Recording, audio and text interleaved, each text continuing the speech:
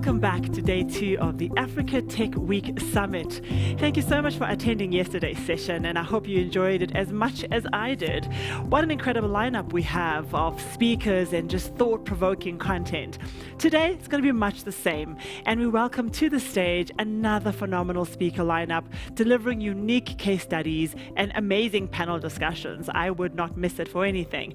Another big thank you, I have to start with that, for this event. Those who made it possible were the City of Cape Town, PPC, who hosted that amazing panel discussion yesterday, TechMT, Oracle, Know Before Africa, VaxoWave, LexisNexis, Maredi Technologies, SquidNet, Silicon Cape, Savka, Zoho, and last but not least, Aramex. Thank you so much. Yesterday, we announced another partnership between Topco and Innovation Minds, which is aimed at giving our audience that next level experience during all our conferences.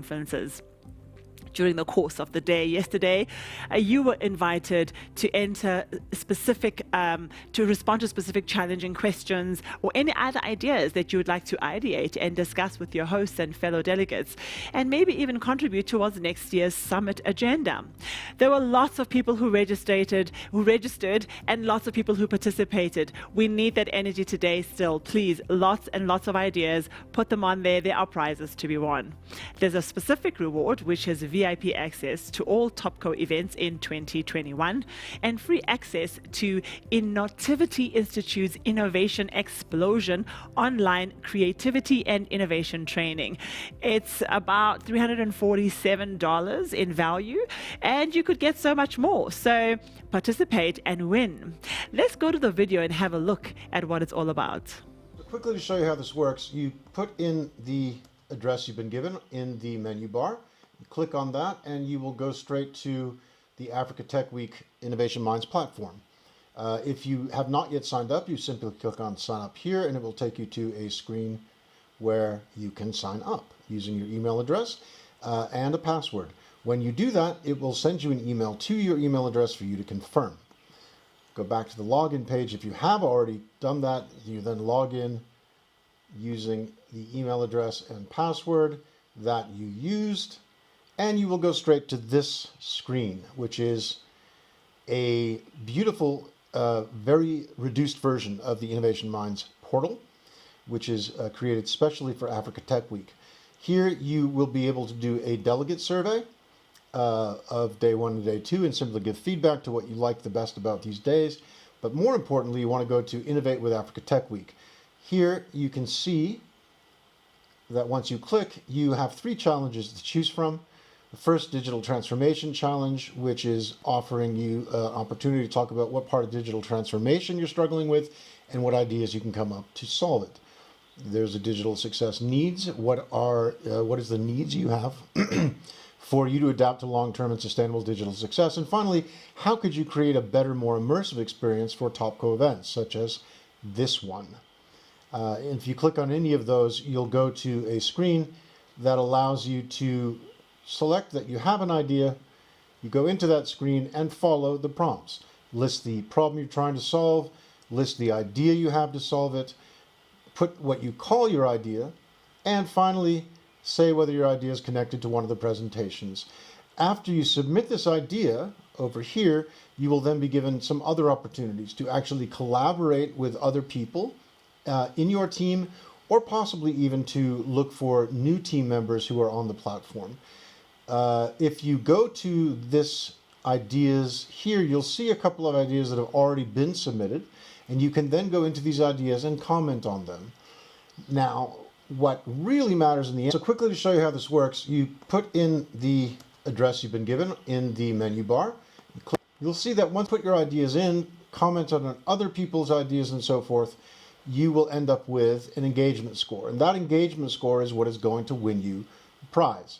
So, my engagement score at this point is 35. It's based on that I've submitted 2 ideas, got 10 points for each of them. I received some comments on my ideas. I have not received likes or votes yet, but could have. And, we'll also get engagement score for participating in other people's ideas. And every time I log in, I even get some points. So really, the more you use the platform, the more ideas you come up with, the more you comment on other people's ideas, the more points you will get, and the more likely you will be to win a prize, which is at this point includes a free pass to every Topco event in 2021, as well as a prize that I'm giving away. This is my Innovation Explosion online training that is valued at $347. So that's only two of the possible prizes. There are some others that are being organized. The main thing here is that you want to get on here and play with this and realize that this is just a tiny portion of what the Innovation Minds platform can do. But we're working with Africa Tech Week to help Africa Tech Week get new ideas and understand also you and your needs and what you are looking for in the future. So please get on the platform, experiment with it, play with it. If you need any input or help, we can give you that. So really just get in there and enjoy and innovate.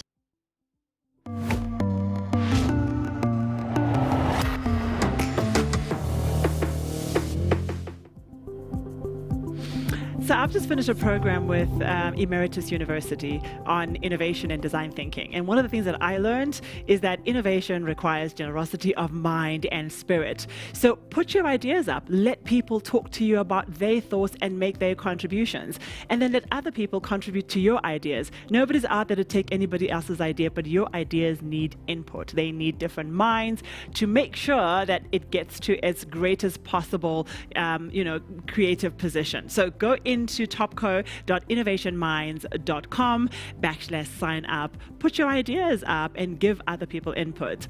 At the end of the day today, Deborah and Michael from Innovation Minds will announce the winners. So I hope to see you there. These winners do stand a chance to win. Remember that VIP All Access Topco 2021 experience, plus the platform is live now. It will run for 7 days, so you can really contemplate your thoughts and bring up some new challenges of your own. Just a reminder as well that Zoho Corporation is gifting all attendees a 2,000 Rand voucher for the use of their leading cloud solution platform. Find out more information. Make sure that you pop in and visit the Zoho team at their expo booth. Africa Tech Week Summit is giving away as many opportunities as possible for you to build your network. You might not be physically there, but remember, we're in a different world now. So go and engage, grow your community, make sure that you get the most out of this year's Africa Tech Summit. We also urge you to engage with our fantastic lineup for today and the sponsors as well. Drop comments and questions, get yourself known, and provide others also with feedback and ideas. I want to thank you again. Join me as I welcome on stage the organizer of the Africa Tech Summit, Ralph Fletcher, the CEO of Topco Media.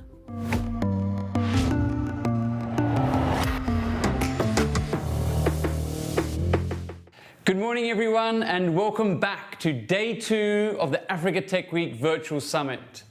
So I'm sitting in Cape Town with the team at the office, so please let us know where you're calling from in the chat. Yesterday we had over 1,000 attendees, we had 43 speakers and hundreds of questions in the chat, so thank you for joining us and being involved. Thank you also to Zanele for being a great host and moderator. That first discussion with the CEOs of Coca-Cola and PPC was amazing. So let me formally introduce everyone again, our esteemed panel of speakers, honoured guests, ladies and gentlemen, and all South Africans. On behalf of Topco Media and our partners, I'm proud to welcome you back to day 2 of the Topco Media's Africa Tech Week Virtual Summit. Again, I'd like to congratulate and thank our partners, KnowBe4, PPC, Oracle, TechMT, Nexus Lexus, Squidnet, Innovation Minds, Zoho Corporation and Aramex, who had the courage to pivot with us to a digital experience. And I'm sure yesterday proved to be a great investment for you. So last night, we had a bit of a late one. We capped off a year of disruption and change to celebrate the very best employers of choice and tech innovators at the Africa Tech Week Future of HR 2020 Awards. So congrats to the winners, including Nedbank, DHL, eThekwini, Gilbarco, Herbalife, BMW, McDonald's, DLK Group, Healthy Living, Global Voice, Basalt, Spark ATM, Western Cape Department of Health, Naked Insurance, Know Before, Identify, and Sage. So well done to all those guys. There are some great businesses to look out for and do business with. We also had over 100 finalists who were exceptional. So expect to see through the year what they did and how they did it. Yesterday we recorded over 10 hours of informative and thought-provoking content. And the team and I were sincerely grateful and also excited to see the amazing comments in the chat. They were really positive, so thanks for that. Keep them coming. I think what's clear to me is from yesterday that collaboration and sharing best practice is really essential, probably more now than ever. And I think we understand that this event is just the start of a conversation. So we will make sure that we carry through all our channels, including podcasts, newsletters, webinars, and publications. So to continue engaging in this community, sign up to the Business Unusual podcast and the Business Unusual newsletter on the Topco website. As I discussed yesterday, I think we're a really important time in history. I think we're seeing a massive transformation in terms of mindsets, attitudes, and behavior. And obviously, having tracking transformation 20 years, we're also super proud of what we've achieved and what we're seeing as a loudspeaker for successful employers and organizations that are driving transformation in terms of great places to work and innovation. And I think this is just a continuous journey. We saw again yesterday that South Africa is endowed with some great people and great spirit and great organization. I think for me, one of the things I learned when I spoke to the Zoho guys is the trick is to look for the positive, to look out for the good. They're out there. It's also clear that we all have a common and unified vision for South Africa and Africa, one that is all-inclusive, healthy and productive. And I think yesterday and today, we are all building the future of business. Topco's purpose is to create a trusted network of top companies in Africa. The technology available today helps us fulfill that mission. Many people used the networking function yesterday, but there's a lot who didn't. So one of the things that I have realized about success is it takes a team and collaboration. So please use today to reach out to your peers, put on your Zoom outfits. In a time when we need help, this is your chance to connect with like-minded people. Africa Tech Week is a really important driver for Topco in terms of our research, our relationships, and our heritage and future. So we're excited to inform you that we'll be launching a membership for this community, 100% free to this community, on the Topco platform, which will host content from this event and the awards, but include weekly updates, case studies, insights, special reports to help you and your journey of success. So please reach out to the team if you want to get involved. We have another fantastic lineup of some great speakers today. I thank you for your time, and I hope you take advantage of what this digital event brings you. I want to thank you for your questions in the sessions yesterday. Some of the Q&As are amazing, so keep that up as well. So please keep these speakers on their toes. Enjoy today. Be sure to reach out and connect with your fellow delegates. Thank you.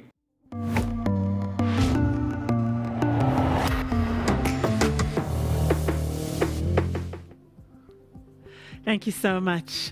It's really great to be part of the Topco community. For me, also quite an honor. Yesterday, we've been running a live Twitter feed, and we continue to do so. Please go in there, look at the posts from Topco and Africa Tech Week, make your comments, share, and don't forget to send us some love as well. It's going to be an amazing day, and we'll be posting some of the key insights gained right through the day.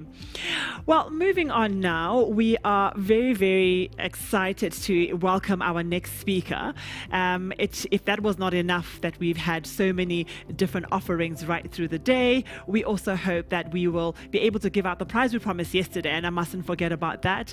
It's called Why Digital Transformations Fail, and it's by Mr. Saldana. So the more you participate on the Twitter feed, that book is going to go out. So I've just been reminded to let you know Twitter equals to a beautiful book free to you.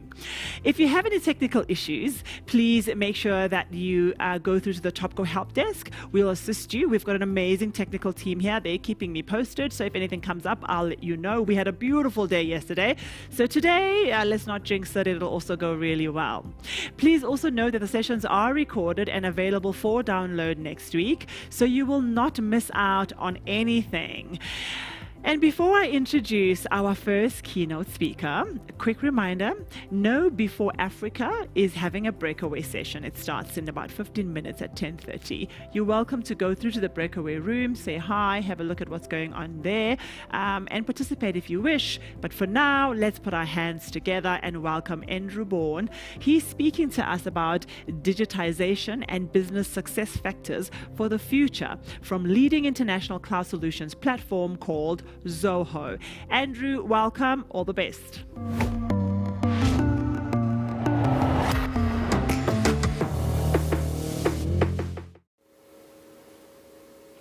Hi everybody, and today I will be talking about digitization and business success factors for the future. All right, digital transformation. What is digital transformation?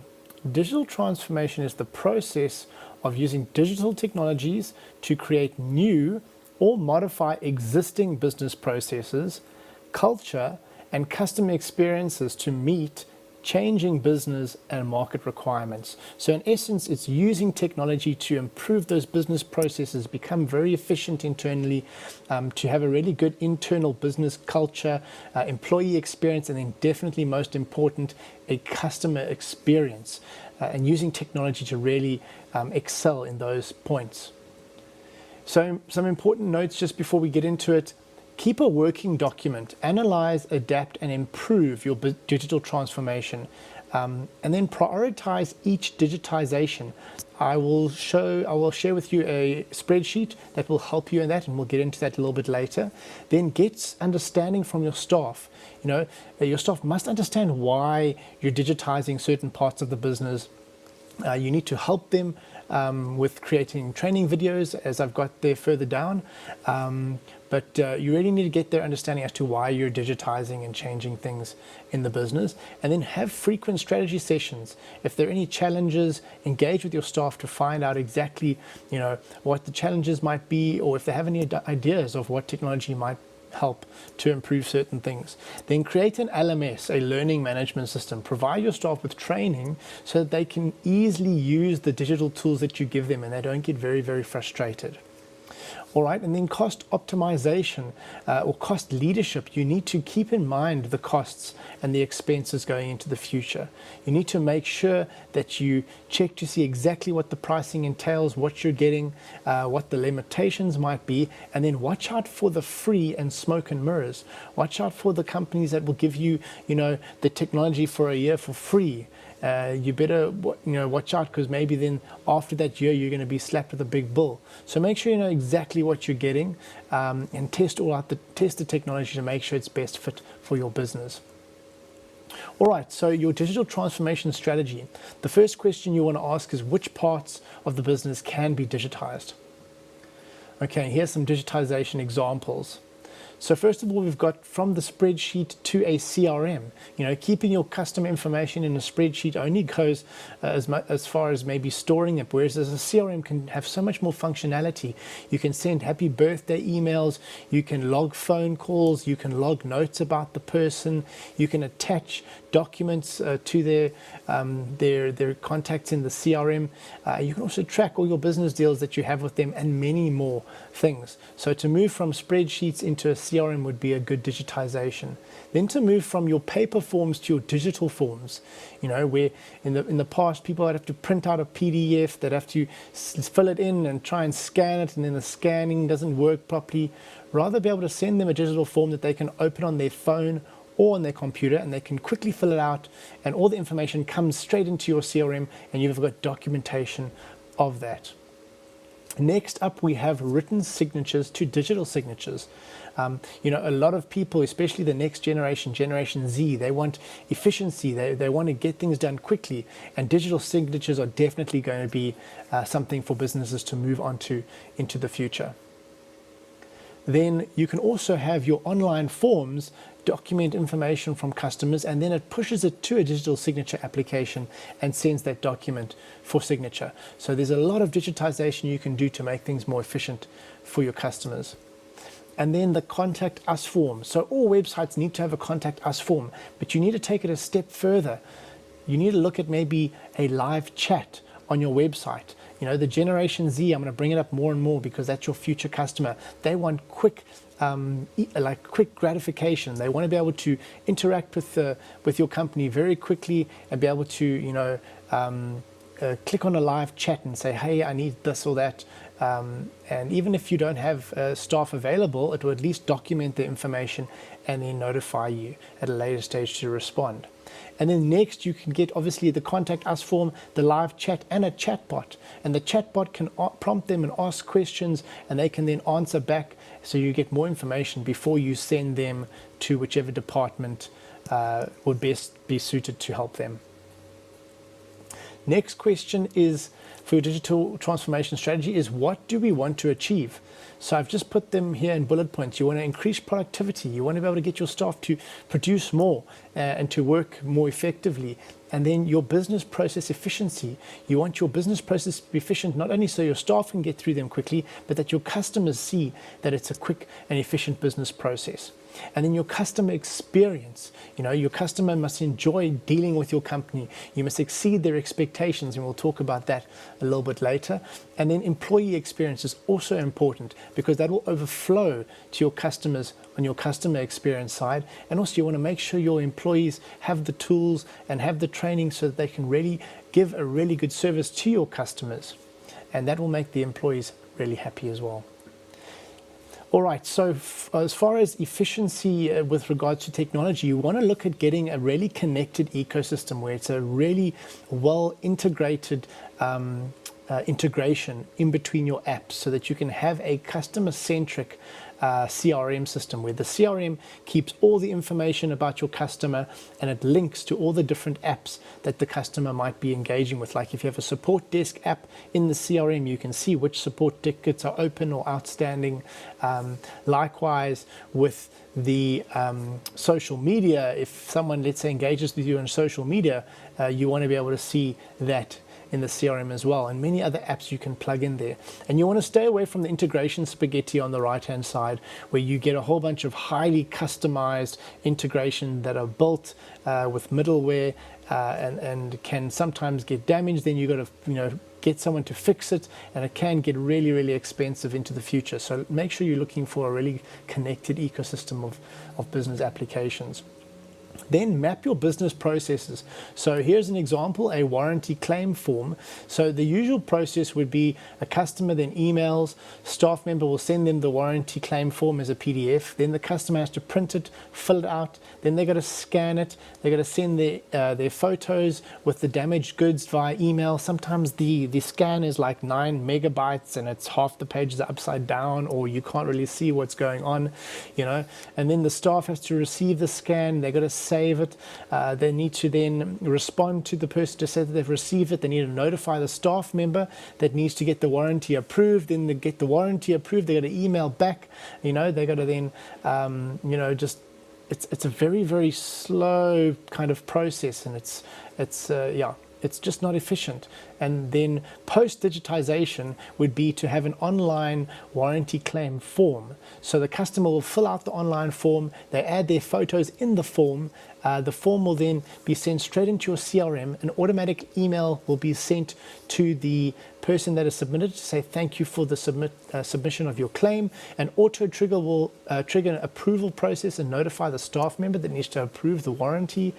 And then once that status has been moved to approved, an auto email will then be sent to the customer to say your warranty has been approved, and then follow the instructions. So you see, it's a way quicker and more efficient way of doing that business process. The businesses can also then track the analytics, like the average claim approval time or the customer happiness rating, because you can have that as soon as you've done it with the customer. It will automatically send a customer happiness survey, and then you'll know exactly how your customers are feeling dealing with your staff.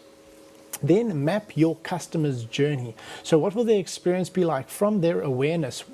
How do they see you on social media? How do they see your website? Are you on Google My Business? Are you posting to Google My Business? Then to lead capture, so you're using a digital form, you have a live chat on your website. To lead qualification, CRM or online forms. Lead nurturing, follow-up reminders for staff to follow up with the leads. And then communication, email, phone, WhatsApp, and have those tools like email templates or WhatsApp templates where staff member can quickly just send, messages out to your different customers. Then contracts, digital signatures, really, really important to make things more efficient and quick. And then quotations, have a customer portal where your customer can always go back in and look at their different quotations and accept them. And then invoices, online payment gateways, allow your customers to easily pay you. And then surveys, get that happiness rating so that you can at least, you can see, some staff are based on KPIs, which is more of a quantitative metric, whereas you can use more of a qualitative metric like the happiness rating. And you can see whether your administrative staff or support staff are really giving a good service and that customers are happy. Then retention, have a support desk or service reminders sent out to your customers. And then advocacy, send out birthday messages with a discount code or a purchase anniversary to really make that customer feel really special so that they go to all their friends and say, oh, you have to use this company. Then map your employee journeys. So from recruitment to HR to technology training to the tools that you provide for them, a central customer storage CRM to having quick response templates for your emails and SMSs and WhatsApp, suggested support articles, they can literally just click on it and it gets sent to the customer, automatic customer surveys, and then mobile apps for your staff that are in the field, out of the office. So it's quick and easy for them to communicate and to log all the information that they need to do. All right, implementation planning. I spoke about this before. This is a sheet that I've built. I will share with all of you. And you'll see on the left-hand side there, we've got a priority ranking. You just want to rank each digitization, put a little bit of description in there. You can choose which technology provider you're going to use, have a few comments on how you're going to implement it, and that's how you plan your implementation of your different digitizations. And just keep it a working document, keep updating it and prioritizing the different types of digitizations.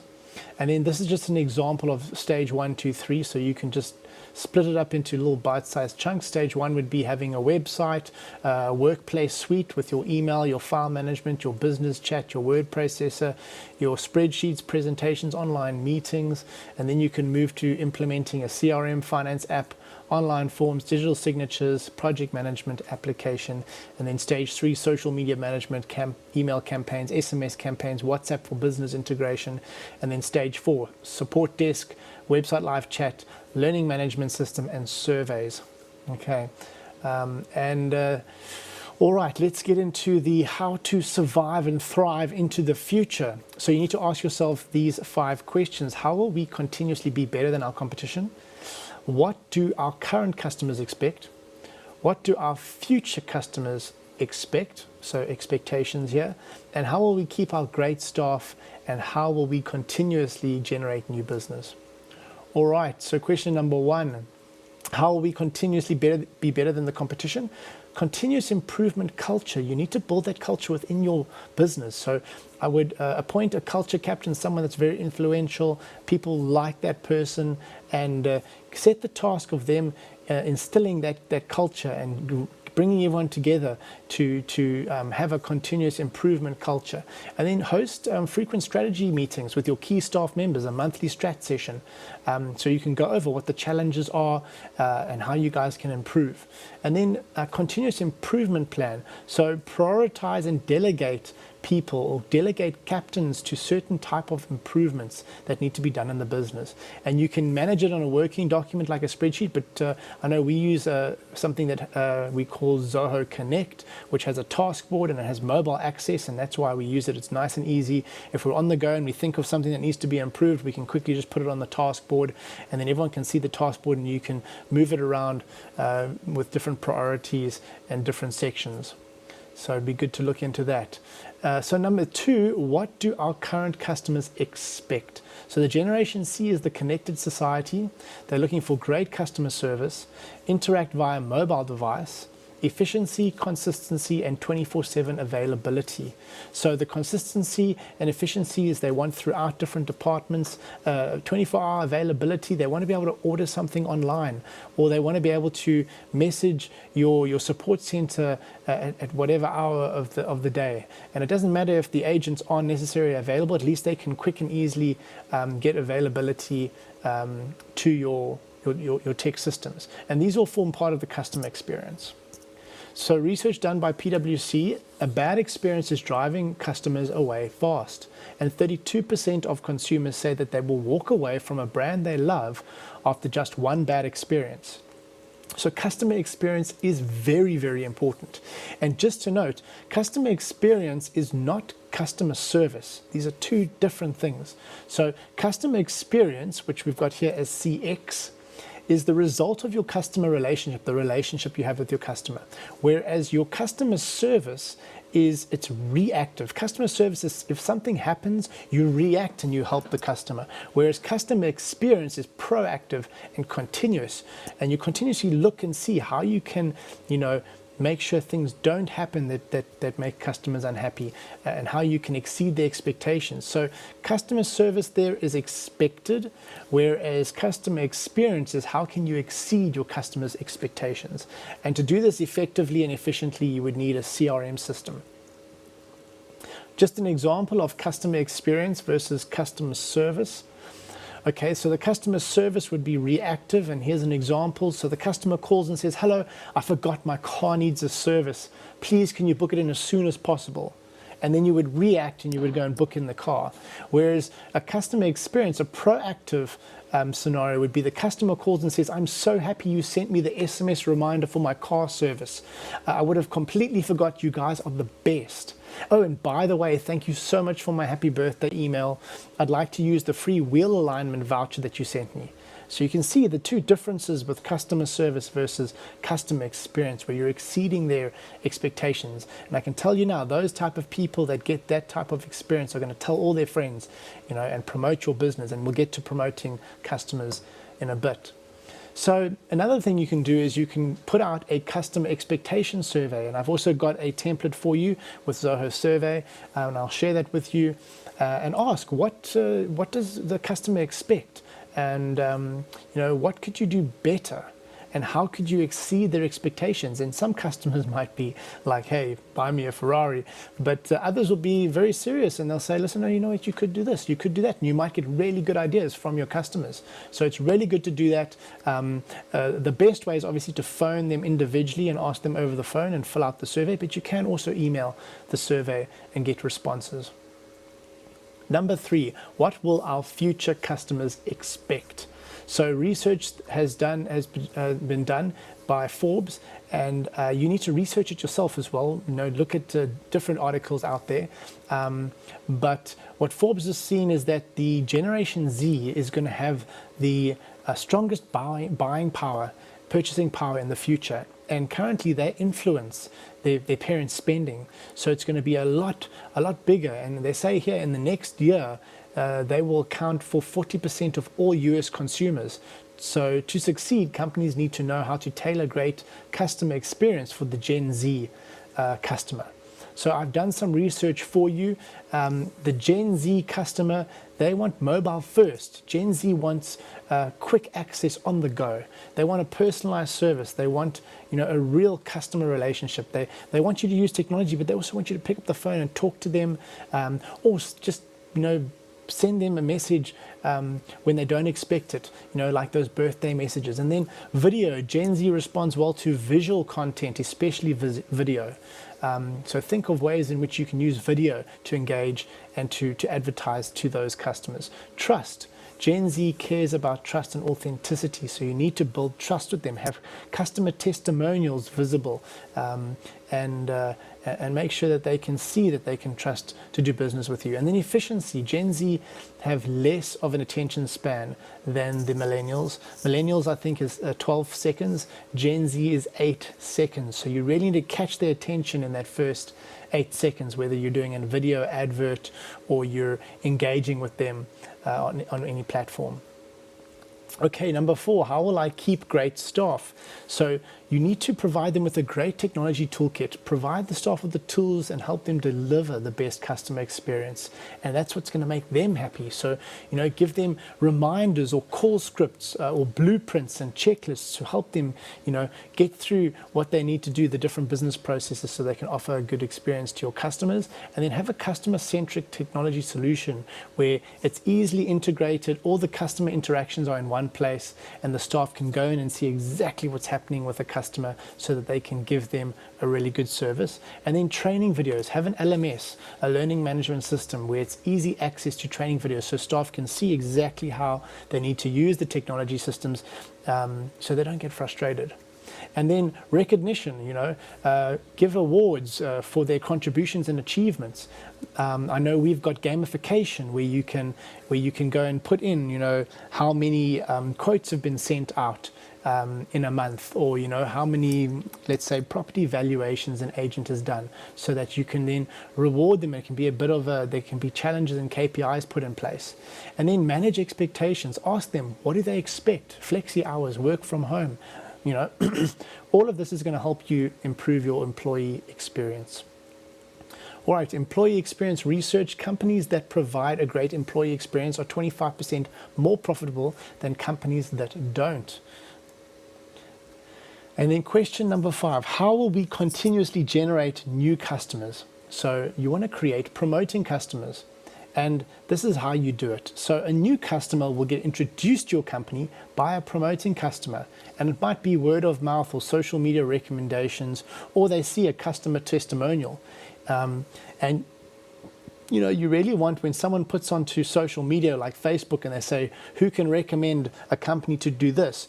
You don't want the person just to go and put in the name of your company. You want them to private message the person and tell them how great the company is and how they have to, contact you. And maybe they might even phone the person and give them your direct contact details. That's a promoting customer. And so this is kind of the flow that it works. So from a new customer, that new customer will become a repeat customer. They'll come back because you gave them a really good first-time experience. Then they'll become a loyal customer if you continue that great experience and you continuously improve that customer experience. And then they'll become a promoting customer when they'll promote your company or your business to others based on their experience, and they'll continue to do it if their loyalty is acknowledged and if they're shown appreciation. So you really need to engage with them and really keep improving your customer experience and sending them happy birthday messages or sending them reminders for certain things, or just engaging with them, having someone phone them up and ask them how they're doing. It really goes a long way to building that loyalty with those customers. Okay, and then research that was done in 2019 by PwC, influencers versus customer testimonials. So 17% of survey respondents bought because of a celebrity endorsement, but 35% bought because of positive reviews and testimonials on social media. So you've got to think, Gen Z love video, so let's get those video testimonials out there as much as possible. That's really going to help you build that trust with the consumers out there. All right, and then lastly, I always need to kind of let everyone know this was a package deal that really helped me in my business. I know I work for Zoho now, but this was implemented into one of my businesses. And this is a Zoho One, which is a package deal of 45. It's more than 45 now. It's over 50 integrated business applications. And it's really, really well priced. But all these applications are top notch, and they really integrate to form that really connected ecosystem. So I advise you to have a look at it, but definitely look at all the different technologies that are out there, test it, take a trial, get a demo of the technology, make sure you're making the right decision for your business. And I wish you all the best of luck with your digitization and digital transformation. So thank you very much, and you're welcome to send me any questions you have.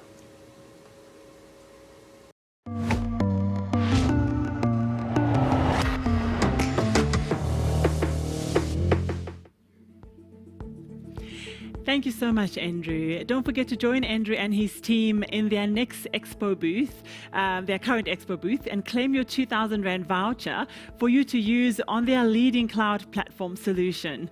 I really enjoyed the talk, and I definitely will be getting engaged with him. Real great insights, especially on the human capital. So thanks once again. Our next speaker is none other than the Managing Director of leading IoT network, SquidNet. Please give a warm welcome to Patizwe Malinga.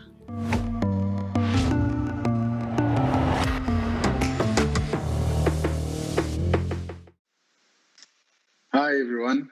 Quite excited to be here. Welcome. Thank you so much for joining me. My name is Patizwe Malinga, and I'll be talking about IoT.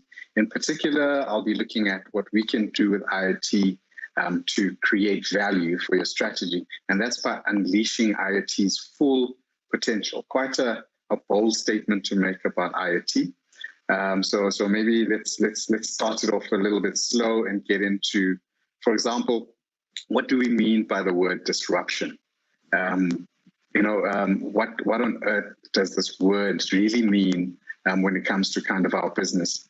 And the Oxford Dictionary has settled on this definition, which is it's about a radical change to the way that your business operates, or a radical change to the way an existing industry performs. And this is the most important part due to a technological innovation. So what I really want to be looking at is how IoT can bring about technological innovation and help you improve your company, change the way that you do business. And this word hasn't been one that has been very popular up until about 1960. And that's really that importance about the word technology, because in about 1960, we kicked off what we call the third industrial revolution. And the third industrial revolution was based on computers. And what it promised and what was noticed by a guy called Moore, who then came up with the Moore's law, used to work with Intel, was that every 2 years, the amount of transistors that you could fit onto a computer chip would double. Therefore, you could have double the speed and double the performance, and whatever you bought for 2 years ago, you can get double for at the same amount. So it's almost a 2x. So every 2 years that would grow, and that 2x becomes exponential over time. So you go from 2 to 4 to 8 to 16. And soon in 4 years' time, you're seeing 32 times improvement versus just a linear 4 times improvement. And that's the disruption when you add technological innovation, because what it does is it gives you the ability to improve your products at a rate or at a pace that was not known before computers were invented.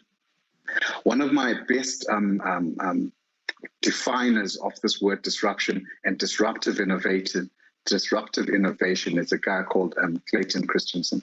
And Clayton unfortunately passed away beginning of this year. But what he did was he then mainstreamed the idea of what it means to have not just disruption, but disruptive innovation. Oh, there's a tongue twister. And here's a graph, not terribly complex. It looks a little bit busy, but let's break it down a little bit. If you look at the vertical axis or the y-axis, we're looking at a product, and you can think of that as a high-quality product if it's sitting at the top, or a poor quality product if it's sitting at the bottom. So what we're then talking about is roundabout there is at the top end would be something very fancy. Let's use vehicles, and currently we're looking at electric vehicles. So a very high quality performance would be electric vehicles. In the mainstream of it would be probably what we run around with every day, and we kind of drive with VWs, BMWs, Mercedes-Benzes, Jaguars, Toyotas, run-of-the-mill mainstream car. And then at the bottom end, I don't want to insult car makers, so let's say low-end, below 100,000 Rand in our country kind of vehicles. And over time, what he noticed was customers expect the quality of their product to improve ever so slightly. So they're willing to pay a little bit more at times, but one thing for sure is they expect to get better quality over a period of time. And that's represented by the blue lines that run across this graph. And now getting into innovation, what a company's job, and if we look at the first red line, it's to exceed the expectations of their customers. So there we're looking at a trajectory that is based off using technology, and that's why it's slanted at a higher rate than the expectation of the market. So what we expect a company to be doing is improving their product over time, but at a rate that is much, much faster than what the customer expects.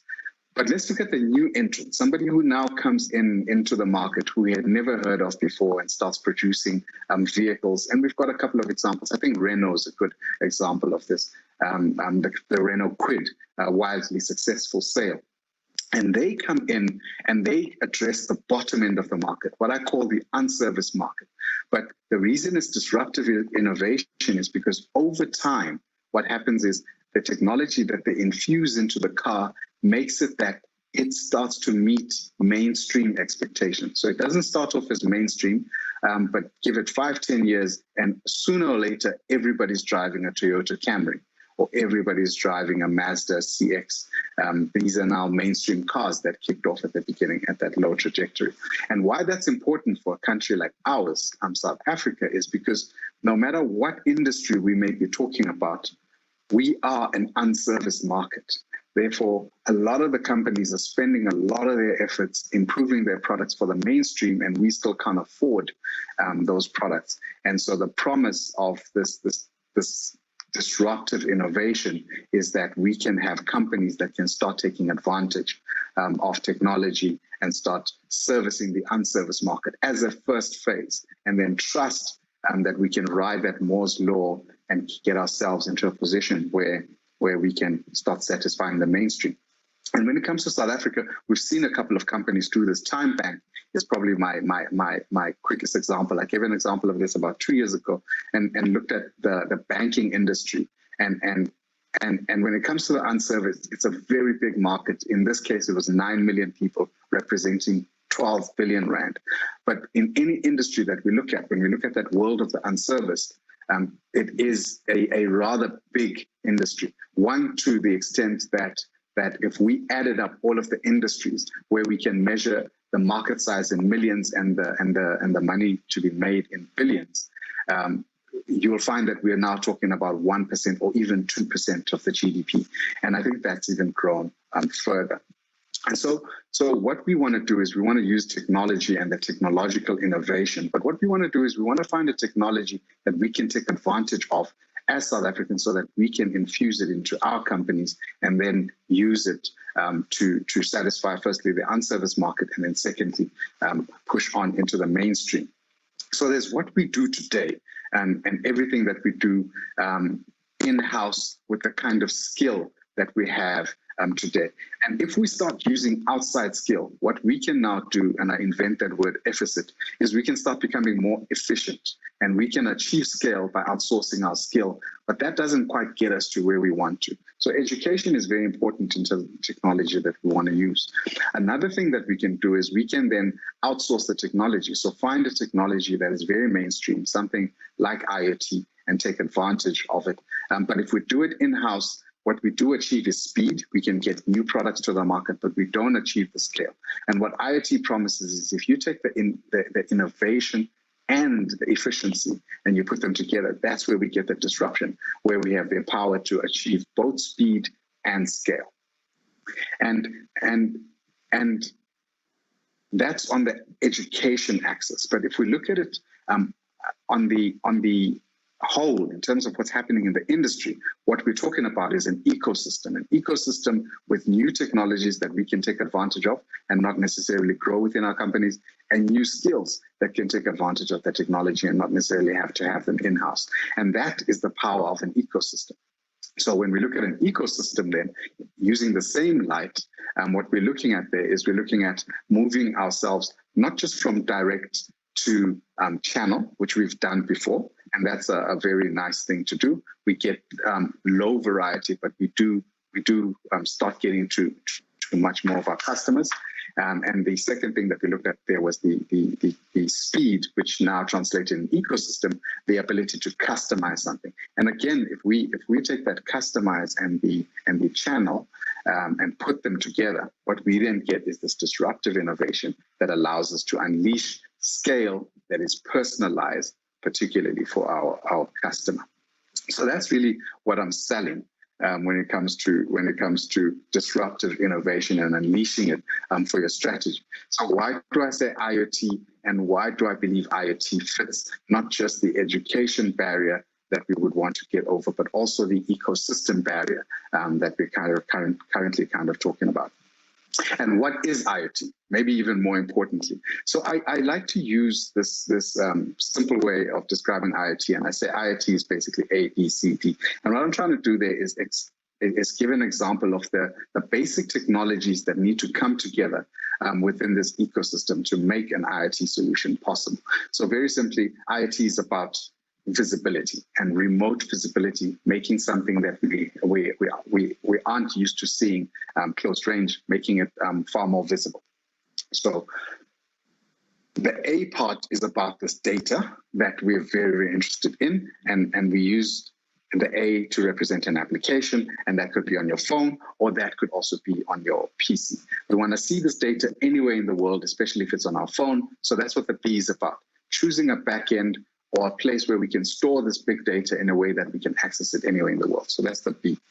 We need a way to transport this data, because the data we're interested in, the visibility we want is for something that's remote.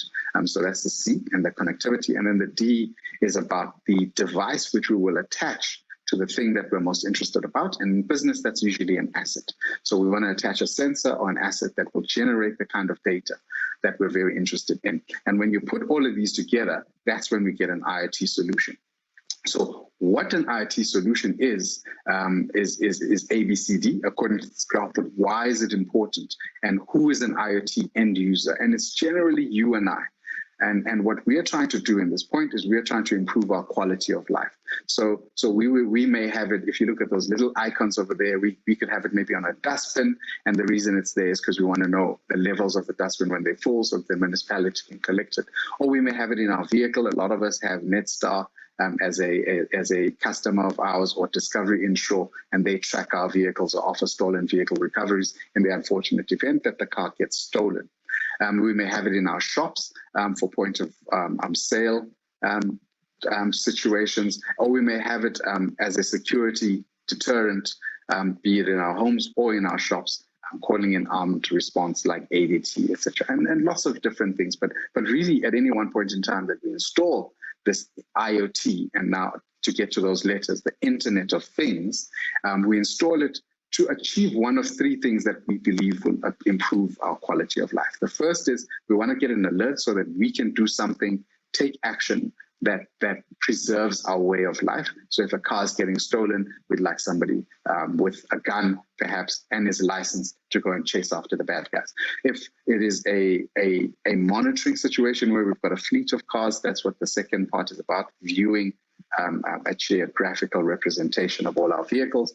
And the last one, of course, is what Discovery Insure likes to use, which is insight, actionable insight, saying these are the top 10 drivers in a region, and they give you a smoothie.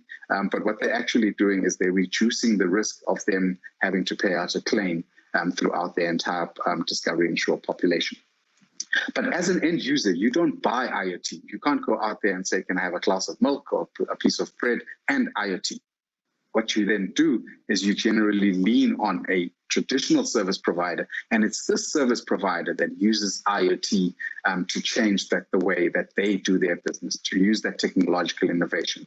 But another thing that they do for us in terms of the industry and this ecosystem is they have the ability to buy these devices in bulk, once off, and then they're able to charge them as a service. For an extra rand or 2 rand, you start getting a better quality of life. And they also usually have a wider national footprint when it comes to installing something. So that's also very handy. But I did talk about and that's just on the one leg of it, which is the education, the ecosystem side. But I did talk about the education. And what they traditionally rely on, the service providers, is to outsource who puts this together. And that's who we call traditionally in our world a technology provider. And what a technology provider's job is to do is to bring into this ecosystem the ability to choose from a number of different applications, a number of different backends, a number of different connectivities and devices, and put together the most customizable but cheap solution that the service provider can use, and therefore offering almost a bespoke, tailored feel, but at a price as if they had picked it off the shelf. So that's what a robust ecosystem does, and that's particularly what it's doing in our industry. And in our world, you're only as strong as your ecosystem, and what we've done in building this ecosystem to ensure that it's disruptive is, first of all, focus on its reliability, which we call business grade, in this case, making sure that it passes all its certificates.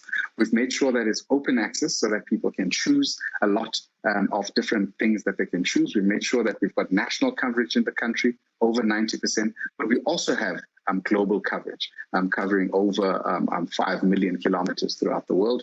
And then most importantly, we're talking about remote devices. So we want to get into a space where we can use and take advantage of this technology, not having to be recharged a lot. Before I go, I'm not really talking about or advocating for something that's a theory. I want to talk about a company that is doing this and taking advantage of a very strong ecosystem, one that's called Macrocom. You may recognize in this picture a guy called Alton, who's on the far left-hand side, and is standing with some nondescript sports players. I think they play rugby or something. But what Macrocom managed to do during lockdown, by taking advantage of this ecosystem and not having to try and build it in-house or make the products themselves or to teach themselves, they took advantage and they were able to connect houses using a device that you attach to an existing water meter, and therefore making that water meter connected. And they've gotten to a scale now where they're connecting a house every single minute, even as we speak. From lockdown up until now, and exceeding over 50,000 houses that they've now connected. And that's the power of an ecosystem, and I hope that is the power that you can take advantage of if you get on board with IoT. Thank you very much for listening to me, and please do enjoy the rest of this fantastic conference.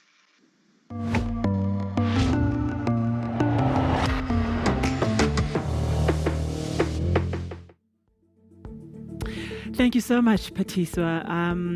Patiswa, I better say that properly, right? I've been leaning in, really wanting to take advantage of this amazing value proposition, but in all honesty, I will have to listen to that video again. I was not hired for my tech capability, but mainly for my capability to facilitate a really good webinar. But we must then move on to our first panel discussion. One I'm also facilitating, but I promise you, much closer to the complexity of this conversation. It is sponsored by Malta-based TechMT. It was created by the government of Malta and the Malta Chamber of Commerce to promote the national strategy on innovative technology. It's a powerhouse panel, really talking about investing in tech means investing in Africa. Please join me as I welcome a trailblazing panel on stage. Tech.mt, Malta leading through innovation. Tech.mt seeks to position Malta as a leading tech hub, having a forward-thinking approach, an inviting and supportive infrastructure, a dynamic and thriving tech sector, backed by the country's economic and financial success. Thank you so much for staying tuned with us. We're moving on to our next panel discussion. Investing in tech means investing in Africa's growth. Starting off with Natalie today. Natalie has traveled extensively across growth markets, and she's really excited about the unique challenges and opportunities that have always, for her, inspired her to look at entrepreneurship. She started her career working for Investec Bank, where she was responsible for a team of investment consultants and then moved on to stockbrokers at Tebe Securities. Natalie's going to come first, but after that, we'll go through to Tanya van Lille.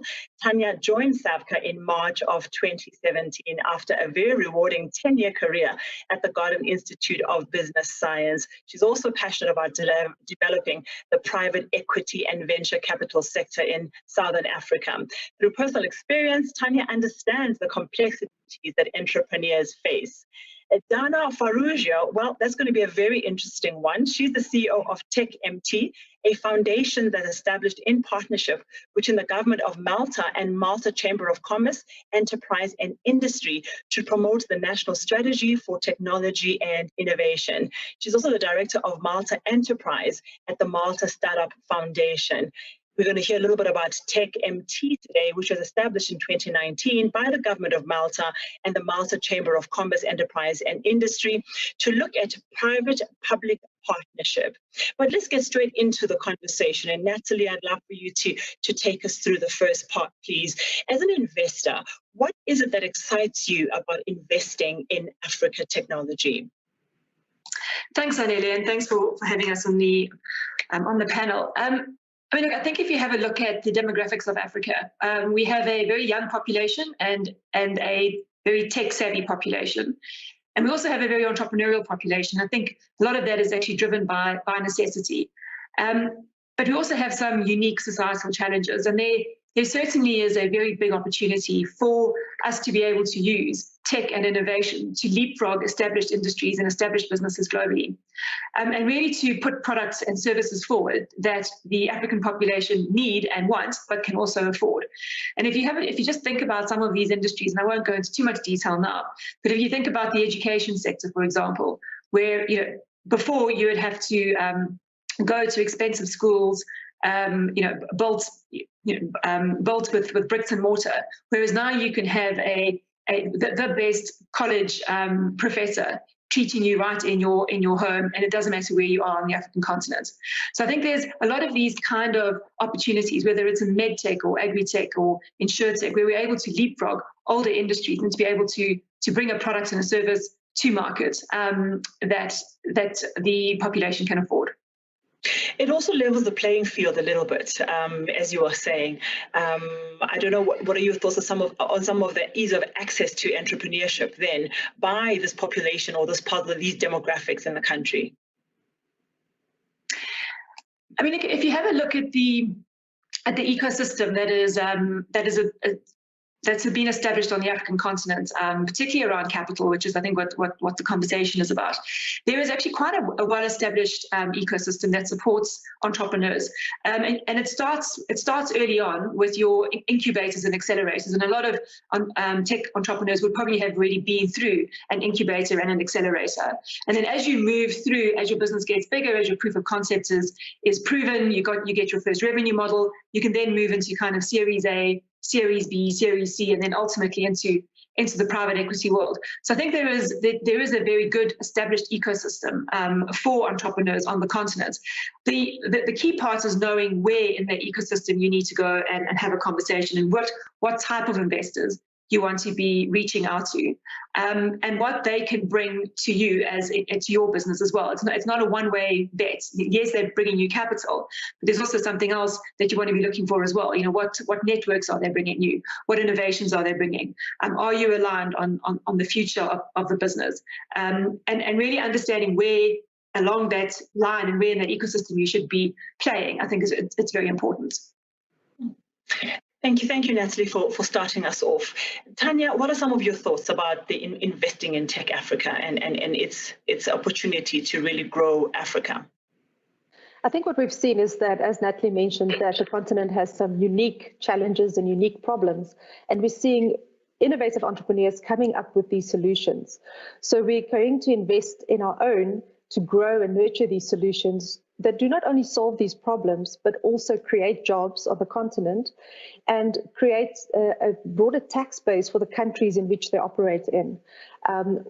For far too long, we've seen that the African continent has relied on development or FDI investment, but now we can nurture and invest in our own talent and our own entrepreneurs on the continent. And in the current state of investment, if we look at venture capital, especially in Africa, give us a little bit more insight into how much is out there that's been made available for the various industries, and where are there gaps? Well, there's so many different research papers out there, and it depends on who you're talking to. Partech does some annual research in venture capital industry in terms of investments made only in tech-based companies. Africa has done some research on the continent. SAFCA does research, but very much Southern Africa or South Africa based.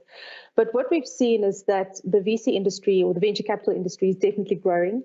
There's a bigger appetite for investments on the continent. As an example, between 2014 and 2019, Africa estimates that over $400 million have been invested into early stage startup entrepreneurs on the continent.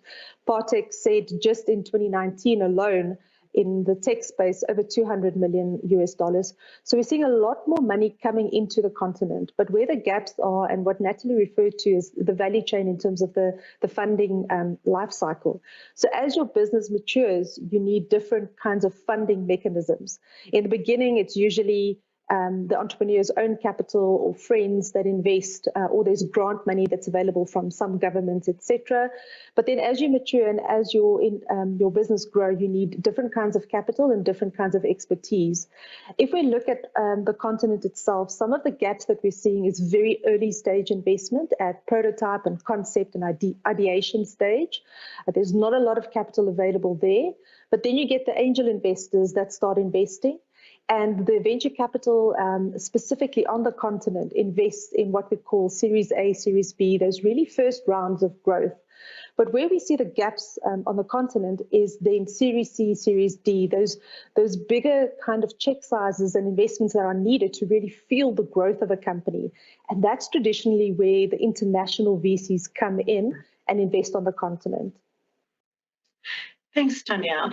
On that note, in terms of looking at funds from outside of the continent, I could move on to Dana. Dana, your opening thoughts around this topic, and I suppose this bridge that Malta is aiming to create into Africa. First of all, thank you for having us here. It's obviously very exciting for us to participate in a summit which is being held in Africa. As you said, yes, we are trying to nurture a very close relationship with the African continent for the reason that we want to lend out our hand as the European partner of choice for African companies and Maltese companies. At large, when it comes to technology, just to give a little bit of foresight, TechMT was established by the government and the Chamber of Commerce, as you rightly so said, and our main remit is growth, sectorial growth, both internal growth, so growing the sector internally on our island, and also attracting foreign direct investment. And one area that we are looking at is venture capital as well. COVID has made us look at venture capital because banks being stretched as much as they are today, the risk appetite and also their lending appetite has changed in this year, and we all know technology companies, how much they struggle to make their business cases sustainable and to ask and sustain access to finance. So that's one area that we are looking at. But what we would like to bring to the table when it comes to Africa is to synergize talent, to provide talent to the African continent when it comes to technology solutions, to partner in jobs, maybe to help Africa leapfrog from one place to the other, wherever area, software, hardware, applications, and in any subsector of technology. And on the other hand, we are very interested, as Natalie said, in the tech-savvy demographics and culture of this continent, because we are interested in also having that talent contributing also to our economy. So that is something very interesting to us. it's a great opportunity for the continent-wide for there not only to be opportunities for entrepreneurs, but for talent within the tech space as well. So that's great. Thank you so much, Dana. Tanya, and what are VC investors looking for when it comes to funding tech entrepreneurs or startups in the country? So what they traditionally look for is, firstly, what problem you're solving, can you articulate that problem, and do you have customers that will be willing to pay for that problem being solved? That's the first thing. Then they look at the team and who's the team behind it, what expertise do they have, what do they bring to the table, and what the VC also does during their due diligence process is look at what's missing. It might be that you've got a very tech-savvy or technical team, but they lack the financial skills or the sales skills, etc. And that's where a VC can come on board and really help fill those gaps. But when they look at investment, they make sure that they look at the product, they look at the team, and then whether that product or service that you're offering is scalable. So in other words, can they grow it, not only in your local market, but in international markets as well? And how fast can they grow that company? A lot of times there's a lot of criticism that there's not enough VC money on the continent, and that is the case. We see that VC on the African continent is still very nascent. It's young, but it's growing. The first transactions, if you look at and compare it to Silicon Valley, took place in the 1950s already. So they're miles apart in terms of building an ecosystem and a VC sector in the more developed countries. Where on the African continent, we're still growing our VC base. So what really is needed is more VC fund managers with deep enough funds and pockets to be able to invest on the continent. And that's why they need to look very carefully before they make an investment. Although it's called risk capital, they also need to make sure that they're able to invest in businesses that they can grow, scale, and support, and ultimately return the money that their investors have invested back to them. So and the next question is going to go through to Natalie. So if a company has got all of that sorted, Tanya, and they've got their value proposition well packaged, and they really have a business that's scalable and that can grow, Natalie, where do they grow? Where do they go for this funding? How should they go about trying to access some of this capital?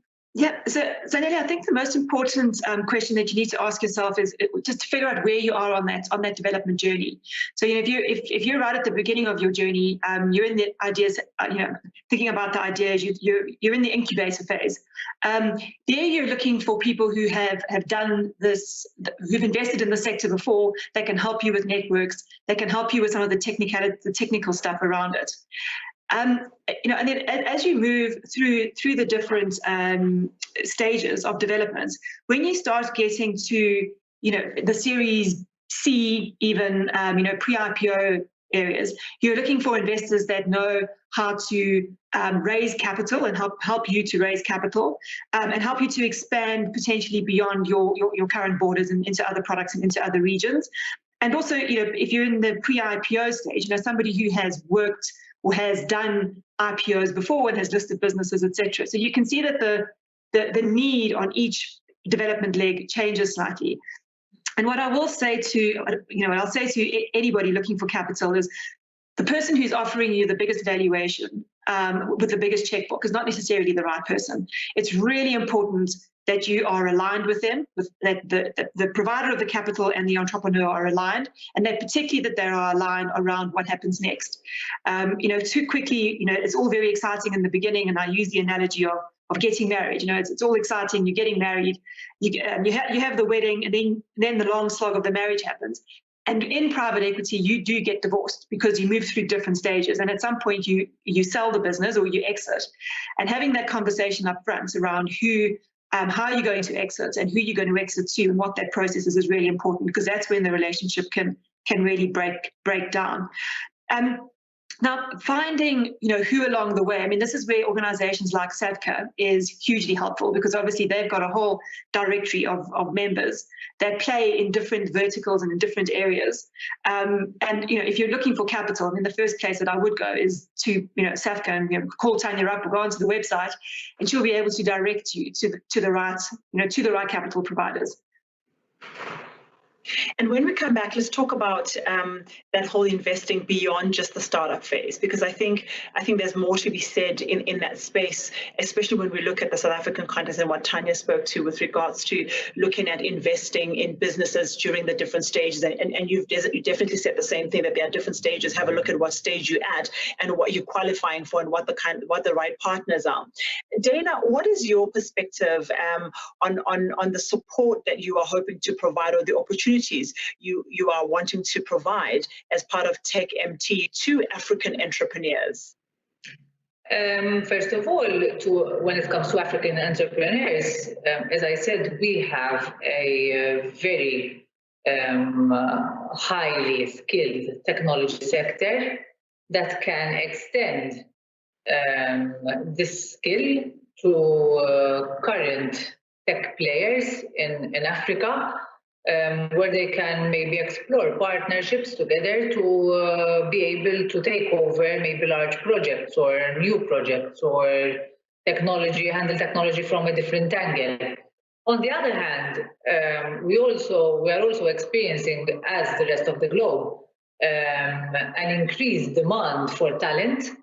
So I would also like to extend what we are offering also for whoever is interested from a talent point of view to extend their skills to Malta, because we have obviously vacancies, we have availability, which at the moment we cannot fill with our current workforce. So that is also an opportunity for professionals in the tech sector who are currently in Africa to explore Malta and its shores. Also, we are offering reciprocally, not just from Malta's point of view, economies of scale, because the local Maltese tech sector can avail of the economies of scale that the African continent can rightly so provide. And also, on the other hand, we are, as a European partner, we would be the gateway for African entrepreneurs to experience economies of scale for their products when it comes to the European market. Also, earlier this year, it's important for us to mention that our Minister for the Economy has signed an agreement with a particular country in Africa, whereby we were pledging official collaboration at governmental level, especially when it comes to technology. Also, we have 3 embassies in the African continent, so Malta's interest in Africa is a serious interest. It's an interest which we believe in, and we see that there is return on investment on both sides. Had we were we to continue nurturing this relationship, and we strongly believe that both economies have a lot of potential for growth with this partnership. So definitely investing in Africa poses a lot of opportunities for businesses, and as part of even Malta's industry, really for sustainable corporate growth within Malta, there's a lot that you see as important, or that is beneficial to you as a country in the talent that we have within South Africa. Tanya, does this further reinforce, or does it contribute to Africa's own economic growth if we can start to have this cross-pollination of startups in Africa, as well as foreign direct partners like Malta? Do we need to see more of that in order to see the economic growth for startups in South Africa? So Zanele, what we need is a growing ecosystem, and the ecosystem has various players that play different roles. So as Natalie said, you've got the incubators and accelerators that play a role to help nurture these tech startups and provide them with guidance. You've got the investors that provide the investment support, but that should not only bring capital to the table, but should also bring their expertise, their networks, and really help grow these companies. And then you need investment from outside the continent as well, and you need role players that can bring expertise, skills, access outside of the continent to fill those gaps that we have. So if we've got funding gaps, knowledge gaps, gaps in terms of attracting capital to the continent, it's always good to engage in partnerships to build an ecosystem that is not as fragmented, but that collectively works to not only grow tech investments on the continent, but really grow the capital base that's available, so that maybe one day our VCs start investing outside of the continent instead of just focusing on the continent itself. And we're seeing a lot of growing investment and more partnerships and collaborations between countries, between nations, between different kinds of companies that really bring their knowledge and their tech together to help grow the industry on the continent. Thanks, Tanya. And let's go to an example of investment. So, Natalie, what are the types of investments that you've done recently that give us an example of the kind of tech companies that you believe are worth investing in? Yeah, Zanele, I mean, I think what is interesting when we talk about Africa tech, people often think startup, and obviously there's a lot of startups. There's a lot of support and a lot of quite an established ecosystem around startups. But as actors, we tend to do larger investments. I mean, that's where we tend to play in that kind of Series C growth capital pre-IPO. So we can't be investing in startups. That's not the kind of checks that we write. So we've very much focused on the enablers of that tech, which is really the digital infrastructure. So think around towers, data centers, fiber optic lines. And digital infrastructure is increasingly a very significant global asset. Lots of investors are betting on this as an asset class. And we've also seen that that COVID-19, the pandemic, has accelerated this trend even more, with many of us working from home, kids going to school online. We're all consuming entertainment online much more than we were before. So there's just a huge need for digital infrastructure as demand for data and digitization grows. So on the back of that, I mean, last year we established a platform of $250 million. You can see it's a big check that to build a Pan-African data center platform. And we started with our first investments in Rack Center in Nigeria. And obviously, this as the digital revolution continues and businesses are moving to more cloud computing, it's more stuff like artificial intelligence, machine learning, Internet of Things, all those very techy stuff need a home for it to be processed and stored, and hence we think there's going to be a big need for data centers on the continent. The other deal that we've just signed now in the last about a month or 6 weeks, we signed a deal to acquire a business that does fiber to home operator here in South Africa, the largest player in the Western Cape, called Optitel, and that was a $140 million deal. So you can see we're investing large amounts of capital at the larger end of the spectrum, and really the investment thesis there is driven again by this demand for reliable, high quality, high speed digital access within the home and in the office. So we certainly see the digital infrastructure world for a place for us to be able to write big checks and to create that platform for tech businesses on the continent. And what's interesting is that a lot of barriers for tech companies have been removed. And as you said, COVID has sped up the process a little bit more. Whereas we thought we had 2 to 3 to 5 year strategies, COVID has forced companies to actually move much faster. I mean, if I think back to how when mobile phones were coming on board, the biggest challenge was we could do it really well in certain countries, but then we couldn't do it so well in other countries. We couldn't do it well in Nigeria because of the landscape and the lack of infrastructure. So what I'm hearing you say is that that a lot of barriers have been removed because of cloud computer, cloud storage, and so the data and everything else now will be so much more accessible to entrepreneurs. Tanya, do you feel that there are any other barriers in this industry that's not enabling, tech companies to thrive? Do we still have policy issues? Do we have government issues? Do we have interrelations issues that need to be looked at that are not always in the control of the players within the space of tech investing?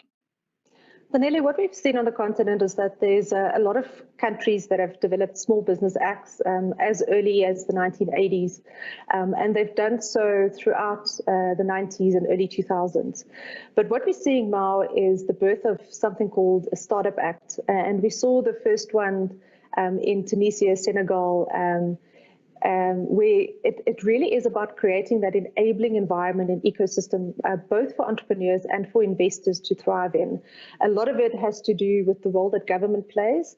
And from a investment perspective, the government sometimes takes a first loss or a first or match kind of funding, which we don't necessarily see in countries like South Africa at the moment, but there's definitely room for something like that. So there's definitely ways of addressing funding gaps through policies, through interventions. But besides for funding gaps, we're also seeing there's some regulatory hurdles and policies in countries that prevent entrepreneurs from really growing their businesses. If I use South Africa as an example, there's exchange control policies and IP regulations that make it really difficult for South African entrepreneurs to grow their companies internationally and take international capital on board. And as we said, your local capital can only take you to a certain phase of growth, and then you need to bring in international partners. And some policies and regulations make it really difficult to bring those international partners on board and really create African unicorns, because essentially those companies are then prematurely sold instead of being grown on the continent. They become part of international big corporates rather than really being grown and nurtured locally. Sure, very interesting. And those hurdles, I think, are more difficult to cross because, as we know, governments, especially our governments, are not really that agile in making decisions and unlocking obvious blockages, to entrepreneurship. Dana, one last question to you is, how have you found the experience of coming into the continent with your value proposition, especially in South Africa or across the continent? How have you found the journey towards coming into the continent and trying to actually create these opportunities, this back and forth sharing of resources and tech solutions? How do you believe we are faring in making that easy for you? Obviously, to continue on what Tanya was saying, you have to find international partners to scale and to grow. And this is what I believe is the strength in any partnership done between entrepreneurs that have presence both in Africa and in Malta. That strength comes from the fact that you would have your company being represented in a country which is part of the European Union and also in a continent which is outside of the European Union, and that gives you a lot of strength, in my opinion. With regards to faring, I can tell you that we have a lot of interest for investment from African investors. Here in Malta, we have seen a lot of interest for talent to explore our shores. We are also continuously working with our embassies to facilitate that movement to our country. I'm very positive and I'm very happy with the relationship that I see between both countries. We also had, I believe, more than one presidential visits to Africa.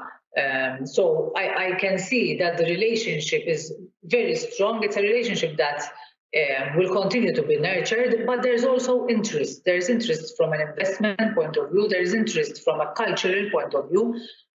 We are a country who is very open to different cultures. We have been a country open to trade historically for many, many years.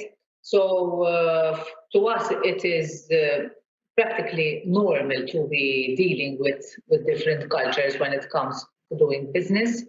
And we also believe that from a Maltese talent point of view, from a Maltese technology sector point of view, we can also contribute a lot to the African evolution of technology. As Natalie was saying, infrastructure is a very important asset when it comes to growing your technology sector. Africa is seeing a lot of investment when it comes to infrastructure, but also you would need redundancy and acceptance of your data, of your storage of your data in different jurisdictions, so that that will make you obviously more competitive. It will make your operation more acceptable, because as we know, different continents have different laws, and to delve in the bureaucracy of all this is sometimes a huge headache. So having partnerships with a country which is willing to accept representation like Malta is doing with Africa, I think it's a strategic move and also a very powerful move when it comes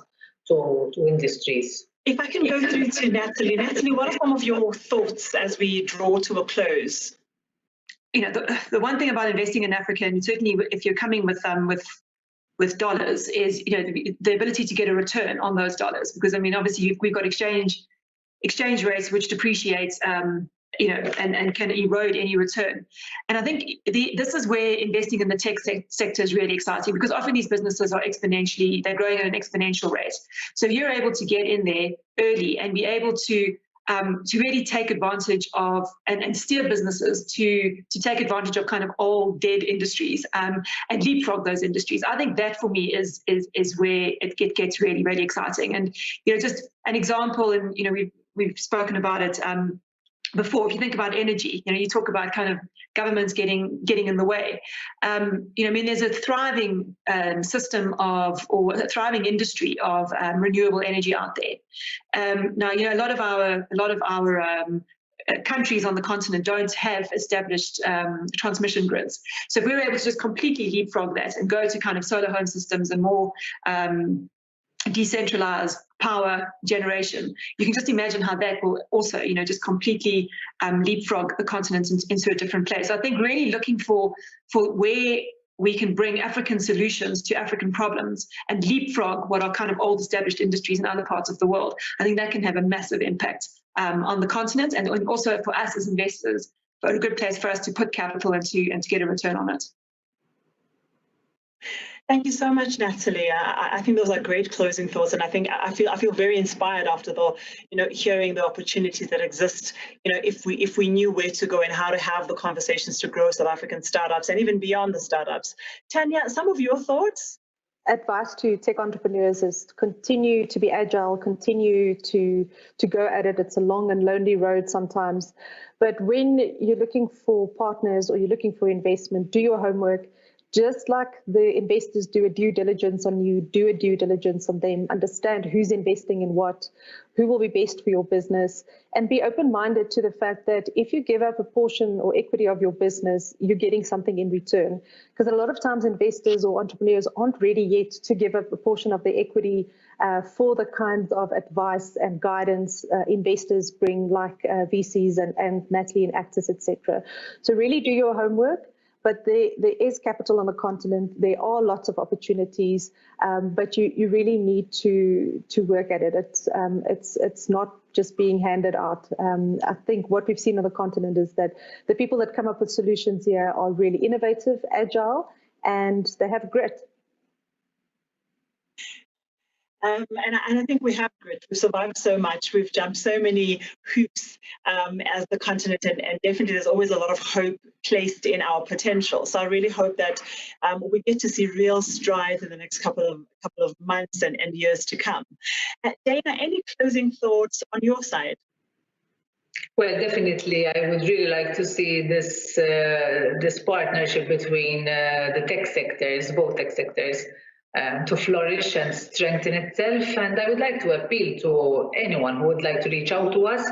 TechMT is the interlocutor that you need to reach out to so that you start your relationship with Malta, to reach out to us on our booth. We are here to assist you, and obviously we're very open to whoever wants to reach out to keep nurturing this relationship. Well, thank you to everybody who's joined us today. I really think that there's a lot that's been gained and discussed right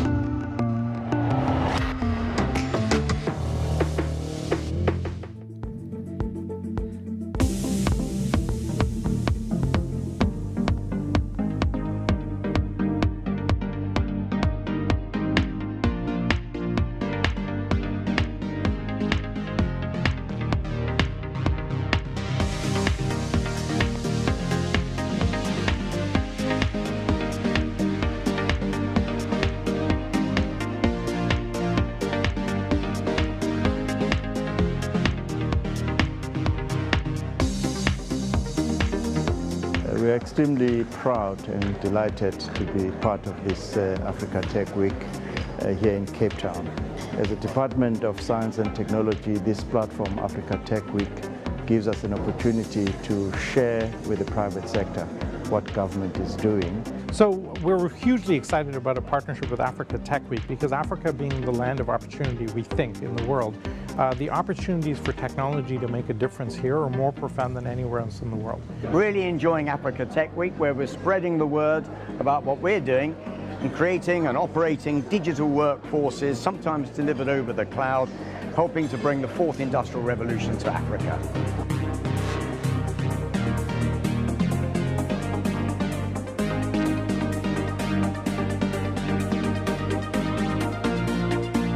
We have partnered with Africa Tech Week as Department of Science and Technology because we believe it's quite an important platform that brings together global players together with our own countries' innovators, but also a platform where it can be able to be used to match, to break the barrier between big business and small entrepreneurs. It was really encouraging, very exciting, and it really gives one a sense of what is to come in terms of innovation and technology development in the world.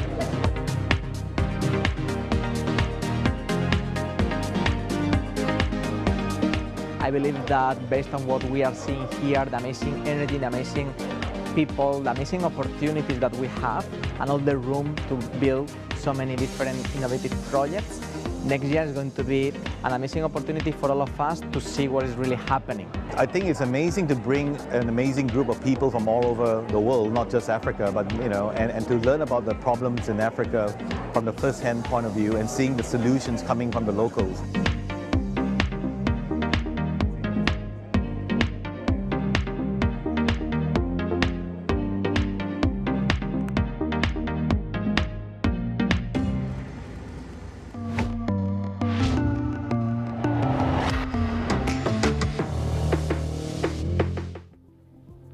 I hope you also enjoyed that video of last year's highlights.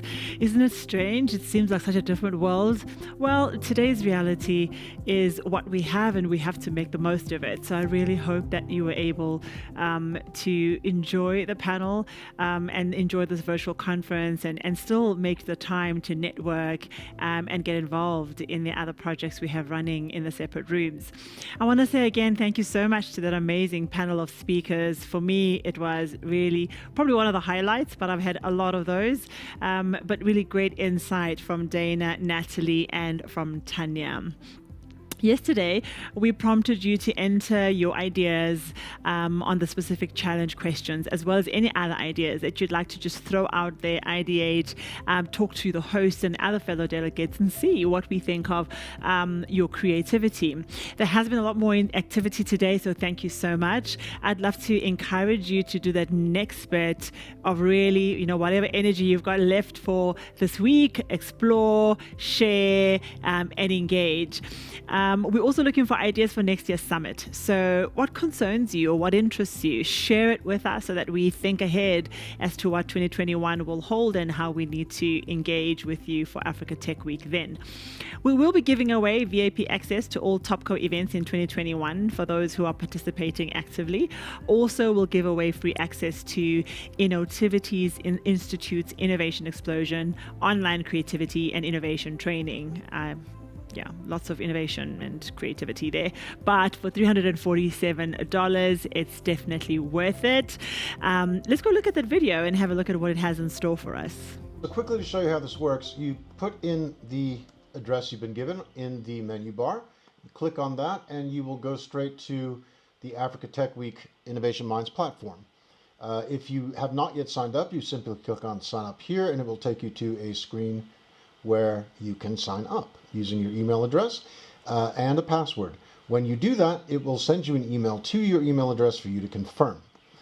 Go back to the login page. If you have already done that, you then log in using the email address and password that you used, and you will go straight to this screen, which is a beautiful, very reduced version of the Innovation Minds portal, which is created specially for Africa Tech Week. Here you will be able to do a delegate survey of day 1 to day 2 and simply give feedback to what you like the best about these days. But more importantly, you want to go to Innovate with Africa Tech Week.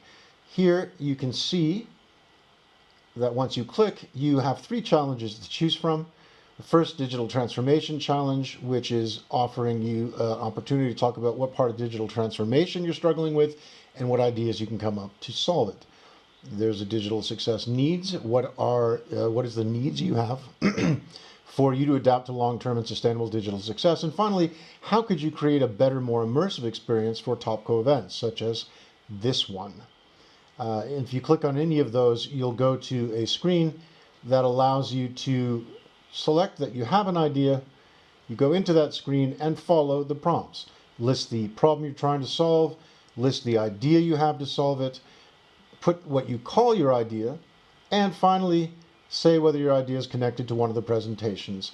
After you submit this idea over here, you will then be given some other opportunities to actually collaborate with other people in your team, or possibly even to look for new team members who are on the platform. If you go to this ideas here, you'll see a couple of ideas that have already been submitted, and you can then go into these ideas and comment on them. Now, what really matters in the end, so quickly to show you how this works, you put in the address you've been given in the menu bar. You'll see that once you put your ideas in, comment on other people's ideas and so forth, you will end up with an engagement score. And that engagement score is what is going to win you the prize. So my engagement score at this point is 35. It's based on that I've submitted 2 ideas, got 10 points for each of them. I received some comments on my ideas. I have not received likes or votes yet, but could have. And we'll also get engagement score for participating in other people's ideas. And every time I log in, I even get some points. So really, the more you use the platform, the more ideas you come up with, the more you comment on other people's ideas, the more points you will get, and the more likely you will be to win a prize, which is at this point includes a free pass to every Topco event in 2021, as well as a prize that I'm giving away. This is mine.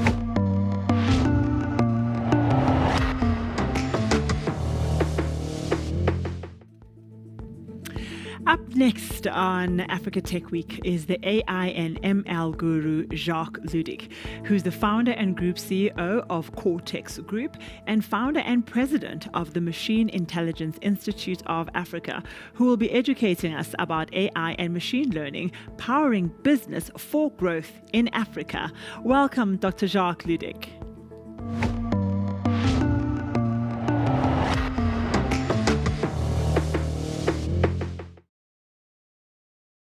Good day. It's great to be here at the Africa Tech Week. My particular presentation is going to be on operationalizing AI to help businesses thrive in the smart technology era. We live in interesting times with COVID-19, and the question is, how do businesses actually survive and thrive even during this time? So I think there's huge challenges that businesses are under. And what I would like to do with this talk is to share maybe also a little story around what we do as Cortex and how we thrive, and how we actually had to adjust ourselves to make sure that the business has got great potential going forward, given where we are and what we're doing. So without further ado, my massive transformative purpose is really how to shape a better future in the smart technology era. And that's exactly what it is for Cortex, what it is for the Machine Intelligence Institute of Africa, which is a non-profit organization. Those are vehicles to actually help with this particular mission.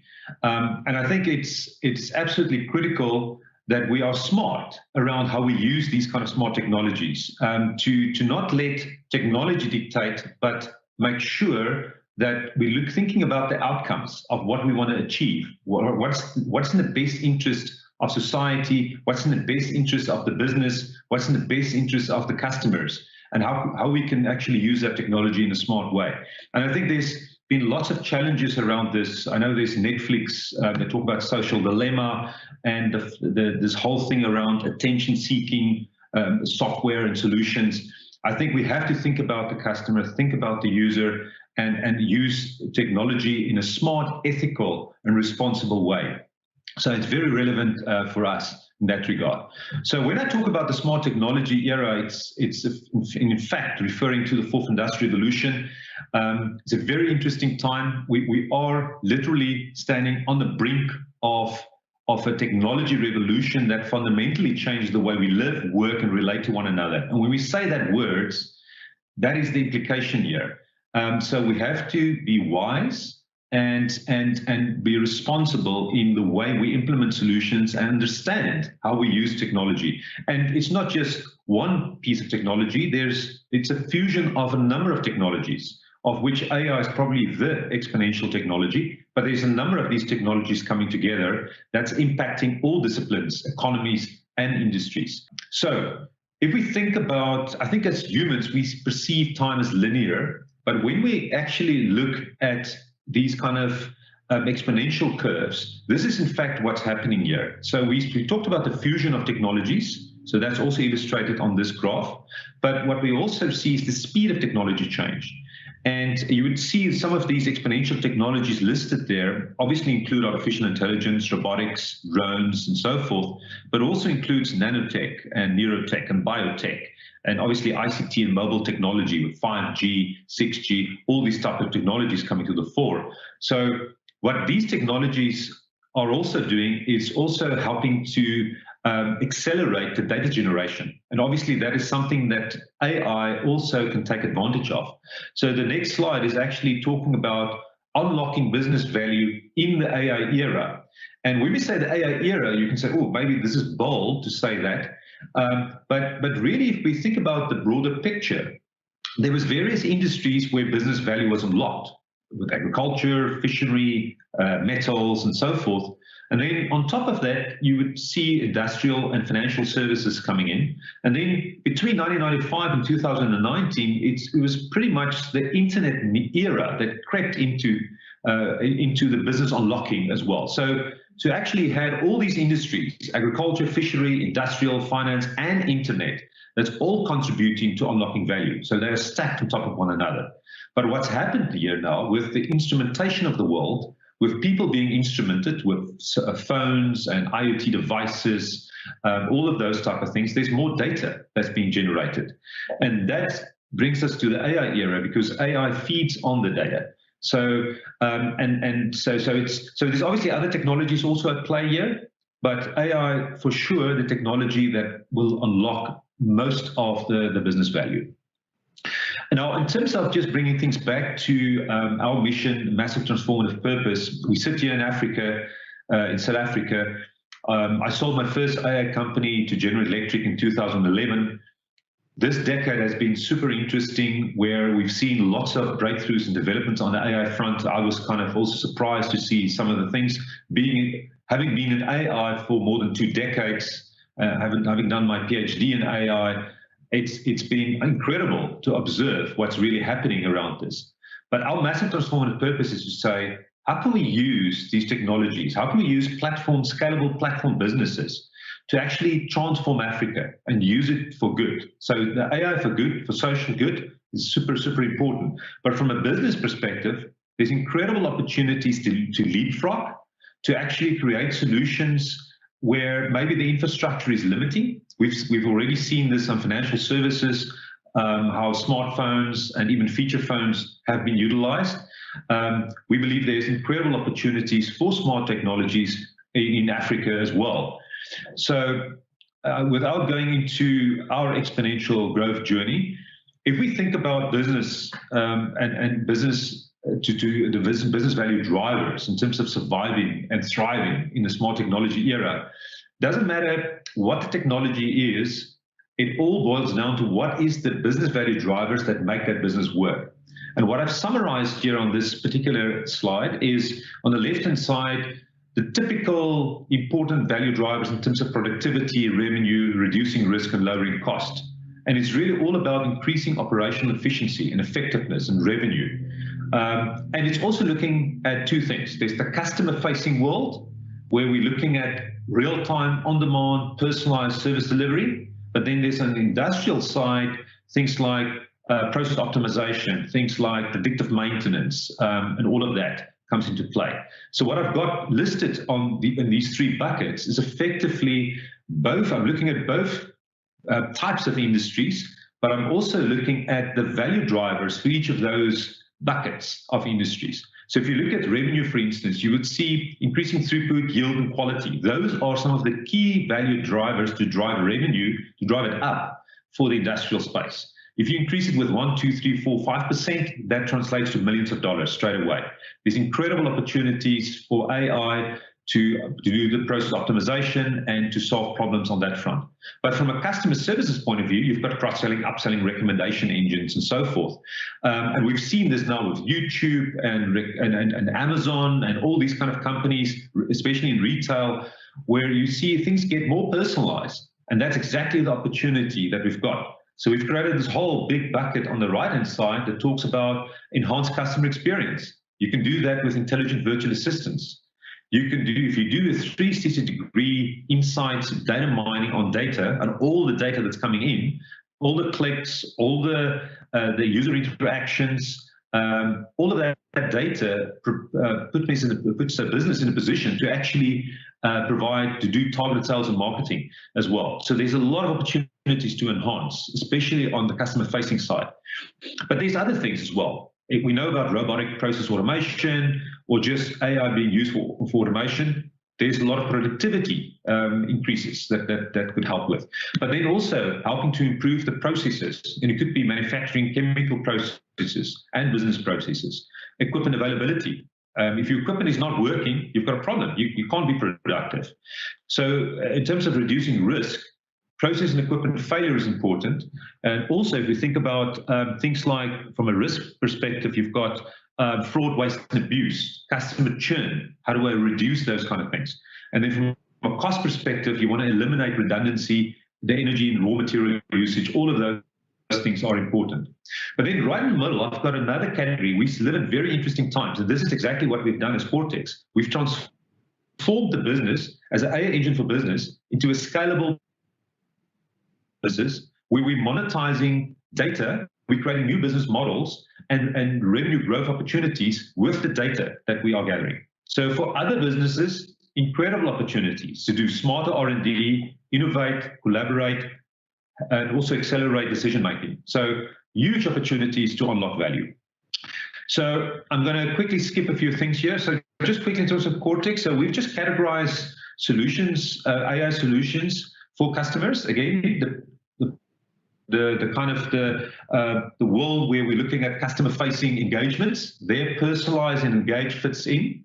And in the world where it's enhanced and sense, that's more kind of the industrial world, although sense would also fit in with any of the industries. And actually, this slide is elaborating a little bit more. So engage is about helping people and businesses working smarter at scale. So things like intelligent virtual assistants, automated email processing, search, HR, a bunch of things on that front. But then on the personalized front, you can actually create that personalized, tailored experiences, and you can provide that for your products and services. And for that, you need things like churn, risk, price. So one of the things that we're doing for one of the big banks is dynamic pricing on an individual level, not just on categories. So there's a lot of opportunities to do those kind of things. On the enhanced side, it's all about smart automation and enhancement of this business processes. And Sense is really about how much can we unlock from audio, video, geospatial, from IoT data. And the last few years has been incredible in terms of what can be done. So the AI toolbox has been tremendously enriched during the last few years with especially deep learning and related technologies. Incredible opportunities to unlock value. So I'm going to just skip a few things here. Here I'm just highlighting some of the things that we are right now working on helping businesses. And one of them is a smart personalized recommendations for retail customers. That's for 8 million loyalty scheme members. I've mentioned the dynamic price of optimization and around big home loans. And in that case, if you increase that with, say, 1% of the home loans market, that translates to billions of rand. So it's high value problems that you can apply AI to. And then I've mentioned the whole transition towards wellness and intelligent virtual assistant, the scalable platform business. We started off by just building a personalized wellness intelligent virtual assistant, but now that is now a component within a bigger wellness platforms, to truly scalable platform business that we're very excited about. So you'll probably hear more about this in the news and on feeds, LinkedIn feeds, and so forth. Other use cases is around churn prediction. So we've got examples here of savings between 100 and 120 million rand per annum. And then things like more kind of on the robotic process automation side. If you think about intelligent customer communication automation, AI email processing, where we can actually look at specifically at the intent in emails, then understand where this fits in, then route it into buckets. Also apply AI to actually look at the attachments and store it in the right place. So those are examples that's very complementary to the standard robotic process automation. So this is where AI is also being applied. Fraud detection, we've got use cases identifying 70 million rands worth of fraud and abuse. Another area that's very important for us is the health side. So here we've done some AI-driven risk scoring for hospital benefit management. We're looking at exception management and trying to get rid of the fraud, the waste and abuse. And finally, we've also done some work in the minerals, metals, mining space, where we looked at AI-driven automation of mining operations to increase the revenue and reduce risks. And even for that same customer, we also worked on the demand forecasting side. So you can see there's various areas where you can apply AI, more in the process and equipment side, but also on the demand forecasting side. So lots of value to unlock. And maybe the last few minutes, just quickly, so I've mentioned this intelligent virtual assistant that we've worked on, very excited about. This is an example of where we can tap into knowledge that's available, data that's out there and available, and bring it into your solutions. So in this case, we actually have a wellness coach that's feeding off healthy eating and diet information, exercise and fitness information, mental wellness, stress and depression, and also chronic lifestyle diseases. And what we're doing is we're nudging the individual. We're creating this experience, personalized engagement to provide the real-time, relevant, on-demand, proactive guidance and advice and support to actually help a specific individual on the financial and health wellness. So we've built the health wellness, but we've done the same kind of thing on a financial wellness.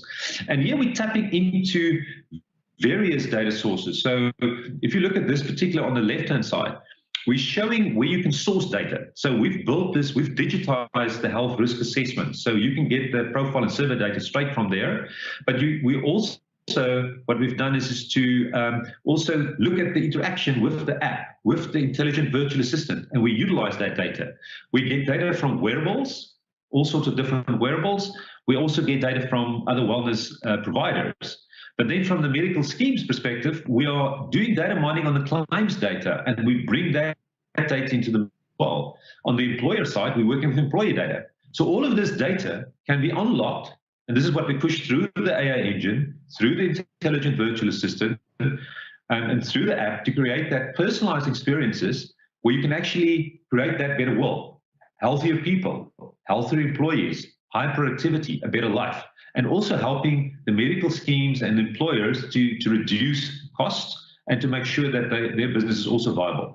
So this is a little small use case where we've actually illustrated how one can unlock value.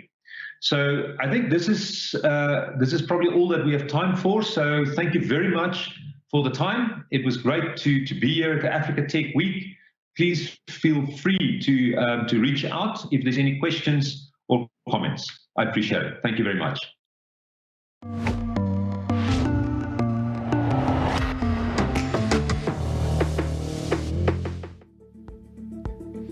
Thank you so much, Jacques. It's incredible how AI can have such a massive impact. I mean, small change like a 1% equaling to billions, moving or touching thousands of lives. And really, if one can translate AI into real value propositions, we really have in our hands the ability to shift, the world and change lives. So thank you so much, Jacques. I found that hugely insightful. I hope you've enjoyed it as well. We're now going to move on to the next Tech Talk, which is sponsored by a leading tech company called VaxoWave. Please join me as I welcome onto our screens Kume Luvani, who's the co-founder and executive director of VaxoWave, and Peter Rix, who's the co-founder and executive director of VaxoWave. They'll be conversing and educating us about when cloud goes wrong. So over to you, Kume and Peter.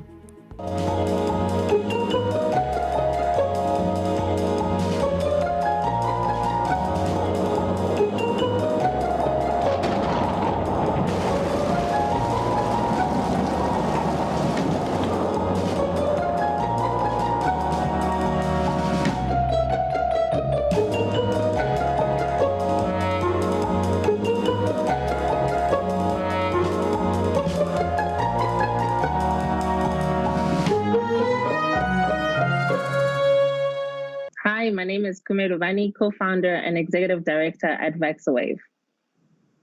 And I'm Peter Rix. I'm also co-founder of VaxoWave and look forward to doing this presentation with everybody. This video clip resonates so well with the reality that is all things in life. Sometimes what promises to be a great experience does not always turn out that way. However, if one stays prepared to deal with any eventuality, it certainly does go a long way to weather the storm. The journey to the cloud is no different to this. And although the cloud brings with it multiple benefits tactically and strategically, if done correctly, when things go south, they can really go down. Before we get into the detail though, we'd be keen to hear Peter's views and thoughts on the overall bird's eye view of the cloud and how technology teams, processes, and tools are being used to shift and harness the power of cloud. Over to you, Peter. Thank you so much, Kume. It's great to be here and have this discussion with you. You're so right. It's a question of everybody starts to go to the cloud, and the process starts out where everybody gets very excited. They hear about the unicorn companies that are out there and all the benefits that you get, where these unicorn companies are basically able to do stuff for free, and they pay no money, and they're able to get almost unlimited compute. And it's one of those benefits that gets sold, but it's different for companies that are born in the cloud and companies that have got a legacy behind them. So maybe as a starting point, exactly as you say, let's just run through some of the benefits that comes from working with cloud, and then from there we can transition into the core of our discussion. So as everybody's aware, one of the core benefits of cloud is scalability. It's probably my favorite part of cloud. It's one of those where we are able to sit and switch devices off, or wait for a Black Friday, and we can peak them to a maximum number like it is today, and we can also pull that back and let it idle over the weekend. And the scalability that is possible in the cloud is an incredible outcome for everybody, and it drives cost, particularly as you go pay as you go, and that in itself can be a very liberating capability. We also have the strength that comes with that of being able to offset capex away from opex and then run with opex, and that brings through lots and lots of cost efficiencies. So we really get a lot of benefit from it. And if we take the next step and take this example of where we're recording and talking to a great number of people out here at the moment, we really are using cloud capability. It is the cloud that is out there. Using collaboration and using mobility and accessibility. And these things weren't possible a while back. So that's a great advantage that comes from cloud. And if you're going to do something like this, you need to have resilience. You need to have disaster recovery, high availability. And it brings through those capabilities very, very quickly for people to consume and use. One of the great things about cloud is the automation, and the automation brings through additional capabilities like security, and to be able to run the security protocols correctly. And if you get behind this and you take the control capability that lives in the cloud, you can really improve your organization significantly by using what's actually given to you in the actual way of working. You can get other benefits that are along the lines of you don't have to worry about maintenance and patching, which allows a business to worry about innovation and focus on really where they make their money and what the core business is about. Some side effects may be things like you get a better energy footprint, but these are all amazing capabilities that the cloud brings. And then maybe just to wrap up before I just throw it back to you, Kume, one of the other big benefits is the ability to be agile, to buy stuff off the marketplace and to do things very, very quickly, which really brings through the outcome that businesses are looking for in today's world. Thanks for that, Peter. You've mentioned quite a lot of benefits for the cloud, but I think one of the key benefits that most enterprises hope they'll achieve is a cost benefit. And with all the benefits that you've mentioned, that is quite true for the cloud. What I have seen in my experience is that although at the core, the reasons may be quite similar for moving to the cloud, no two cloud journeys will ever be the same for enterprises. The cost-saving potential of the cloud is very true, and we've seen many use cases of this. However, the realization of this can vary quite significantly depending on the enterprise, workload migrated, and the ways of work under the bonnet. While some companies are seeing near 50% cost savings, others only achieve 10%. And on the far opposite side of that spectrum, other costs have increased by nearly 250%. So as an accountant at heart, my question is, why is this so? This vast variation is of great interest to me, as it does show one certainty about the cloud. The value is there, but it must be explored and thoroughly understood before a decision to migrate is done. And once that decision is done, how that workload is being optimized and operated is just as important. The cloud era has presented an interesting dilemma for CFOs, CIOs, and CTOs alike. The shift from CapEx to OpEx, pay-as-you-use models, hard savings versus soft savings, and what this all means at the macro level for an enterprise's bottom line and customer appeal is what likely keeps most executives up at night. Yeah, absolutely. I mean, there is no doubt about it. And actually, what I have seen in my own experience around this is there are a number of clients that have got it right. They are running at such an optimal capability when it comes to costs. And then almost every client that we have has gone down the route of making a mistake. They've switched on one of those big AI engines, left it overnight, forgot to switch it off, and come back with a very, very big bill. In fact, some of our own interns that we have that we give access to the cloud have done the same thing. And that they rack up a relatively small bill, but without blinking, they've spent more than what they actually earn in a day or two, because they just have not had the experience and understanding of what it takes to run an environment like this, where you have infinite capability almost, but with infinite capability comes infinite cost, and it has to be controlled and it has to be managed. I could not agree with you more, Peter. I think the infinite possibilities comes with infinite cost is something that needs to be underlined and highlighted. I think at times enterprises truly underestimate the importance of effective cost management of the cloud. You know, gone are the days when IT procurement cycle took weeks on end to get approval for hardware, and in some instances, even software. DevOps and cloud have broken traditional procurement, as IT engineers can now spend company money at will almost at every second of the day. How enterprises are going to be different and will they win in the cloud era is truly about how they manage this new development. And the concept of FinOps is really born from this premise. By definition, FinOps is the operating model for the cloud. I'm going to repeat that. FinOps is the operating model for the cloud, not of the cloud. In essence, FinOps enables a shift in our combinations of systems, best practices, and culture to increase an enterprise's ability to understand cloud costs and to make trade-offs. A study done by the IDC on cloud challenges found that cost management is by far the biggest challenge faced by all enterprises worldwide, followed closely by security and control, but that is another talk for another day. The cost management challenge is real and material to many enterprises, whether small, big, South Africa, across the world. The problem is there for most of them. However, with every new challenge, an opportunity presents itself to say, how do we address this? Enter FinOps. If we think back to a few years ago when DevOps entered, in the same way that it evolved to become DevOps and revolutionize development by breaking down silos and increasing agility, FinOps aims to increase the business value of cloud through collaboration of technology, business, and finance teams with a common goal to fully understand the unit of economics of the cloud for business advantage. Finance people in the majority are numbers people. I personally do not have the capability to spin up an EC2 instance and fully understand everything that is happening in there. Similarly, cloud costs are not one team's problem to deal with. Finance teams cannot work in a vacuum in the cloud era. All teams need to coordinate with each other to manage cloud costs holistically.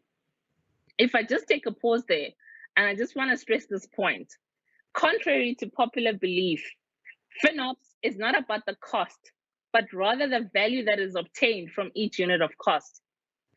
Every team ultimately in the cloud should be taking accountability for their cloud usage, which is in essence what the FinOps brings to the edge.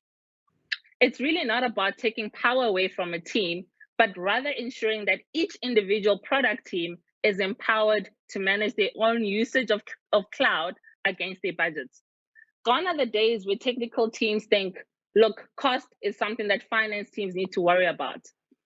Technical teams actually need to start considering cost as a new efficiency metric within their ways of work today. So you may be asking yourself, how do you get started in creating a FinOps team? And what does it all mean in the bigger picture? And how is it going to help you from getting burnt by the cloud from a cost perspective? So as a starting point, the cloud primacy benefit, as Peter has alluded to, is how it enables agility and scalability to meet customer demands. So business value of the cloud is actually what should be driving business decisions.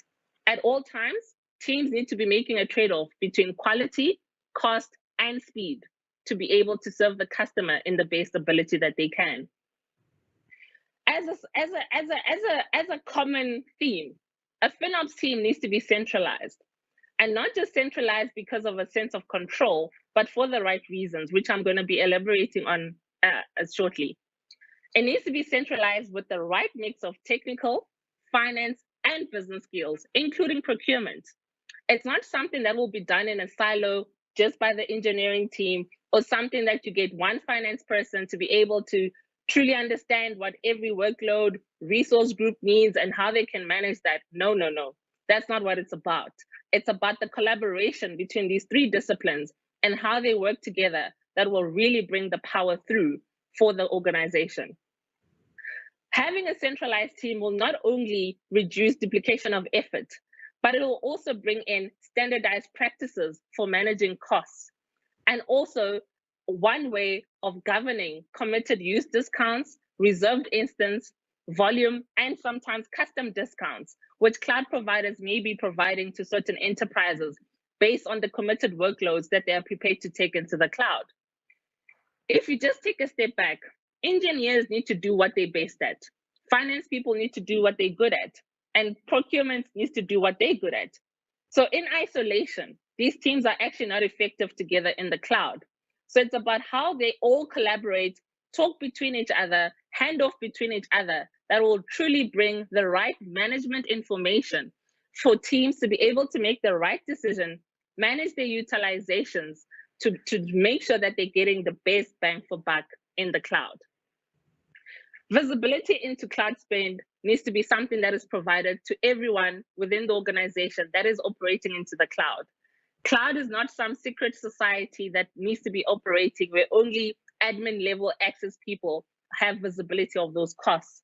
Everyone that has a workload that is spun into the cloud needs to be able to have this visibility.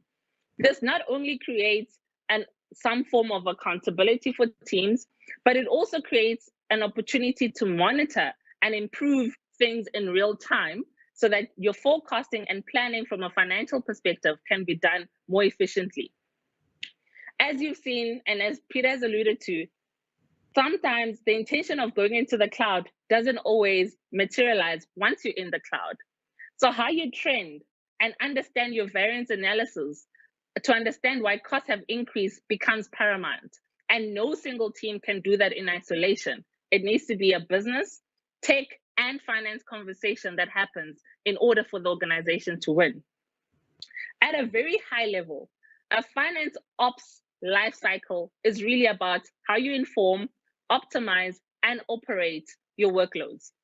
There's nothing that is rocket science to it. It's the basics of how are you ensuring that costs are visible? How are you reporting on them? How are you educating people that are relatively new into the cloud? And how are you doing things to automate things like snoozing so that you don't always need to be making manual changes while things are running in the cloud? Like a baby in its infancy, the life cycle needs to follow the same form. You need to crawl, you need to walk, and one day you're gonna run. And you're gonna repeat that most days of your life. Similarly, depending on where you are on your maturity level of your cloud journey, you're going to be going through this loop every now and again, because there's always something to improve and to perfect on in the cloud in order to get the best value for buck. So this is your high level view of what the cloud truly can bring.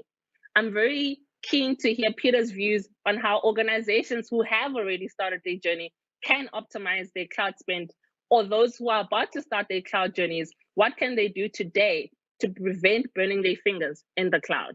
So over to you, Peter. Thanks again, Kume. And there are so many ways that one can go about this, and the experience we picked up in the field is invaluable, and we'll try and get some of that across. We can start with the simple stuff. I spoke about scalability earlier and what that means. When you take a workload into the cloud, you're able to start slow. You can go with very, very few users and pay almost nothing, and then slowly work your way up. And that's a really, really good controlled way of going about that. And then as you build and as you understand the profile, you can go into the snoozing, the hibernation, and anything that is along those lines that allows you to basically switch off the machines and not use them when you don't use them. If you think about development machines, they are very, very rarely used. If you take the scope of 720 hours in a month as an example, and our experience on that is some of them can be down almost all month, and you only use them when you need to use them. So it's a really, really strong tool that one has, is the ability to sleep and snooze and hibernate the capabilities that are there. But for me, the elasticity of being able to add one process, add another, and then build on that is really, really good. And again, today being Black Friday, you are able to go and put in a big brand new machine and run it just for 1 day or 5 days or whatever you decide to do on that, and then take it away and put down a smaller machine. And that is such a powerful capability, and it brings such great cost capability into what you do in your organization. And it's all about planning and bringing this FinOps thing through, that it's top of mind, that this is a business and it's got to be thought about in both making money as well as saving cost. And as we go through that, it's probably worth moving from scalability and start talking a little bit about legacy. And our experience on this is there are many companies out there that have basically tried to become cloud enabled. They are legacy clients, and what they've done is that they've basically ported their stuff to the cloud, and they say they're cloud enabled, but they live in a philosophy of the old world. They charge according to max CPU. You got to pay for stuff when you don't use it, and that whole elasticity capability that comes from the cloud providers, when you bring some of these other providers through, it has changed and it is dealt in a different way, and it brings through big costs because you're paying at peak. So it's an important piece to take into account, that most people find that their bills are high because of moving legacy and without refactoring legacy. The other aspect, and I'm a big fan of it, is containers. So you can use containers to move stuff into the cloud providers. But when you move legacy on top of containers and you're basically shipping rubbish, it's not a great outcome, because you're actually putting layer on top of layer, and it's not designed to be cost effective. So you're going to end up with more costs in that process. If it's possible, you've got to switch to the native world. You've got to be able to use things. And if you go to the optimal capability of using functions or Lambda or or serverless, which are just paying for the seconds or the microseconds that you use when you do compute. That is where you really get massive, massive capability and cost savings. In fact, some of the smaller clients that we have is they don't pay, because you get the free tiers inside the cloud service providers, and you can get your first 1 million transactions on Lambda for free, for example. And that's quite a lot of transactions. So as you build your business, you can start with very, very low cost and then build it up. But when you get real and you got big volume going through, just paying for what you need and the processes that you need to run a function is a very, very powerful savings tool. And the service providers have extended that now into your databases. So you get serverless databases and cloud native databases. And these come with really, really good cost optimization if you shift and use those tools going forward. I think one of the things I often get said, but the cloud providers out there are just there to make money. They're going to take you for a ride. And that's not really our experience. Our experience with the big cloud providers that we partner with is exactly the opposite. They provide tools to the organizations, and these tools come with recommendations to say, move this to a reserved instance, put reserved capacity on there, downgrade this machine, resize that machine, do things in a different way. So they really are trying, and it's in their benefit to do it, because they don't have to go buy more capacity if they can optimize their capacity. They also build a stronger business case for the future, and it allows other people to come on board because of successful business cases. So they're not there to take people or organizations for a ride. They also then go along the lines of selling their spare capacity. So if you don't know what spot is, they will sell spot capacity, and they'll auction it in many cases, and you can get it for like 8% of the full price at different times. And that is them saying, well, you can use our spare capacity at a very low rate, but when we want it, we can take it back. And if you can build a business on that type of function, it is very, very good for an outcome across an organization and can bring through massive savings. So you've got reserved capacity, you've got reserved instances, and they bring through savings plans as well. And we've recently started seeing lots of items that come through where they will give you development machines for free, or they will help you migrate the loads, and you do these accelerated workloads that you move into the cloud. And they're funded, and they really are helped by the cloud service providers to get this right. So you look at this, and people then say to us as well, we hear that, we know what's going on, but what are the things that we don't expect? And maybe to answer that question is probably the biggest surprise that comes through around cost, from what we've seen in our experience with our clients, is that they forget about security and they don't build it into their business cases. They forget about the management that is required to run things, and they don't build that into their business case. And that implies quite a lot of complexity that comes through. The ecosystem needs to be wrapped around the workloads that you do, just like you do in normal world. And you cannot forget about it. You have to lay down that foundation. And if you take a company, and a big company, maybe it's a bank that runs 5,000 virtual machines, and they want to log every single event that happens on those machines, they'll quite easily run at a terabyte a day of data that's coming through, which can be extremely expensive. And there are many, many ways to optimize that, and we've seen the ways of going about it and getting the experience about how to make this a really efficient outcome. But if you don't pay attention to it, you can get a very, very, very big bill through that. The other one that can be a pro or a con is using the regions. You know, all the big service providers run in multiple regions. Different regions are priced at different points for different services. And if you're smart, you can arbitrage that and get a good outcome. But likewise, you can come off the wrong way. So it is one of those aspects that is worth looking at in the cost of the cloud. And maybe the other one that surprises people is the networking costs. So typically, when you move data into the network or into the cloud providers, they don't really charge you. But when you pull data out, they charge you. So if you're pulling lots and lots of data out of the cloud and you're moving it backwards and forwards between on-prem and cloud, it can become a very, very expensive exercise. So smart design around that is a good outcome. And then maybe just to wrap up this little section is the last thing is for people to say, well, what are your recommendations? Well, my recommendation, and again, it's based on lots of experience, is to try to get it right up front. Use the benefit of the cloud where you can experiment and you can test before you move stuff into production. You can size things correctly and you can model them correctly. And that gets you into a far better place than trying to retrospectively go back and fix something. Likewise, it is so much more cheaper to use cloud native and really challenge yourself to use the services that are brought through. a big one that we picked up, and we hear it from a lot of our cloud clients now, where they say, well, put in place an operations team that worries about the stuff. That's what Kume was referring to earlier. And you need a team that is permanently looking. Ideally, you want to federate it down to the people that own the pieces, but you need to be looking and saying, what is my VM running at? Is it the right size? How much disk am I using? Is it the right disk? Am I using premium SSD? Am I using HDD? And really looking at every aspect and the utilization of compute and disk in what you're doing. And then the last thing is bring in your finance department. Let them be part of this journey, and they will buy into it, because there's a lot to be saved if you have them on board. Some of this is going to be very, very difficult to understand up front, but once you get it, it's a very, very easy concept. It's different to your previous balance sheet way of running things. It's an OPEX cost, and it can bring through very, very strong things. So Kume, I'll hand back to you now. Cool, Peter. So I love how you've mentioned quite a lot of factors there that organizations can do to optimize their costs.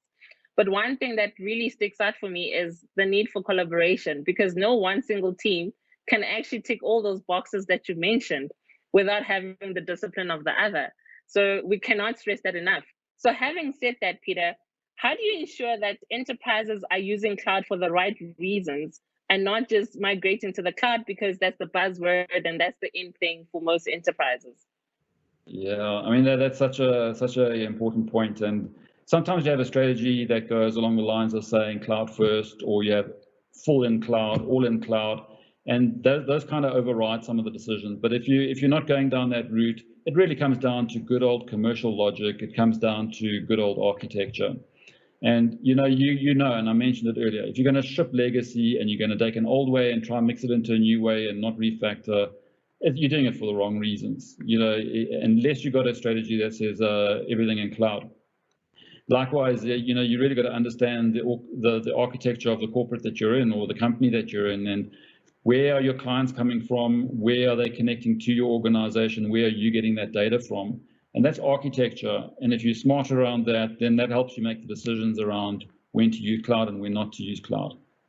A very, very big one for me is the power of the cloud is that scalability again. I've said it a couple of times, and this ability to go up and down and not pay for running stuff at the max all the time.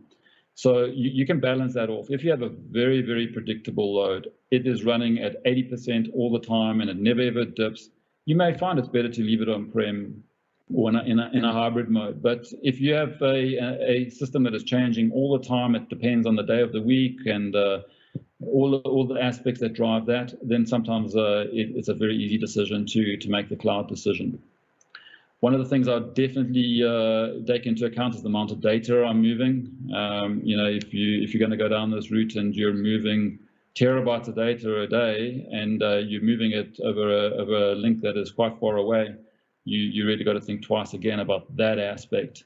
And the last one, which comes back to maybe agility, is that you've got to think about the services you can get.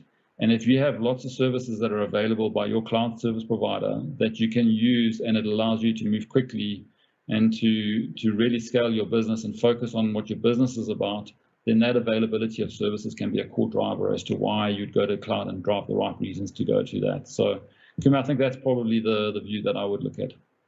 Thanks for that, Peter. Everything you've said truly emphasizes the importance of relooking at how people, processes, and technology really stacks up in the cloud. And of course, all that is wrapped up by the FinOps and the cost capability that sits there. And it's something that needs to be done at the initial stages of your journey in order to ensure that you walk your journey in the right way with the best possible outcome possible. And it's something that we at Vaxaway fundamentally believe in, and we've had quite a good experience in doing this for some of our clients. In fact, one of a quote which I loved from one of our key clients was that the more I work with the cloud, the more I believe creating a team that looks at service utilization and financial plans is key. I think a few years ago, if you went to a CTO and asked them that was probably the last thing on their mind, because they just thought technology and people will solve everything and will just magically become cheaper, which is really not the case. So I'm going to wrap up with that. Thank you all for tuning in. We are available for a 30-minute Q&A. Should you have any questions, should you want to go deeper into any subject, we will be here to chat to you Anything else from you, Peter? No, nothing. But I look forward to having the questions with you, and thank you for spending the time with us.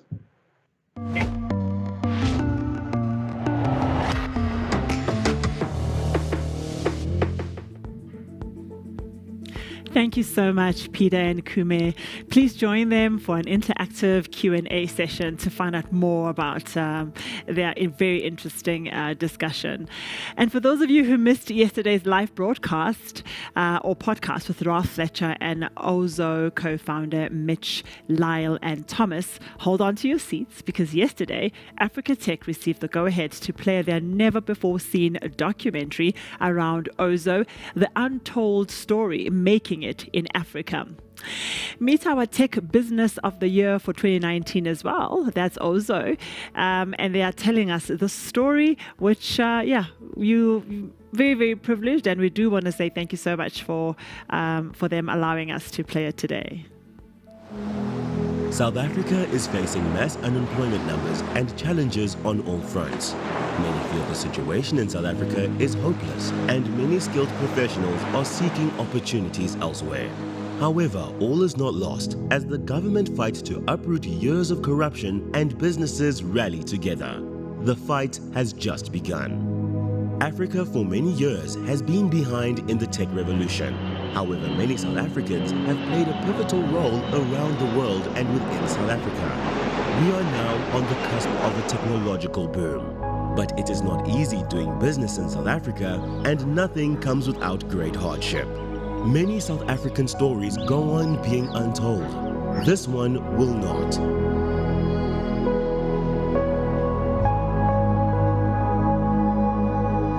So the day I first met Lyle, we had recently moved into a house in Vleerhof, and he was jumping over the wall of our yard because he lived at the back of our house. Not at the back of our house, his house was at the back of our house in the street behind us. So he was using my yard, my father's yard, as a shortcut to go to the house shop, which is opposite my house.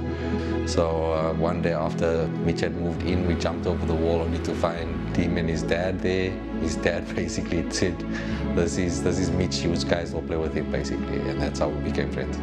Remember at the age of 14, I started my first job. I was delivering pizza. It was in France, so underage, but that was a really cool experience, earning my really first salary. I also got to start working over the weekend in my garage and fixing motorbike and scooters of all the students in my college. That was probably the first business I started. Lyle, being a logical thinker, he went and studied a BSc in computer science. So I just gotten onto that, and I figured, let me also get into computer somewhat. I was fairly good at maths, so let me try it out. I can't learn from a book. I'm a bit more practical, so I went to Technikon, to Witsteek. That don't know me will say I'm a difficult person. People that know me will say Thomas knows exactly what he wants. And to me, that says a lot with regard to how Mitch and I got together. I had worked with Mitch in the past.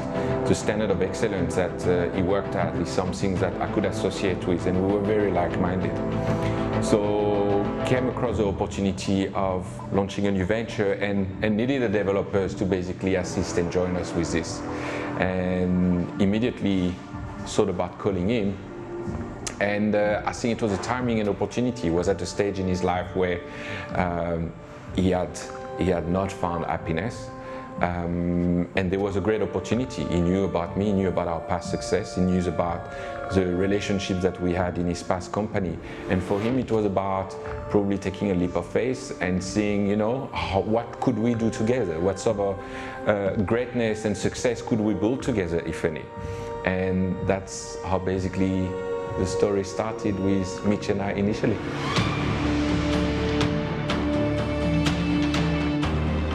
I remember the phone call. I was at work and he called me to say Thomas has this great idea and this is what they want to do. But I say that I didn't want him to resent me if this thing did work out. And I say to him that if he feels like it's something worthwhile and if it's something that is going to work, then he should go for it. When I met Thomas, I immediately knew that this was his path, you know, just everything, all my interaction and engagement with him was all about being the future and delving into the future. So I guess for me, it became part of life, and I became the wife of an entrepreneur, the one that had to stand by him and not just stand by him or by his side or behind him, you know, but in fact join him. So just becoming his partner. So I met him for coffee the following day, and I mean, he came with his normal charm and his, you know, successful aura around him. So he just explained to me how in all his ventures that he's gone through, he's always had to outsource developers, and he found it very difficult. Those guys kind of held him at ransom because he had to pay the money before he could get anything new done. But he figured if he had a partner working with him that had that technical abilities, then it would make sense. And this whole time he had owned 100% of all the shares and paying off people on the side, and he figured he'll share in the equity this time. Therefore, I'll be more vested from a technical perspective, and therefore he'll get more out of me, and the product will get more out of both of us.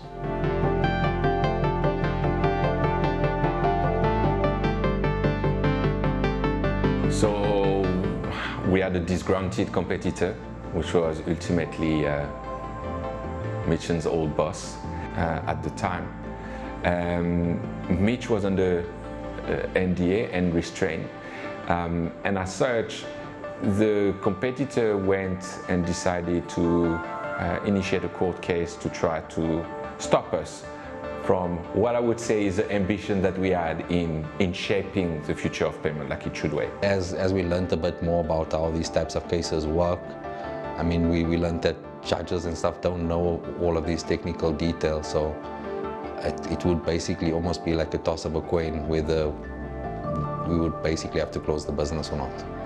So when the court case came up, we were already overwhelmed, and for me it was it provoked a lot of anxiety, a lot of physical sicknesses and stuff like that. And for the amount that it was ridiculous. Like we didn't know how we were going to pay it off. We didn't have any assets to sell. We were panicking. We really were panicking. The way we took it initially is, if we want to build such a big success across Africa with the ambition that we have of growing a global business in the next 5 to 10 years, we need to start getting training and getting accustomed to people suing us. Very frustrating, it plays on your conscience, it gives you anxiety, and what's the repercussions of this? I mean, at that point I was very anxious, very stressed, concerned about going to jail, concerned that I had to pay back money. I already had this massive debt issue. How was I gonna even, you know, get this? This would ruin me.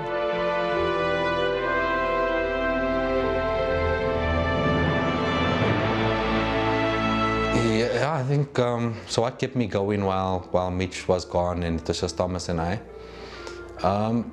Basically, there was a lot of commitment that Thomas had put in. He showed a lot of faith, so he basically committed to this thing. He sacrificed some stuff, as we all did. But I mean, I think we were already past the point of no return. Like, I'm not someone that accepts failure easily. I don't think either Mitch or Thomas are as well. So there was definitely no turning back. We were going to basically take it to the end, whether it was going to succeed or not. I always knew Mitch would come back, but I think the main reason that kept him away for the time that he was there is because the business couldn't afford for him to come back at that point as well. Look, so we bootstrapped the business for the first 3 years. That meant basically taking money from our personal bank account, selling our cars, selling houses, selling our own personal asset, but also using pretty much the other businesses that we had to basically fund this business in any way, shape or form. If it meant being late on VAT payment, or even my or Orio's salary payment to make sure that everyone would get it, it was what had to be made, you know. We were committed to a vision. We knew that if it took 5 or 10 years, we would end up getting there. For me, I think what was a lot easier compared to Mitch and Lyle is the fact that it wasn't my first business. So I understood that as much as you can be in that tunnel and you might not be able to see the light at the end of the tunnel, I knew that by continuing on that road and with the grit, I will end up basically seeing that light at the end of the tunnel. When they got the news and Mitch had to, basically they had to terminate him or whatever it was, like effective immediately, I was quite disappointed because it just meant that now there would be like an extra amount of pressure put on Lyle, because then basically he was the only developer working on iPay for the entire time that Mitchen couldn't work or have anything to do with iPay. So it was really intense. He was stressed out, like, I mean, we hardly saw each other. Like, he would leave for work before I got up in the morning, and he would come home like at 11 o'clock at night, like, and that was most nights. Like, we had no family life whatsoever.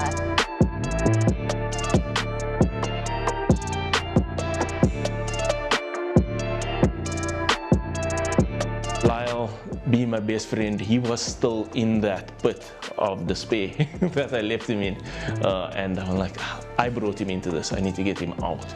Also what he said to me is, this couldn't have been for nothing, we need to try this. So I started working, call it moonlighting on it a bit, getting back into it. The code had changed a bit because Lyle and Thomas had been running the system in the background on their own, and some money had gone through it. And we were working on a deal with a big payments company for them to distribute it.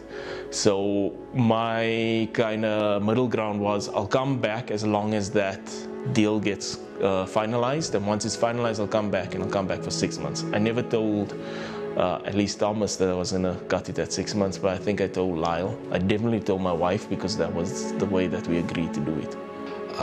It definitely added strain on my wife. I think she first believed in it, but after it takes a certain amount of time, people stop believing, because, I mean, you can only tell them that next month things are going to change, or the following month things are going to change. But if it doesn't happen like within that time, the more you say that, the less effective it is. So it definitely put a big strain on the relationship, and as well as like friends and family, as I said before, were always saying, like, why are you doing this? You can just get a job, provide for your family. You don't need to take this risk. By continuing on that road and with the grit, I will end up basically seeing that light at the end of the tunnel.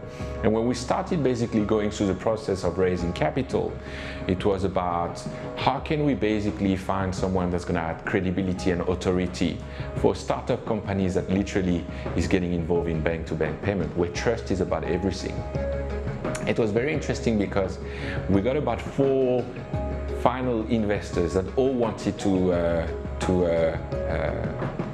put money into the business. I think like he was starting to get to the point where he was getting a bit despondent, because he just felt like it was taking so long, and every time they had gotten to the point where, okay, this is going to happen now, and he'd come home and be like, babe, like, by next month, like, definitely, and then it would come and go, and he was starting to get so discouraged. And I remember this process, which is always one that drags on, and there's more questions, and there's one last meeting, and for me it was absolutely normal. It's part of negotiation, it's part of the cycles that you go through. But I remember for everyone else, it was like, this is never happening, you keep on saying it's gonna happen, and you know what they say, it's lonely at the top, but you have to keep that grit, you have to keep that perseverance. I phoned my wife, it was on our anniversary in 2016, and I phoned her to say, hey, we've just signed a deal for 10 million rand, which was our first angel investment. We didn't get the money yet, we just had signed the deal. And my wife said, congratulations, they just got our electricity. But I knew at that point that would be the last time our electricity got cut. I remember literally being in Cape Town, funny enough, in the place that's 100 meters away from here, and meeting with those investors, committing verbally to it, and celebrating with a crazy dance at the time that I think my wife recorded, and sharing that video with Mitch and Lyle about that big win for us. It was the first time we had ever raised money. We ended up raising 10 million rand at the time, which obviously is a significant budget. And it was, I think it was a big sense of relief, which is, it's okay now, we're on the right track. I can remember Mitch saying to me, he phoned me one night and he said to me, look dude, some good things have come through for me right now, and I could actually see in the conversation that we had that night, and I'm thinking back on that night and him just being the man that he is still now. From his success then, he's constantly just been a blessing, because when he phoned me that night, it was a matter of he wanted to, because he now made it through his big area in his life, he wanted to sow into other people's lives. And I was one of those people that he actually sowed into. And I can remember that night and the phone call very clearly. And I could hear in his emotions that he was in a good place and he was happy. And I could hear in his voice that he got the breakthrough that he was expecting, and he's happy, and he's seen that the test of everything that he's gone through has actually just paid off. And I can remember the conversation, and he said to me, the test is the part of the testimony. And that was the beginning of Ozo. So after all of these years, and looking back and seeing how Mitchen has developed as a son, as a father, and as a husband as well. You know, as a mother, I am so proud to say that that is my son. I always encourage him to take risks, and then when he takes the risks, you know, it does make you a little bit nervous, but as I said, we always said that where you're going to fall to when you fall. There's always a place to fall to, and that place is in your family and the people who are backing you. And then I met Thomas at the bar through a friend who told me to come join him there, and then I went there, met this guy, had a drink with him. I offered to buy him a drink, and Thomas said, I'll buy you a suitcase. Then he bought me an actual suitcase set of shots. We downed them all, carried on speaking French, just getting to know each other. And he asked me if I could sell him the bottle of gin at the bar, behind the barman. And I was like, yeah, for sure. And I basically sold him the bottle of gin right then and there. I actually remember the pitch in my head even.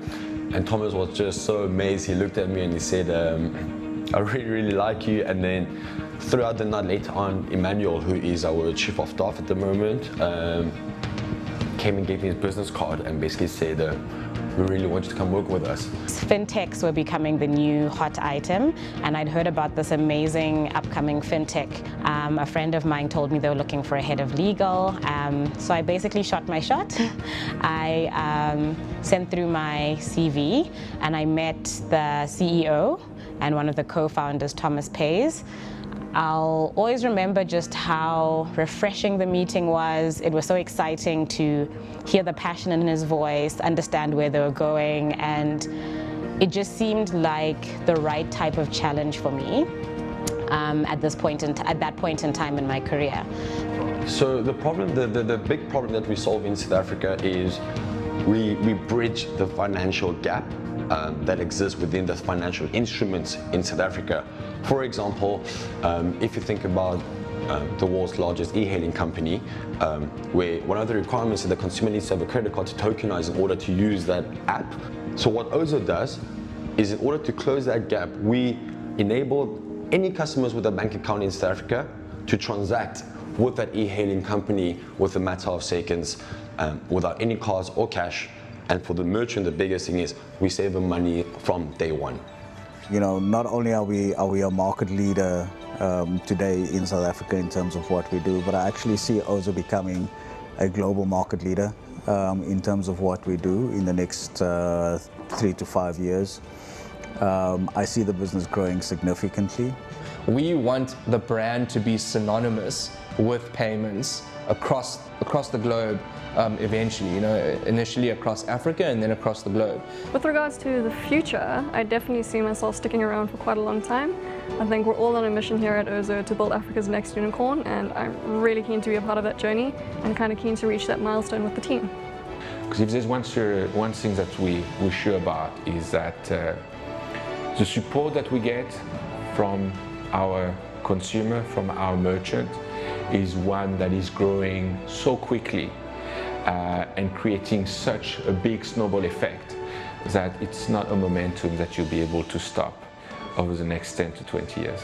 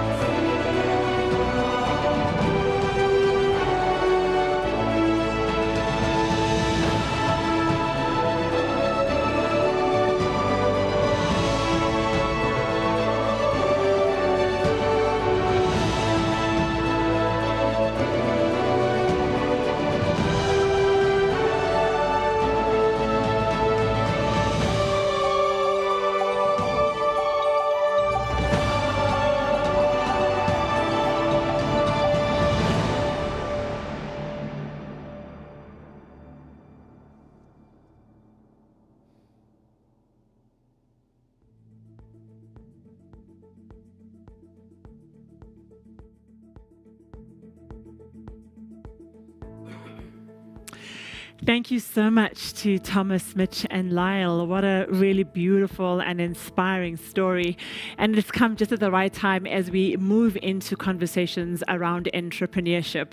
And it's on our third panel discussion of the day that we bring in experts to talk about from startup to scale up, why startups are key to Africa's economic growth. I'd like to welcome on stage Zechariah George, co-founder and chief investment officer of the startup bootcamp AfriTech, as well as Njabulo Makhathini, co-founder of Airbuy Africa, and Baratang Mia, founder of Girl Hype. Hello, esteemed panel members. How are you today? Are you good? Hey there, let's jump straight into it. Time is really tight on our side. And I'm going to start with you, Zechariah, right at the top. Give me a little bit of insight on your key thoughts of the journey of startup to scale up and why it's so important for Africa's growth. And straight on to you, Njabulo, and then Baratang afterwards. Yeah, thanks. So I'm the co-founder of an accelerator called Startup Bootcamp. It's one of the largest accelerators in the world for technology ventures. It's one of the, venture capital as an industry is relatively nascent in Africa. The total amount of VC funding in Africa was about $20 million in 2011, and it's now grown to just over $2 billion as of 2019. So a big part of that is the need for accelerators to help founders with not just access to capital, but understanding how to build sustainable businesses, get their legals, their IP, their growth hacking, their CRM solutions in place. Accelerators were pioneered in the US by Y Combinator in 2005. And several of the most leading technology companies like Airbnb, Twitter, Stripe, Dropbox, etc., have come out of world-class accelerators. So it's very important not just to create successful companies, but to create a culture of entrepreneurship. And technology as an enabler of that is a very important piece of the puzzle. So as angel investors, accelerators, and VC funds, we play a big role in the growth of sustainable entrepreneurs in Africa. All right. All right. All right. Thank you so much, Zechariah. And then Njabulo, from your side, some of your opening thoughts. All right. Thank you very much for having me. I'm co-founder at Airbuy, and what we are doing at Airbuy is we enabling South Africans and Africans to be able to make online purchases, to pay online without the need of their bank details. And simply, I think what we have gathered during this journey, the importance of startup to scale up. With Africa, scale up is honestly a matter of life and death. Africa, as compared to other continents, the solutions we create that people are going to rely on. It's not like in your Silicon Valleys where the Fortune 500 that created a base of like maybe infrastructure solutions, payment solutions, logistics solutions. In Africa, when the startups, the projects that we are working on are the projects that are going to replace banks in some of the parts of the continent just because of a need's sake, because for the fact that Africa has so much dynamic problems and as well as dynamic needs, the solutions that we create are not a want, but a necessity and a need. Therefore, in Africa, startup to scale up is a very serious topic. Every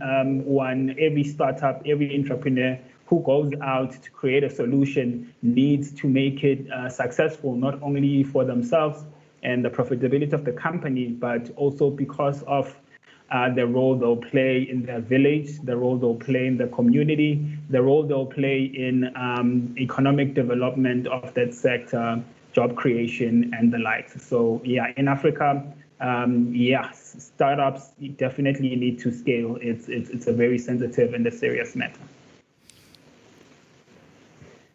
Thank you so much, Njabulo. I think from Zachariah's points to yours, really just reinforcing the need for startup thinking. Baratang, it seems like you are doing it. Tell me, what are your thoughts of the startup culture we have? For me, I happen to be the true reflection of what we need in the startup environment at the moment. As you said, I'm the founder of Girl Hive, and we focus on teaching young girls and women on how to start tech companies. And besides that, because I had worked in the ecosystem for many years in the accelerators, I had noticed that there is lack of scale up for women in Africa. I think up to so far, only 3 female entrepreneurs have gone to that level. And at the same time, for Black females, I think last year, statistically, not only 0.02% of funding from VC came to female entrepreneurs. And so at the moment, we have a situation where Africa has such a huge potential because we've got a young generation. We've got young females, young generation of population of Africa. And because of the growing digitization of Africa, it's creating a new niche of entrepreneurs that are coming into the market, and they need to be looked at as a possibility, not as what the market is doing now. Because as Zach mentioned, most of the VCs have modeled themselves according to the global model. VC culture started in Silicon Valley, and now the local VC also with lots of requirements and the models that they use being more European. It's not accommodating us, especially African, especially women, to be the one growing into the culture. So I hope that with the infrastructure being established in Africa being so high at the moment, with the possibilities that are coming up, the VCs will start looking at how can they loosen up a little bit and accommodate Africa. You know, I'll make an example. Kuda Bank is one of SBC's beneficiaries. This just raised 10 million USD, and it's completely by building a digital mobile bank. Now, because the work of infrastructure, a digital mobile bank wouldn't be a big thing for them. But a digital mobile bank in Nigeria, in Africa, is the biggest thing. Now, if SBC did not take the advantage, the opportunity, and see, he was there sitting in the panel, was the first to identify them. It made it easy for an African company to go and raise and scale globally. So I think that now we need to start looking at creating these opportunities for women. And I'll thank you. Thank you so much, Barata. You can see I was leaning into that. Zachariah, do we sit in a very unique ecosystem? I'm sure wherever you went in the world, there'd be different models of how to enable startups. What's unique and what's important for everyone to know about the South African need for startups to start and to get themselves into the system? Yeah, I mean, I would give more of an African play than just a South African play, if that's okay. One of the things that I say often is the African VC ecosystem is driven to a large extent by the need for greater distribution. What I mean by that is it's the only way venture capital works on the continent is if you can scale your customers exponentially. So how do you get from 10 users to 10,000 users to 10 million users? And if you use the traditional route of just acquiring customers by viral marketing or using Salesforce or trying to acquire customers directly, you are going to fail because it's a very hard economy to acquire customers. This isn't Silicon Valley where you can throw money at the problem. You can't do that here. And having come from that world in Silicon Valley when I moved to Africa 10 years ago, I realized the fallacy of that. So what is unique to the way you acquire customers in Africa is you've got to work with folks that understand distribution, and distribution is to a large extent the doyen of industries like banks, insurers, retailers, and telcos. So if you're able to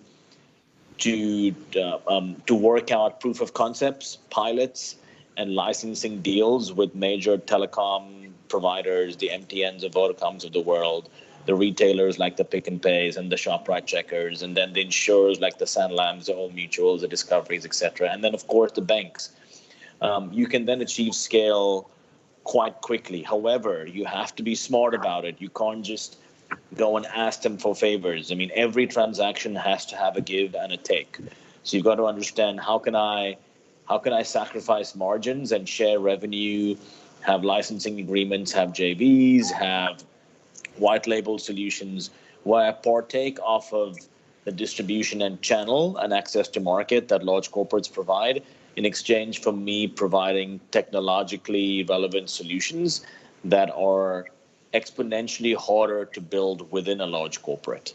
That is the essence of corporate startup collaboration, which works very well in frontier markets, but has taken its while to establish themselves in South Africa. But once you do that, the rewards are there to be taken. So, I mean, Baratang mentioned Kuda Bank. Kuda Bank is one of Nigeria's top digital banks. We were their first external investors. They have scaled to hundreds of thousands of customers in just a year because they partnered with top banks in Nigeria.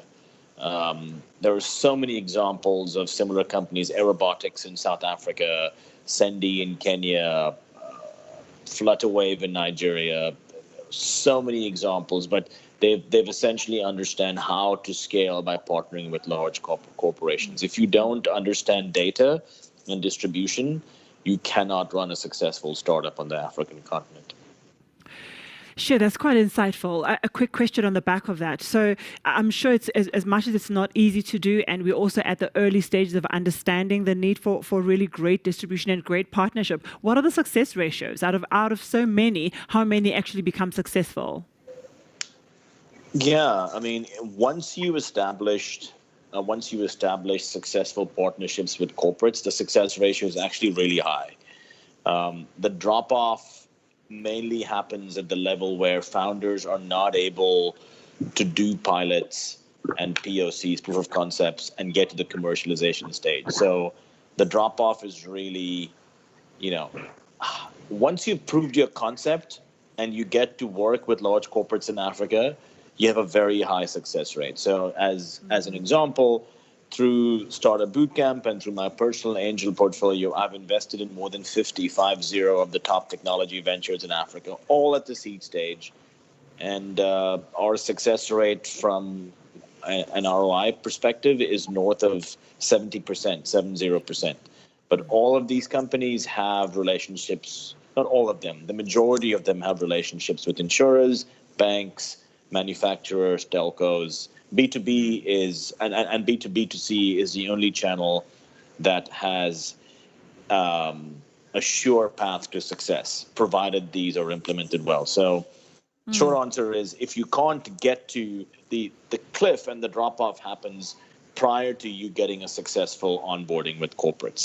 Once you get past that, it's highly unlikely that you'll fail. So there's a lot of organizations, a lot of companies or tech startups that are just working to get to that particular cliff. Thank you, Zach. You might need to drop off. Please feel free to do so. I really wish we had more time, and we'll find the opportunity to do so. And Jabula, Baratang, I'm gonna go. Thank you so much. Thank you, Zach. Baratang, quickly on your part, what do you think it takes, and what is required in that stage before you just you get the opportunity to either partner or get the numbers right in terms of distribution? What are you thinking it takes for women entrepreneurs or young people who are coming up with these tech ideas?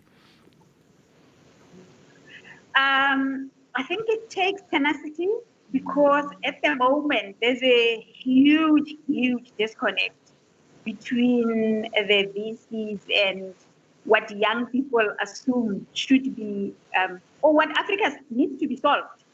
The solutions that are coming out of Africa now, and what the KPIs and the expectations of VCs at the moment, I personally feel they are very unrealistic.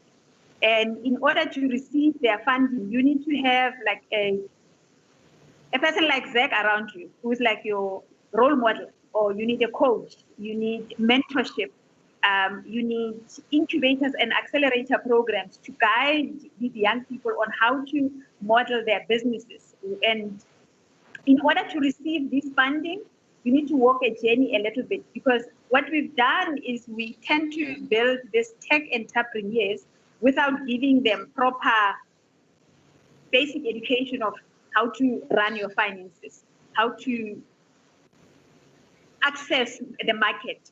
So for me, those basics that we need, it's something that we need to be teaching and educating our entrepreneurs so that they can receive and access these startups.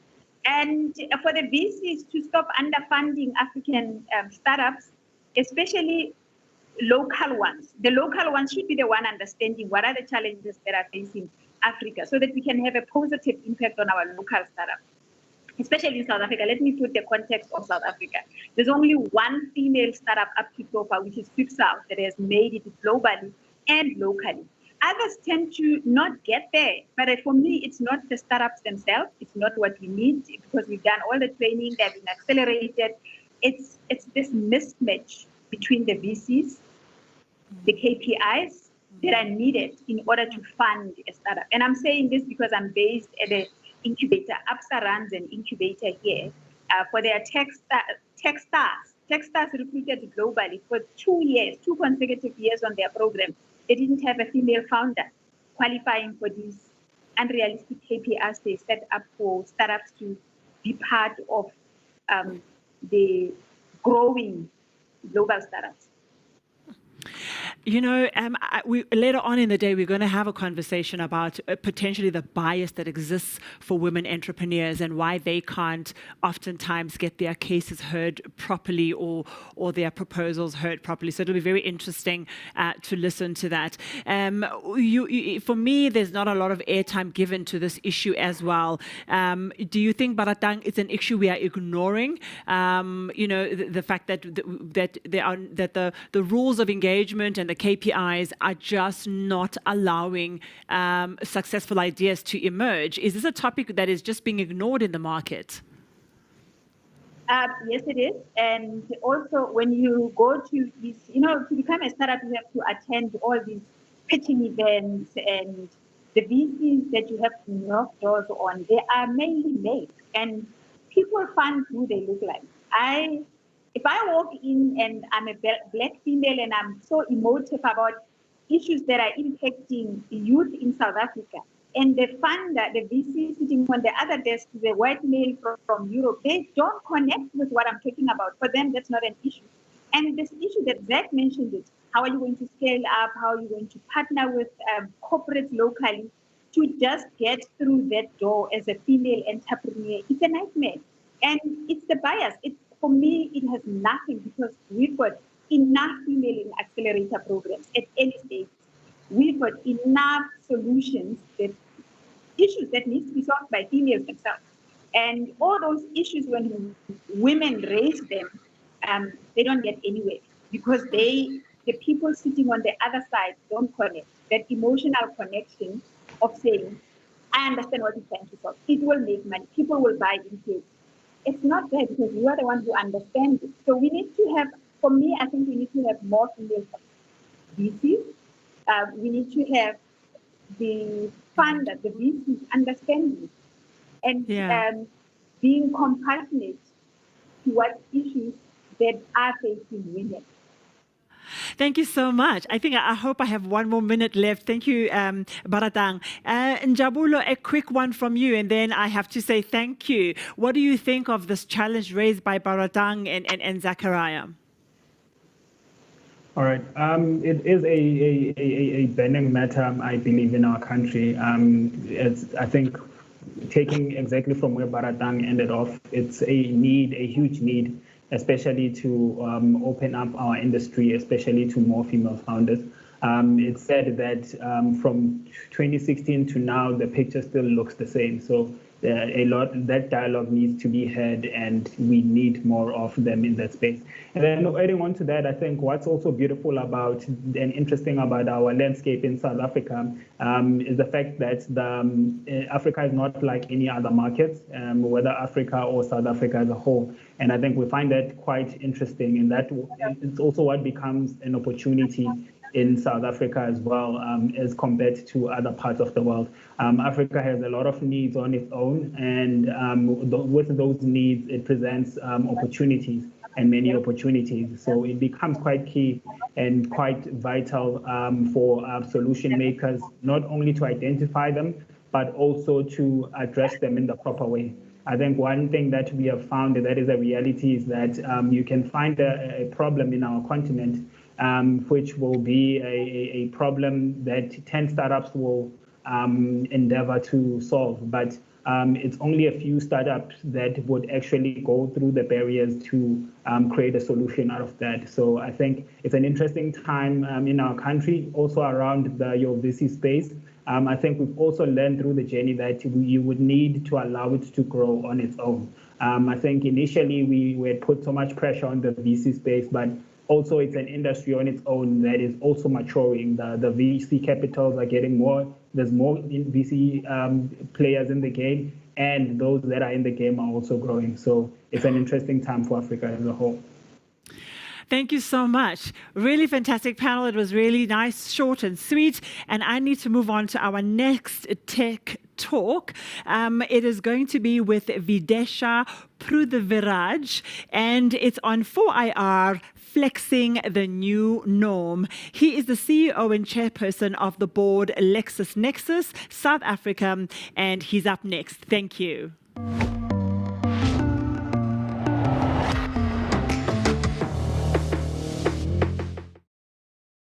Hello, everybody. I'm Videsha Prudhaviraj, CEO and chairperson of the board of LexisNexis South Africa.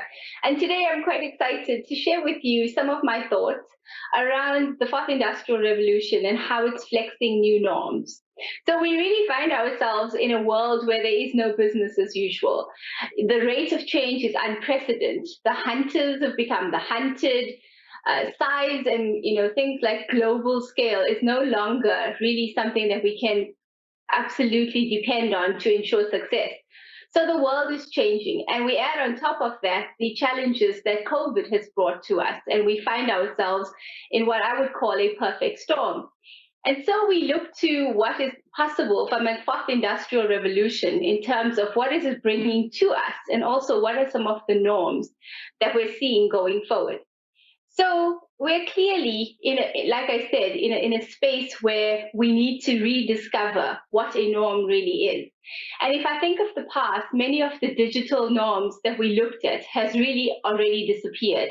And we're living in a space where collaboration and productivity, digital experience, cybersecurity, quantification of the digital experience, automation, things such as what we call the total experience, where in the past we focused on elements such as things like customer experience or other experiences on its own. Now we're bringing this all together, and we're living in a space where we really have what we call a total experience. So we're now bringing together things such as customer experience, user experience, multi-experience, as well as other forms of experience to give our users what we call a total experience.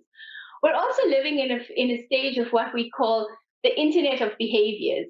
And the Internet of Behaviors is really a term that looks at collecting all the dust from people's lives in terms of collecting it from various sources, whether it's social media or other sources that are online, and pulling this together. And we're finding that many companies are using this information to be able to influence how consumers and customers make decisions.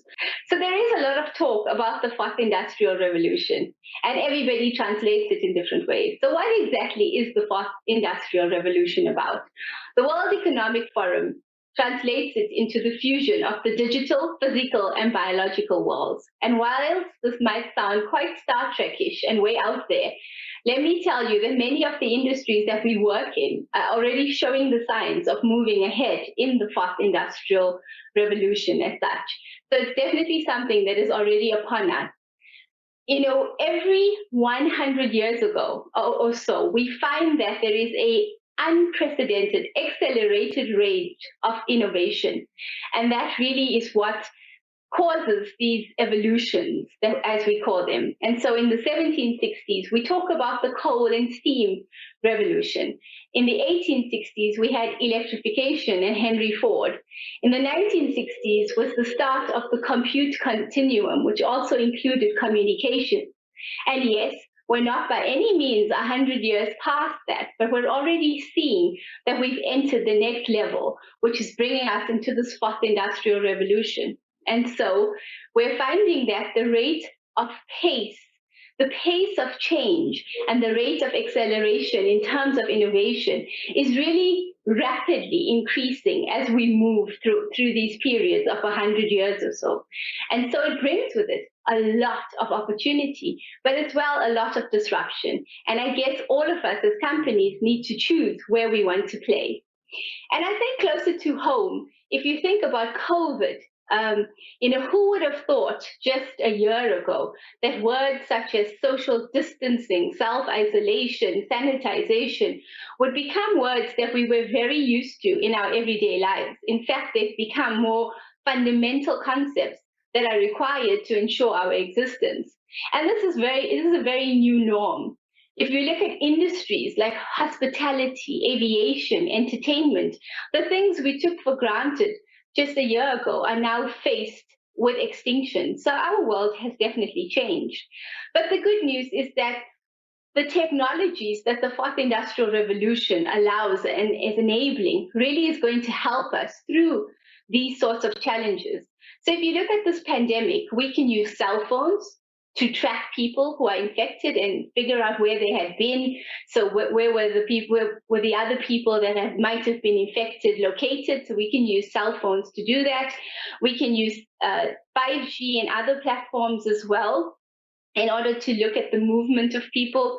We are looking at how drones are able to deliver medicine as well as food to infected people. And, I think one of the important things for me is how do we use this amazing computational power that is now available to us to really fast pace how we get to an intervention that could lead to things such as vaccines, for example.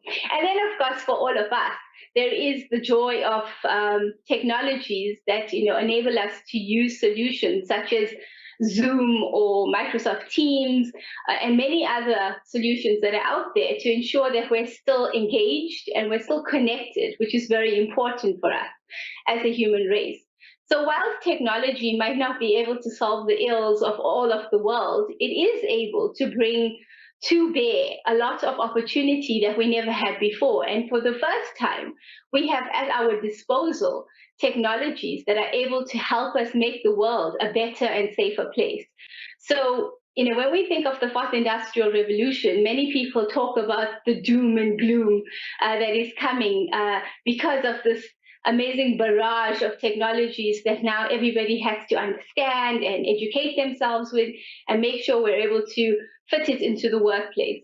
But it really is an opportunity that we should not discard in any way, shape, or form. And so what is fueling all of this? What is really fueling this at the end of the day is the amazing deluge of data that is currently available, that is currently being used on a variety of devices that was never thought of before. So data has really become a very exciting arena that we talk about. And we have to figure out how we as companies harness the opportunity that data is bringing to us. And there's all the jargon, there's data lakes, there's data storage, there's structured data, there's unstructured data. There's a lot going on in the data space. But what is really important for companies is to understand what you have from a data perspective. And how do you harness what you have and then use that to create new business models and new revenue models. And at the same time, we're finding that there are many companies that think this is too much. I'd rather just put my head under the sand and hope that this goes away. I'm unfortunately here to tell you that this is probably the least amount of change that we are going to see for the decades to come. So better that we all get onto the train and educate ourselves and be at the forefront of this movement. The corporate graveyard is littered with huge brands that chose to not take advantage or not pay attention to the disruption that was happening in their industries, and they are now extinct. And I, for one, am not one that wants to be in charge when the lights go off. So it is important that we understand how we partner, how we work with others, and how we use technology as an empowering and an enablement tool for our businesses going forward. We talk about digital champions because many companies say to us, so how do you set yourselves up to make sure that you're ready for this new norm that is upon us? And we talk about a few elements that all digital champions have to have. And the one is around being data-driven. The next is being smart, being connected, being on demand. And then we talk about trust. Many of us know that trust is something that is earned in drips and takes a really long time. But one breach, just one security breach in your company means trust being lost in buckets. So trust is at the heart of a lot of what is required. Then we need to look at a connected experience, which is very important from an internal point of view and external when we look at businesses. And then last but not least is having an innovative workforce, which is really the cornerstone of any company, because I do believe that you could have the greatest strategies, you could have the greatest technologies in place, but if you do not have a workforce that believes in the why, that is the vision of the company, and that is innovating daily to make sure that you stay ahead of the pack and you're leading and you're disrupting before you become disruptive. So really those are some of the elements we talk about.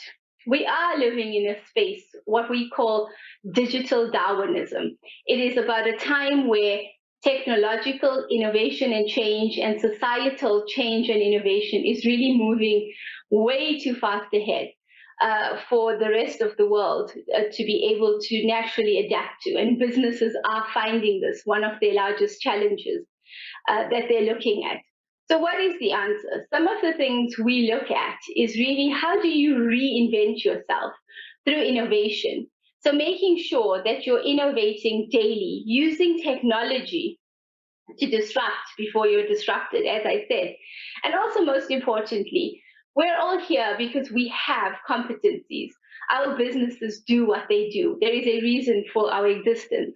And so partnering with companies like LexisNexis, who are trusted, who have been in it for the long haul, who are part of a global brand that is able to think local and act that is able to think global and act local. And at the end of the day, can walk side by side with you in terms of creating a vision and helping you execute on that vision is really important at the end of the day. So really, what I would say is let's look to mitigate our risks by partnering and by using innovation and technology to enable. Let's not put our heads under the sand. And let's make sure that we understand all the technological innovation and trends that are going on, and then partner for success. Thank you for your time.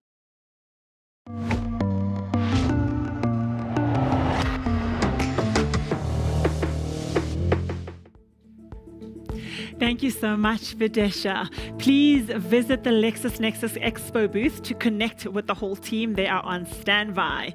Up next, we have Mushfiq Samudin, who is the business director at Aspire Solutions and was recently awarded the Standard Bank Top Women in Tech Award at the 17th Annual Standard Bank Top Women Awards 2020. Mushfiq is going to be speaking to us about implementing approaches to ensure valued delivery. Also, please make sure that you are sharing your ideas on the Innovation Minds platform. We are all looking at that and stand a chance to win some really great prizes, and also for you to share your voice and make it heard to the Africa Tech community. So for now, welcome Mushfiq.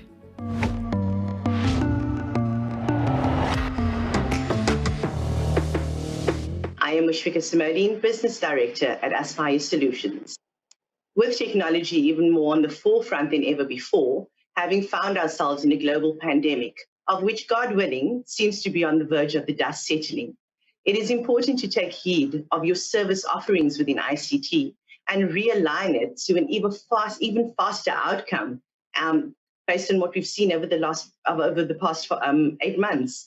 So within the technology industry, the one thing that has placed us on the forefront is the fact that we have a very much solution-based approach. And this is where I'd like to focus on today, a part of being the amazing products and enablers that you'll come across over the next 2 days. I think what is also key is to focus on elements of your service delivery, but ensuring that you are giving your client the value that they require. So with that, I've broken it up into about 3 elements that will cross over each other. And the points to make would be, and to ask yourself, service delivery on clients' requirements versus understanding their core problem. And the reason I've paused there is, with us being within the service delivery industry, it's an industry where we are reactive to client requirements. However, what becomes sustainable both to you and the client becomes the understanding of the core problem. So let me give you a scenario.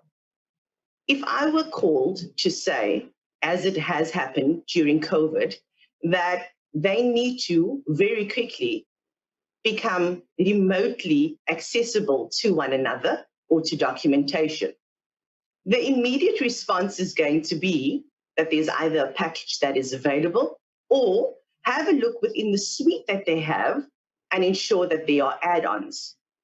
However, initially when we went into lockdown, we were looking at 21 days. It's been extended to 8 months, and there are certain companies that are only actually going to be face-to-face by January next year. So does that solve the problem now? And has that allowed us to understand the core problem? Secondly, what assists us in understanding the core problem?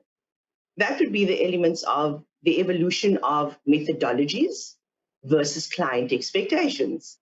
So within ICT, there is the natural inclination with project management and implementation to look at within methodologies such as Agile. There are still certain companies that look within the waterfall factors. However, the time is now, which leads us to your client expectation.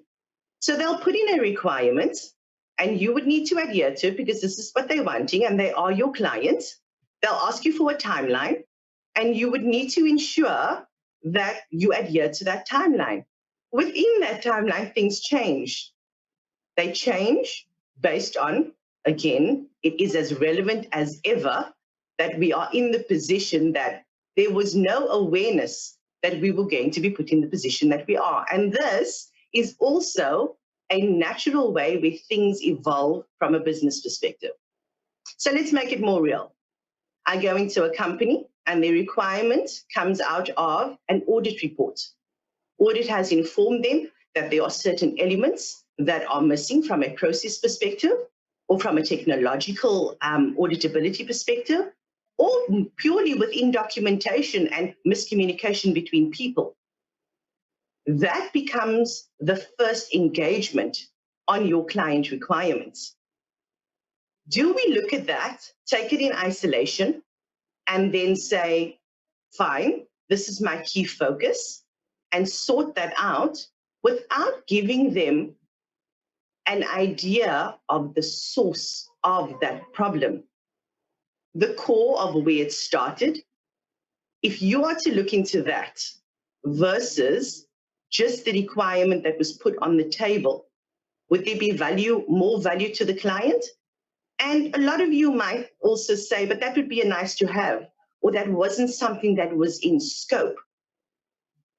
The approach to this, and it's something that we do at Aspire, is instead of being narrow-minded and focusing on your one element of requirements, and you possibly looking at me wide-eyed and saying, but then you're allowing scope creep. I'm saying, look at the opportunity in assessing the core problem for yourself, where the business can use it or not. Key to that outcome on assessing what they're needing immediately is, instead of approaching it with phases, is using something that has come out of methodology that allows us to implement things a lot faster. And that would be something known as a proof of concept. So it might seem as if I'm using the buzzwords within methodology, but I'm doing this purposefully. And this is due to the fact that within ICT at the moment, and tech on such a high within artificial intelligence, within business intelligence, which came out prior to that, within systems that are available and that's ever changing. And again, a small example of that I can give you is going remote with COVID. You had your restaurants, they had to close down. They then focused on delivery services. However, what was interaction and engagement? You now have engagement that's available on the sites. You now have apps that provide you the service, and you've added on and extended analytics as a value add to the client. So all I'm about is trying to look at how we can approach the client, align with the evolution of methodology versus client expectation, ensure that there is value add within service delivery around the client requirements, and adding value and sustainability to yourself within industry by understanding the core problem. And understanding the core problem becomes the viability where your client and your business relationship will grow and flourish. And this can just be within the consulting services space, where you do get certain clients that will say to you, I only need you for this. And whether it be a piece of software or it be within consultation. And the reason I bring up consultation is we find ourselves within this industry where your consultation is IP, and your IP is of value to you. So I find myself in a position on numerous occasions where I sit in meetings, and this is prior to a proposal being signed, because it's a scoping exercise to understand what work packet I need to focus on. And the realization and the message that I'm getting out there is plan what you're going to say before you go into a scoping exercise. I found myself in a position where if I had elements of 1 to 5 to deliver on, I was assisting them on design from 1 to 10. Was 5 to 10 of value to me? Only if it was going to be part of my scope. But a lot of what you find within the industries, within the tech industry and amongst SMEs, is the fact that for certain corporates and government agencies, and to ensure that client requirements are met within the timeline that they need, you'll see that there's collaboration, meaning you'll sit between SMMEs where most of the time you've got the same offering. And that again brings me to your value add to the client. So it might seem as if you are a technical agent that is there, focusing on digitization, focusing on data management, focusing on certain products that the client needs. However, find the value in your service offering. So even though I started out in saying the value to the client, you'll actually only define the value to your client once you know the value to yourself and your company and your service offerings. So if anything, I wish I had more time to actually explain to you in detail what the approach would be, but who knows, more summits might become available. And from an Aspire perspective, I am available as Mushfiqa on Instagram if there is anything that you'd like to ask me within industry. From my side, I wish you farewell and enjoy the rest of the summit.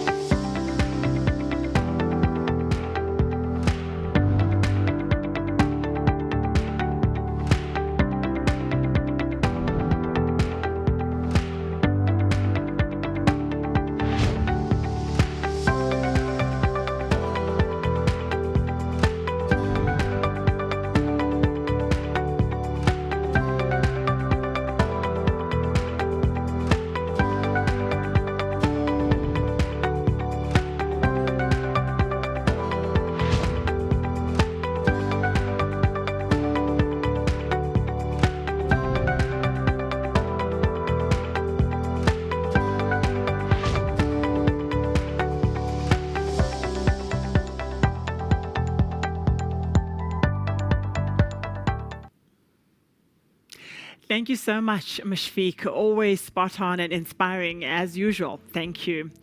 Now we begin our fourth and last panel discussion for Africa Tech Week, and I'm sure that you will agree it's probably one of the most important panels to have.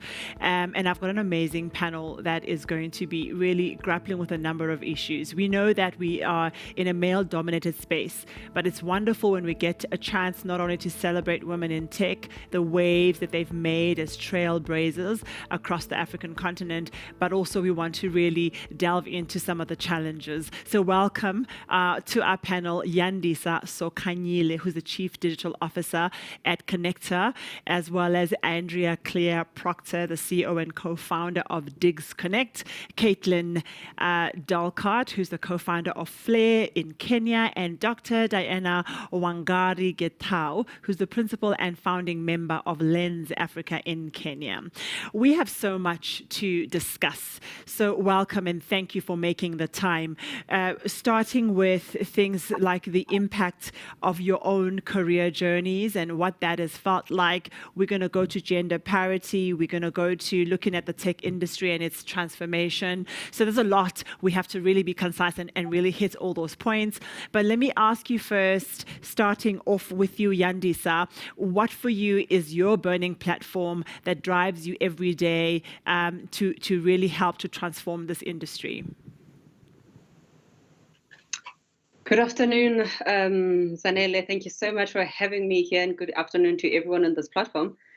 It's really great that we're having this conversation, and it's an all-women panel. I'm very excited about that. It's about time. You really have this moment where you have an all-female panel in the tech industry. So well done on that one. Well, for me, the burning passion and regarding the gender issue in the tech industry is one of the critical things that we battle with actually as women in the industry, is just bringing more women in, and just not women. And if you look at women in marginalized communities, rural areas and townships, the gap is even wider there. So my passion and every platform that I use is to actually advocate for those women, especially the ones in the marginalized communities, to actually be brought forward, because there's less information about the tech industry. It's still very seen as a male-dominated industry, and women, especially in those areas, are not even considering it. So my platforms that I actually use is to bring them in. I also do a 4IR feature in Vanek, where I unpack 4IR in Xhosa and in the most simplest terms, so that we can have the rural communities and also not make language a barrier for people to partake in the fourth industrial revolution. So that is just my burning passion, and I use every platform to actually bring, especially the radio. That's the platform that I really use to actually encourage more people to come on board, especially marginalized communities. Talent is immense there. People are taking the smallest things that they have and making something. And I'm thinking, if they've got access to internet, they've got access to knowledge and opportunities, imagine what they can do. Because you find the rural communities actually are surviving on the smallest thing, and they are inventing for survival. You know, if you don't have something, they put things together. Now, just a little bit of a platform, a little bit of encouragement and a direction, they can do amazing things. Thank you so much, Yandisa. We'll definitely pick up on some of those going forward. Alexandria, over to you. So, I mean, there's so much that really drives me in the space, but I think the main thing is just that, you know, as we've seen with women in politics over the course of the last 8 months, I mean, 2020 has been crazy, and female leaders have just led so well. So I think there's this idea that's quite pervasive in society that, you know, like giving women leadership, or women getting leadership positions, is sort of like, you know, doing women a favor. But it's not that. Women perform like better, I would say, than men in leadership positions. We need to have, in my opinion, every industry, you know, every company run by women. If you look at, you know, the countries right now that are run by women, it's New Zealand, if it's Scandinavian countries, Singapore, Germany, they did fantastically. You know, the results just show that. And so for young girls who are going to get into tech and then looking at, you know, leadership in companies, leadership in tech, and if they're just seeing men, I think it can be quite disparaging when you can't kind of recognize yourself in those positions. So really, really saying that, you know, women leading these industries, like, just perform phenomenally. So not just for the sake of, you know, for the women themselves, but for like your entire society, your entire community, your entire country and the world. Honestly, women lead better. So for the sake of progress in humanity, I mean, that's what gets me so excited, is that it's not just a thing of saying, oh, let's play catch up. It's let's be phenomenal. And I think having women in those roles makes us phenomenal. I love it. Thank you, Alexandria. I think it's about really allowing women to be in those leadership positions so other women feel that they can also be part of the game and part of, you know, the future as well. So it's really an interesting thought. I'm going to come back to you with some tough questions on that. Let's move on to Caitlin. Clayton, what is your burning platform? Thank you so much for having me. And I couldn't agree with the other panelists more. I think for me, you know, early on in my career, it was very much about putting your head down and just executing, performing, working. And I think as I've transitioned, you know, into a founder and into a leader, it is exactly that, is opening doors for others and realizing that while the company needs to succeed, and we will make sure that it succeeds in Kenya and beyond, it is also making sure that you're lifting women up behind you as well and creating an example. I think that's the hardest thing for myself, is that when we raise money from investment funds or when we look for board members, it's oftentimes not, you know, a female that is the candidate that's out in front. So also being that example for other women, I think, is incredibly important to show that it can work, does work, and we are phenomenal. So the lack of transformation has reasons. Obviously, women are not being allowed to participate equally or effectively. We are going to talk about some of those barriers, because what I think is important is for us to recognize that even though, as you said, it's important to arrive and to be there, but there are reasons why we're not getting there, and there are reasons why we're not staying in those leadership positions. So talk really needs to be broken down into where's the problem? Where is the actual problem? And the problem could exist in the most interesting places. So let's not go there yet. Over to you, Dr. Diana Wangari.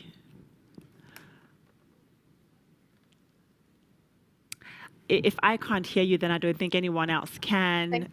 There you go. Yes. Excellent. I agree with the members of the panel as well that I think some of the challenges that we experience as women in tech goes beyond just creating seats at the table. It's also support in terms of capital. So in terms of my platform is, how am I able to support female entrepreneurs to access this capital? Because I think entrepreneurship has become more of a generational calling, especially with the population boom that you're experiencing in sub-Saharan Africa. And so then in that case, with this brilliant talent that Yandisa spoke to, that they get to a platform whereby, yes, they're pitching for their ideas, but on the other end, who's actually pitching for them? Who's helping them access that capital? And I think at some point it becomes that it is a boys' club, not just from an entrepreneur perspective, but from an investor perspective. And if we have voices on both sides of the table, both sides of the discussion, I think that gives a better fighting chance, right? And so it's really providing support on both the buy and sell side of the discussion as well. What's so important is, I love your statement, is that it's everybody's battle to actually get this right. It's not just the battle of women to actually get this right. So how are we going to, and I hope that we obviously have men and women listening to this panel, we really have to give people and arm them with great knowledge that they can use, one, for the reasons to allow and enable transformation, and how to play their part. I think we're so caught up in our worlds, what we're trying to achieve for ourselves, that not everybody really wants to get on this bandwagon of let's bring more women into the industry. I think people are more caught up on for their own growth and development. So let's really give people some nice nuggets. Caitlin, I'm going to come back to you. What do you think is one of the main reasons why women are not allowed to participate effectively and equally? And what can be done about it? What is the mindset we have to request people to have in order to make a difference here? That's such a good question and such a hard one. I mean, I think it is actively being on your toes and not just letting things kind of brush over your shoulders as well, in the sense that you're not trying to create a fight every single time something comes up that is not, in the support of women. But as an example, if you're in an investor meeting and someone says something to you that's not correct, or, is biased, through gender, is actually calling it out and just being like, hey, that's not a fair comment to say. And I think that I personally am getting better at that, because I think you're so nervous to call something out on that. But I think really until we actually are more assertive, and that's not all of it, I think that's part of it, is just making sure that we represent ourselves and also do demand kind of that equality and fairness in those conversations, 100%. I think on the kind of more of a corporate or venture side, it is making sure that there is full diversity and representation. Until there is a diverse set of decision makers, there will not be diverse portfolios. And so I think it's on them to have, at first there are rules of equity. Equity does not equal equality, but making sure that there is at least a woman in the decision-making seat, that there are, different backgrounds, different races, that it is fully diverse as it relates to decision making, 100%. And that needs to be just a policy across the board. Otherwise, we can't all as entrepreneurs be incredibly brazen and so sort of have so many decisions and things to think about every single day. But I do think those are two very kind of quick things that could be done. I love it. First one is be aware of bias. And being aware of bias is not just when you're listening to other people having bias, but you could be the one that actually has to be aware of your own bias when you are listening to women presenting, their business cases or their ideas. And the other one is have women in the decision-making panel. Diversity is not going to take place if women are not there to actually enable and help other women to get on top there. I can see that you're thinking, Alexandria, what's on your mind? That triggered so many thoughts. I mean, I've been going through this journey myself of what it takes to be a strong woman. Because, we kind of all sort of word out, and I would definitely consider myself quite a radical feminist, actually. But what is it to be a strong woman? And, for most, my mother is like a strong woman. She's a feminist. And so you inherit these ideas around what is a strong woman. And for most of my life, I felt that to be strong as a woman meant you had to emulate masculinity in how you spoke, in how you made decisions, and even in how I dressed. It's like you have to dress quite, in a certain way. And what I've been able to realize the last few months, that is completely backwards. You to be a strong woman is to be like, find your power in the root of your femininity and to let that come out. So that's been so interesting, talking about those unconscious biases, because I think that's so true. I think that, you're sitting in front of a VC board and you're pitching. What's interesting is that I think men will recognize qualities in men. They'll be like, oh, that's a strong quality. That's an investable quality. And then women will have different qualities that have made them fantastic leaders, as we've seen in, female leaders in countries right now who are doing so well. But men wouldn't necessarily recognize that, strong qualities in a woman. And so I think that's why we need to have, women in this position, so they can recognize those qualities and be like, actually, it's not about doing anyone a favor, giving them a leg up. It's about meritocracy. It's about the results. It's about showing this actually is, like when I started saying it, shows that it actually adds to the bottom line at the end of the day. What are you trying to achieve as a company? It's obviously it's growth, it's traction, it's revenue, and how a feminine approach actually shows that there's returns on that. I mean, I was reading the other day, which is so interesting, that because you kind of only are aware of your perspective, you kind of overlook things that can be quite obvious. For example, like the childcare industry is somewhat overlooked by the VC community. It's a massive industry and there's so much money to be made and there's so much disruption we could have there. But I feel like because men are traditionally out of childcare, they're kind of looking over this.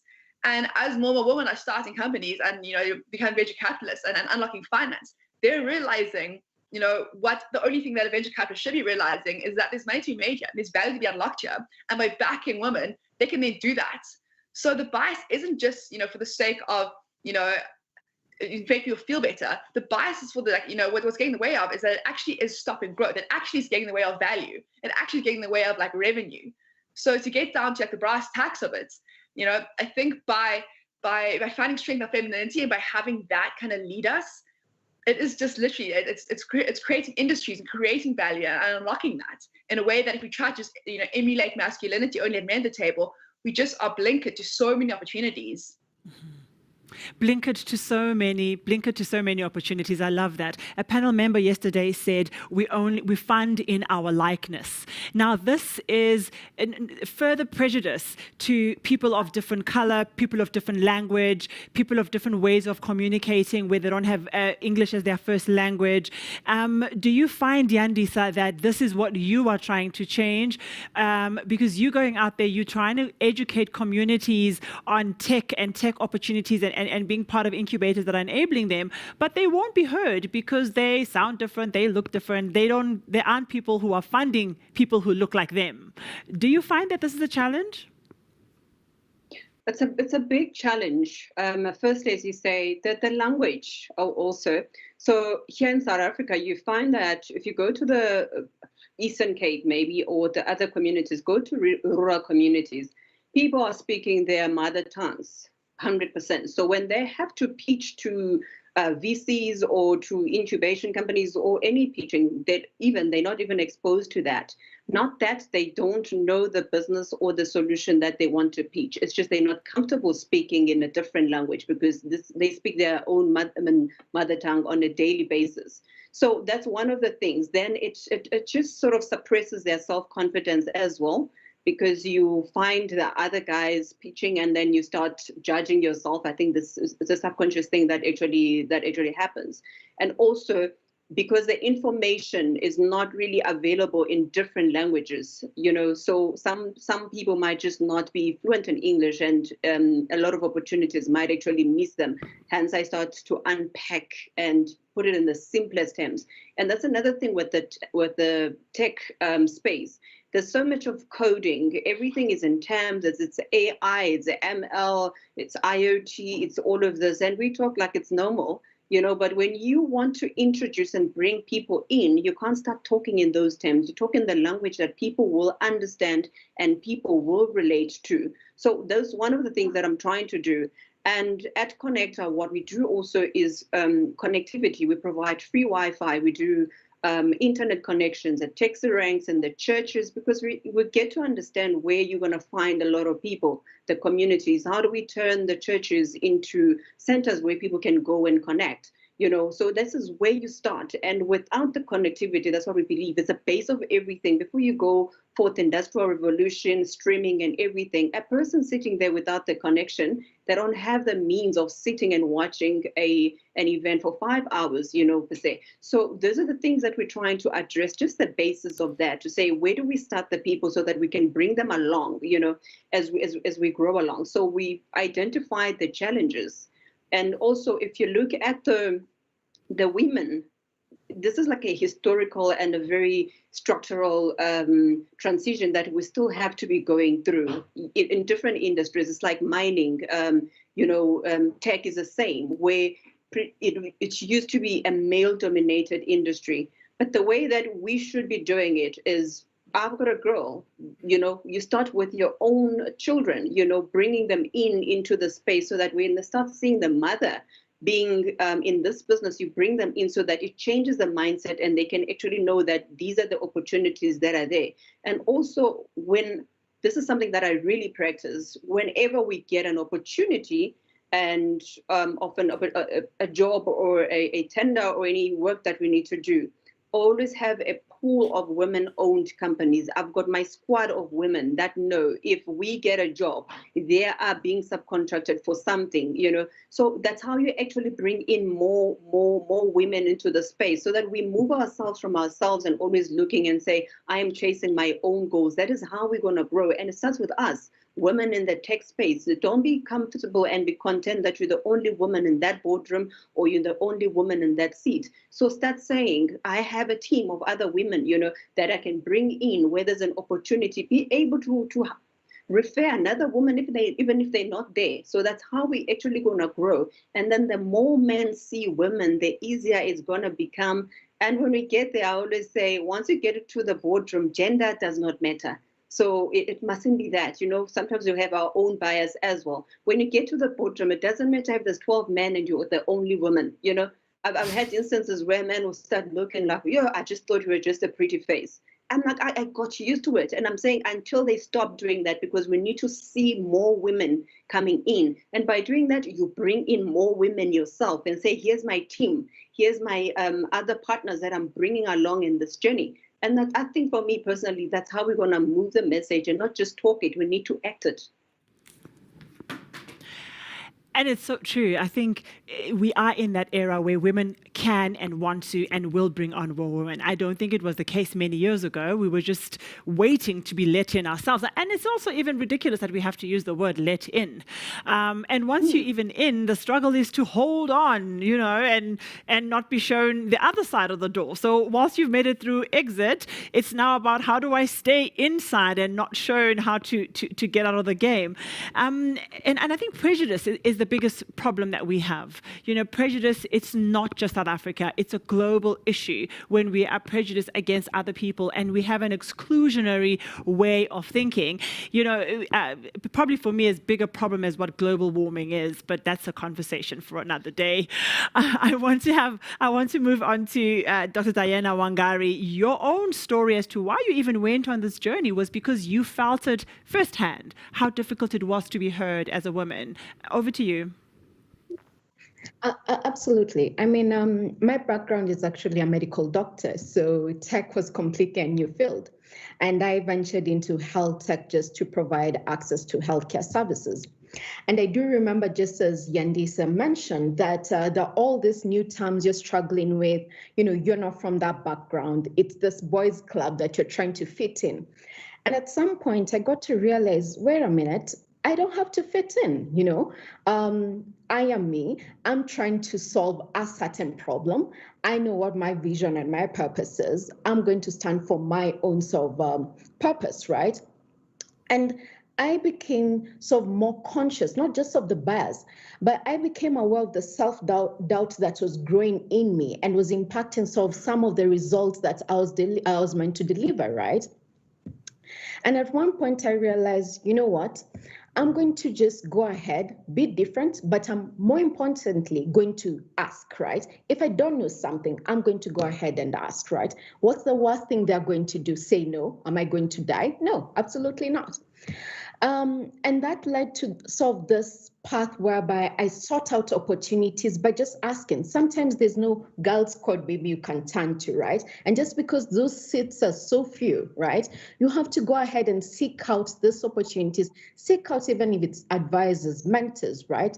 And through that, I found, raising sort of fundraising for my business became just that more critical, because I was able to reach out and say, okay, I'm struggling with this, right? And it's been through that journey that I've said, okay, fine, I've been successful to this point. I'm going to go back to the community and say, you know what? The same struggles I had, I'm here. Ask me whatever question it is. And that has sort of become my mission, right? Go ahead, ask me what you want to ask, right? And if more people were willing to embrace that, you don't have to be perfect. You don't have to have all the answers. The opportunities do not sort of present themselves on a silver platter, right? You have to seek them out. I think it's that important to just ask. Yeah. And to have that open mind and not go in necessarily with, with the issues on your shoulders. Go in and say, I'm here, I've arrived, ask me what is it that you need me to do, but this is what I'm here and this is what I'm about. Caitlin, how are you keeping yourself resiliently in the fight all the time? Because I can definitely confess there are times where I wish I could, just not be in the fight, but I don't have the option. Let me just wait and see. Is that... We've got a theme song. We always got to have a theme song. Somebody's got a theme song in the background. Just let me know how we can switch that off. Maybe it's just me. But Caitlin, maybe let's move through to you and all of us can mute.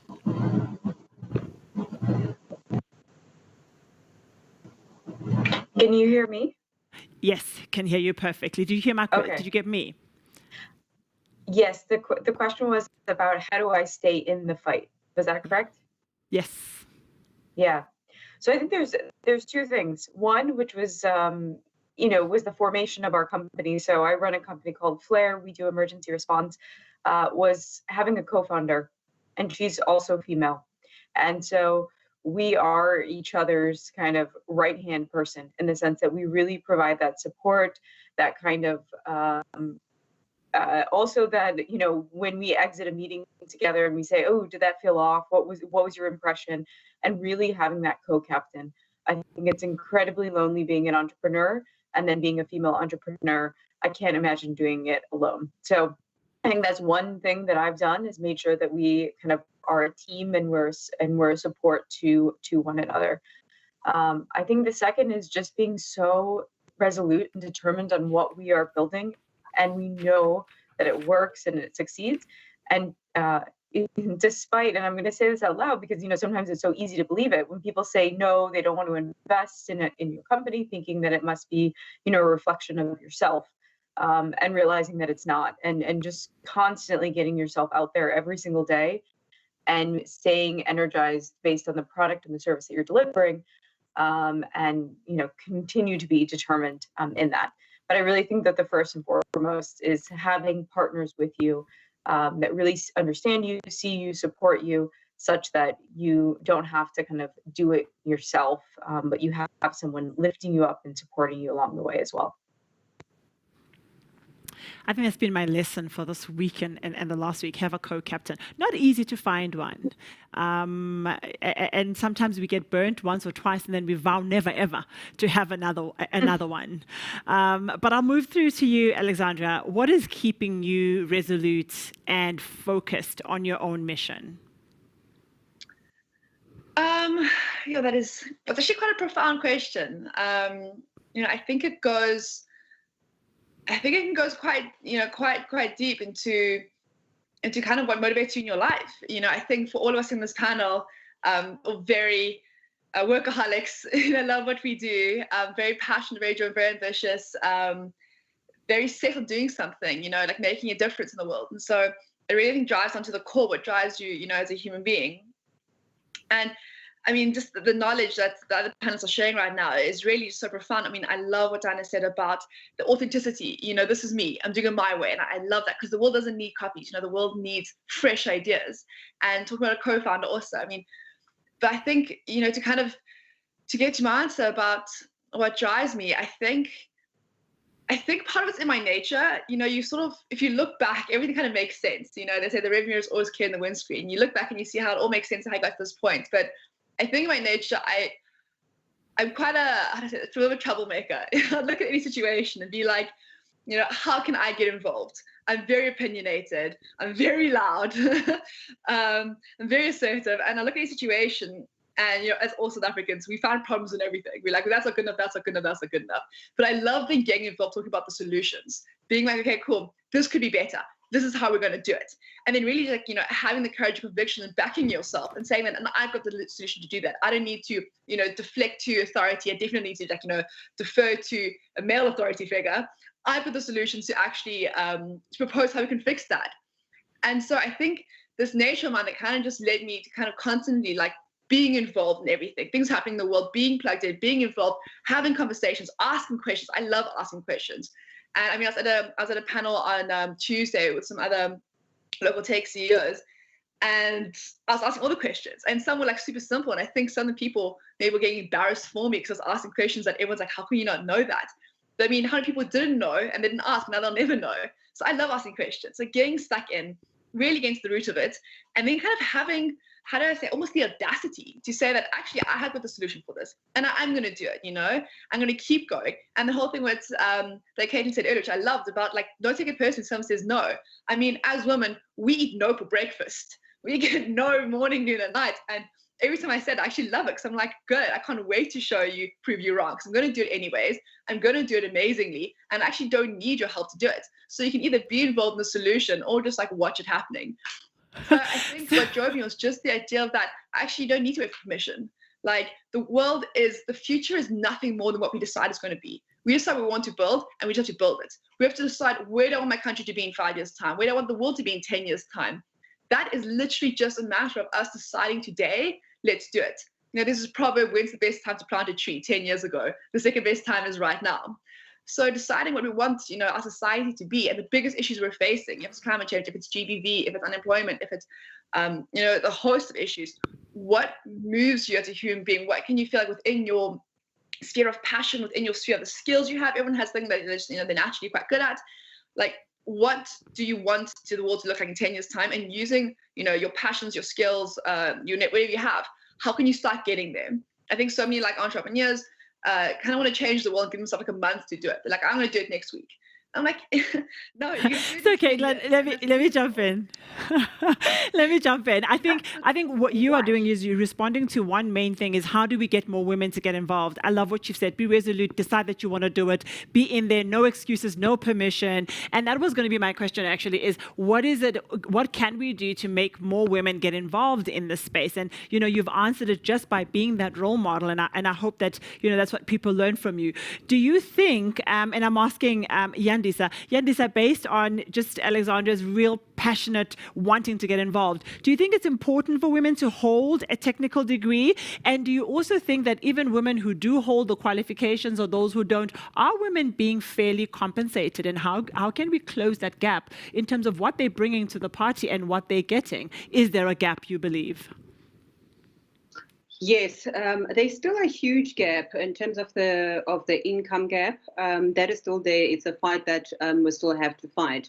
But in terms of qualifications, what I like about tech is that it offers an opportunity for you to do any other course. And if you find out you can do just online courses and you specialize in any sector or any division, and you become a specialist in that, and it doesn't really necessarily need you to have a degree. And I always say, when we employ people, we're not necessarily looking for degrees. You rather have a person with the technical skills or coding language or an OEM certification that you're going to require for that specific field. So it has changed things that the landscape now, you no longer have to actually have a university degree for you to be recognizable. Your experience also is very important. So you rather have a person with practical experience also as well. And the good thing about the opportunity it presents in the startup economy or the business economy is that at least people now can actually come together. This is where it enables collaboration, where people with the ideas, people with the accounting skills can actually come together to form a startup where you bring the different skill set and start working together so that the industry can grow as well. So some people are not even technical. And when I started, though I did information systems, but I spent most of my time in marketing and communications. That's the skill that I bring in. And then I have technical partners and a technical team, which is tech, who do not talk consumer behavior or go to market strategy. That is my part. They bring in that part. So we've got that collaboration. So I think, it needs everyone. It's an opportunity for everyone. You can from different industries, but you meet with a technical person and you do that collaboration. And you can be able to actually form a startup, and the opportunity is there for startups, for SMMEs to come in. And with the education system, I've always said, God, we need to change the education system. I've never been happy now because I can go to work, come back at night, and still do my courses, short courses online. That's a huge opportunity, and that is what is really required right now. And I think technology is a game changer, and the more people that we actually bring in to embrace it and start using the tools and giving them an opportunity, this is where we're going to see greatest innovations coming. And I always say also the greatest inventions of our time will probably come from rural communities also. So without the rural community, because that is an opportunity I see, because from me, I come up from a rural community, and I always look at myself and say, there's more me sitting there who are looking for an opportunity. I look at God's grace to say I've been able to be afforded the opportunities that I currently have. I'm able to sit in those seats that I'm able to sit in. But there's more of people there that are looking for that opportunity, and that can contribute so much towards innovation, that can contribute so much, So that's why my passion and my vision and my mission is to ensure that I bring a lot of other women or people in the rural communities, give them the opportunities so that they can also partake in the space. I loved it. Thank you so much, Yandisa. And I'm going to ask you, Dr. Diana Wangai, to close off for us. And I think for me, what's really key is, and to close off as a statement and anything else you want to say is, do you think that women's ability to get funding and the kind of funding that they get is because of the biases that women are actually, having to deal with? Is being a woman impacting what you get and how much you get? That's a better way to put it. Tough one. Absolutely. And it's literally personal experience, right? That you go out there, and I believe most of the panelists would agree with us that the fact that, again, there aren't too many people seated at the table who have that experience or who are able to look at sort of the business practices from a certain lens and a gender lens at that, and there's no diversity at that table, really does impact the kind of funding that most businesses receive, right? And I think That all speaks to sort of the societal change that we're trying to bring about with such discussions, right? Because at the end of the day, if we don't have more women speaking out, if we don't have more stories out there, more voices, right, telling our narratives, saying this is what we're experiencing on the ground, right? I went and pitched, and this is the feedback I got, right? If we're not able to call out the biases we're seeing, right? Then how do we make a difference, right? So does it impact? Absolutely. And what is the solution? It's us putting ourselves out there and saying, you know what, this is what we're experiencing, and it has to change, and it has to change now. And we're not asking you for that permission. We're going to take it, right? And if not, it's not even about getting a seat at the table, right? If we have to, we'll have to create our own table if need be, right? So at the end of the day, I think if more voices, if more people are saying, you know what, are speaking out, this is what I've experienced, I think that just calls for more a collective voice and just that greater an impact. Well, we've said what we can say. We probably have not said it all, but, you know, take it or leave it, right? This is it. Start somewhere and help us, please, to change the world by removing prejudice and exclusionary thinking to create this better world. I want to say thank you so much to all of you, Yandisa, Alexandra, Caitlin, and Dr. Diana Wangari. Your comments and your contributions were unbelievable. We'll be back in a minute.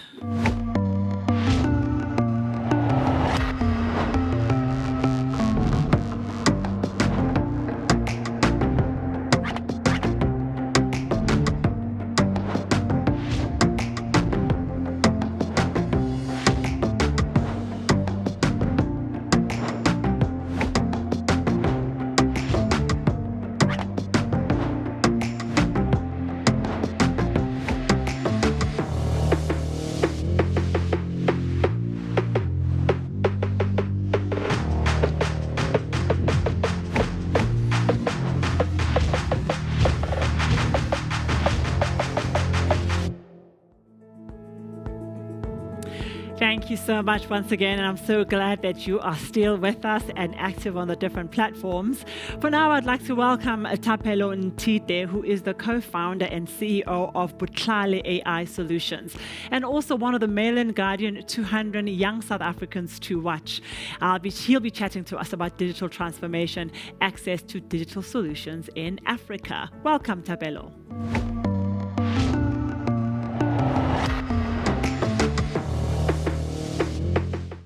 I'm Thapelo Ntite, co-founder and CEO of Botlhale AI. Botlhale is a Cape Town-based tech startup that provides natural language processing tools for both text and speech in African languages. My talk today will be on digital transformation in Africa, going into 2021 and beyond. I think one of the key lessons many of us have taken from the COVID-19 pandemic is the importance of digital transformation and digitization in general. Now, this is not just within organizations, but also how people throughout the continent and the world access services through digital channels. There's no doubt that the COVID-19 pandemic has accelerated the move for organizations to digitize and to go online. However, it has also exposed the huge digital divide on the continent, as millions of people still lack access to reliable internet connection, and as a result cannot access many digital services. Now, the idea of digitizing the continent is exciting, but we have a number of hurdles that we need to get over. Firstly, digital transformation is a collective effort, and many innovators are informed not only by the problem that people are facing on the ground, but also by what regulations and policies allow. We need regulations and policies that support digital transformation. So take open banking, for example. Many innovators have struggled for a long time to get solutions off the ground. It was only until recently that South African banks have started embracing open banking. Rather than partnering up with fintechs, banks are now opening their APIs to share data with third-party service providers with the consent of the consumer, of course. And the open banking policy tool, it gives us a good idea of the important role that policies and regulations have in driving innovation and inclusion in specific sectors. Secondly, we need to overcome the lack of digital infrastructure. Now, the smartphone penetration in South Africa is increasing, and in 2019, it went above 90%, as recorded, as stated by ICASA. Although this number is great, we are still home to some of the most expensive data costs in the world, and connectivity is still a big issue across the country. The issue of infrastructure is important. The International Telecommunications Union has reported that a 10% increase in broadband penetration can lead to a 1.9% increase in GDP in developing countries. Thirdly, digital innovations and organizations need to stop operating in silos. We need organizations to see their digital knowledge as public good and not always as a competitive advantage. And now, I can imagine a lot of you are shaking by now, but what I mean by this is that we need to adopt an African open source development mindset to allow responsible innovation. Innovators should be able to have some flexibility in building solutions on top of other existing solutions without necessarily impacting each other's core competencies or operations. The fourth hurdle, which I think we need to overcome and actually spend a lot of time on, is building solutions that are relevant for the continent. This is something that I'm particularly passionate about, and it has led to us starting Botlhale. So we saw the growth spurt in conversational AI across the world and even in Africa. But one of the biggest issues was that all of these conversational bots were only offered in English and other major global languages. Now, this means that people who speak other languages will lose out on the potential that conversational AI has in improving their lives, especially in Africa. Now, there's no doubt that emerging technologies such as AI and IoT are and will continue to affect every industry in the world. We're already seeing the impact that AI has, from sports to transport, health, to even the way electricity is being generated and distributed. A few months ago, I saw a system that was trained to generate business ideas. This is really exciting. But this all sounds great, and there are a lot of benefits to these systems. However, there's a lack of diversity and representation within the global AI space. The major contenders and contributors in the space are mostly based outside of Africa. Now, this lack of representation introduces biases and discriminations into systems, which ultimately exclude people from interacting with these systems. This discrimination has the potential to set us back as a society. For example, there was a video that went viral a couple of months ago, which showed a system that improved the quality of pictures. But when it was given a picture of Barack Obama, it improved the quality, but the face, Barack Obama, ended up looking like a white man. The system that I mentioned that generates business ideas will not generate ideas that solve African problems, as African problems were not included in the training data set. It is important for us as African innovators to critically think about the role we play in ensuring that we are represented in the development of AI systems and other emerging technologies. It is also important for us to own the data we generate through our systems and the systems that we use on a daily basis. AI and other emerging technologies are busy changing the world, and we need to make sure that Africa is not left behind.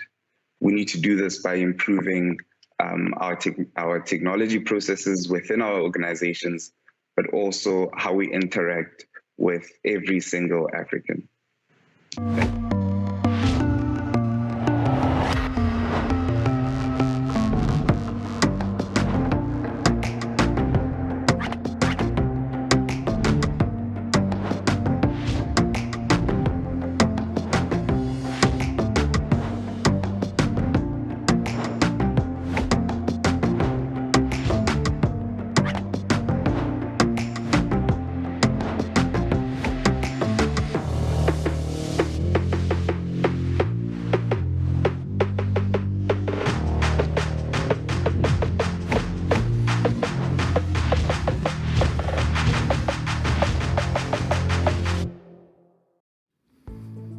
The day is moving so fast, but I want to say thank you so much to you, Thapelo, for that wonderful talk. We have one more. It's our last one, and it's a leading tech innovation platform provider. Join me in welcoming on stage Debbie Walsh, Head of Global Partnerships and Customer Success, and Michael Lee, who's the founder of Innotivity Institute. Over to you guys.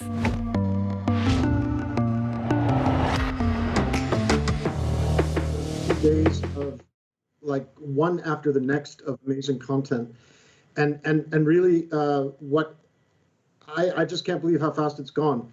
I'm living in Johannesburg. I am the founder of Innotivity Institute, and I'm a global partner, global advisor of an amazing company called Innovation Minds, which has provided a really great platform to this conference. And Debbie here is sitting, believe it or not, 10 hours behind us. What time is it there, Debbie? Oh, goodness. I'd have to check the clock. Let's see. It's about a little bit before 4:30 a.m. And you've been in the conference the whole day.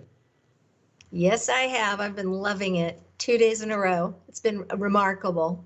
2 nights in a row, I guess, really. So, Debbie, tell us about why and how Innovation Minds is involved with this conference, and why people who are just about to finish the second day of this should pay attention to what's about to happen. Sure, I'd love to. Thank you, Michael. So, Topco has been working with Innovation Minds to really enhance the experience for the delegates with each successive conference. And so one thing, especially because this is about technology and it's about innovation, they worked with us, Innovation Minds, to create a real-time ideation experience. And so thank you, first of all, for all of those who have registered to use Innovation Minds, and please continue to do so, and we'll tell you why in a moment.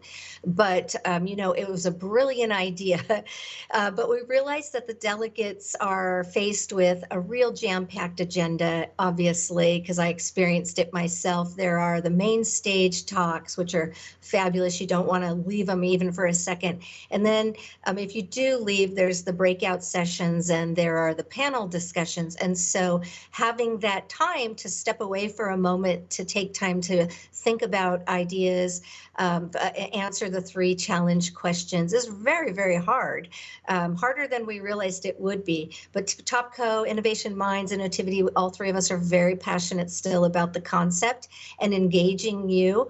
We are crowdsourcing your ideas. We are doing the exact thing that we're passionate about and why our company exists. And so because of that, we still want to socially engage with one another, because we do have some brilliant challenge questions out there, and your ideas would be wonderful. And I think, Michael, you're going to talk a little bit about kind of how we can continue to do it and really make up over the next 7 days to tap into this audience for the powerful ideators and innovators that they are. Yeah, exactly. I mean, look, you guys all thought the conference was over now, but there's a bonus, and you get more conference without, for the same price. And here's how it works. So first of all, for me, the word innotivity, just so you know where innotivity comes from, it's based on the idea that creativity and innovation are actually one process. They're not separated, and there's not really a word people use for that process. So we at Innotivity Institute use the word innotivity. Why that's important and why working with Innovation Minds is so important to us is that you need to come up with interesting, unusual, great ideas in order to implement them. Right? You can't just implement stuff without having the ideas, and there's no point having the ideas if they couldn't be implemented. So what we are doing now, the platform that you have been hearing about for the last 2 days, and that you will get the link to again in case you've missed it, is a very small portion of Innovation Minds' overall platform. But this platform is specially built just for this conference, and it's going to allow you to choose between 3 different ways that you can come up with ideas to solve things that Topco wanted to ask you for your ideas about. One is simply, ways to make the concept of an online conference more immersive. So if you have ideas about that. Right? Second one was what kind of technology are you using right now? In what ways would you like to improve that? And the third is about digital transformation and what challenges you face and what solutions you might find. So those are the three challenges that Topco has issued to you as the clients here at the conference. And the great thing is you can come up with terrible ideas, great ideas, ideas that you don't know if they're good or bad. And the platform is going to allow you to put those ideas up and let other people also contribute to them, work together on those ideas, and basically give Topco a lot of feedback on what you'd like to see happen in the future in all of the events that are happening next year. There's also another part of the platform where you can also do a bit of a, just survey answer, basically how did you like the conference and what suggestions you might have generally. So the reason why would you want to do that? Why would you want to continue to do that? Well, I think there's two reasons, Debbie, that I can think of. The first is just about like people who are here who are innovators, right? If you're an innovator, you want to get your ideas out there. You want people to talk about your ideas. So maybe Topco will take up one of your ideas and you will be responsible for that innovation. But there's a second good reason, which is this, that Topco and Innovation Minds and the Innovativity Institute have all come up with pretty cool prizes for those who do the best job in the next 7 days. And just to kick it off, before we even say what the prizes are, we are going to award the first prize of that sequence right now. And that prize is going to the person who has so far jumped on the opportunity and done the most engagement. But before we announce who that is, because of course the most important thing right now is suspense, we're going to pause and Debbie's going to tell you what the categories are to go forward into the next week until the end of this opportunity. What are the categories that we're ranking people on so that you know what you're trying to do? Debbie? Yes, thank you, Michael. So the categories are engagement. That means putting in ideas and getting the greatest engagement score. The second category is around commenting, because the platform is really intended to take advantage of a dispersed workforce, especially right now where everybody's remote, and so that you are able to comment and dialogue with one another. And so that's where it's very, very important, because then we get, of course, small seeds turning into great big trees. Small ideas, once they are discussed, become effective innovations, new products, and problem solutions. So that's what we want you to experience so that we can take away from those conversations. So that's another category we'll be looking at in terms of your engagement and commenting on other ideas. And then we'll be looking at a leaderboard. So a leaderboard, and these are all things we can come and we can show you what this means if you want to come by our booth later, and we'll share a little bit about the platform, give you a demo. We can show you how those things would relate to why it's of value. And then I think, Michael, you were adding one additional that had to do with the surveys. Yeah, there's, the survey tool is also there, and I think Topco would really appreciate some feedback as to what people thought of this conference and maybe ways to make it better. So we will also be giving a prize or two for the most interesting survey comments. So as I understand it, Debbie, there's four things then: the survey itself, but the main three are the engagement score, which you'll see when you go on the platform. Secondly, engaging on different ways like commenting and so forth. And then the third way would be the leaderboard, which you'll also see when you go onto the platform. Yes. So without further ado, because we're almost out of time already, 10 minutes goes by so fast, I want to let everybody know that immediately following this, we will be in the Innovation Minds booth. So if you want some tips or instructions, or you're not sure how to make the platform work, we will be there for a while, and you can come and talk to us, and we'll show you. So please do that. It's still early in the day, so there is a little time left before, and you probably don't have to, you don't have to rush home from the event because you're probably already home.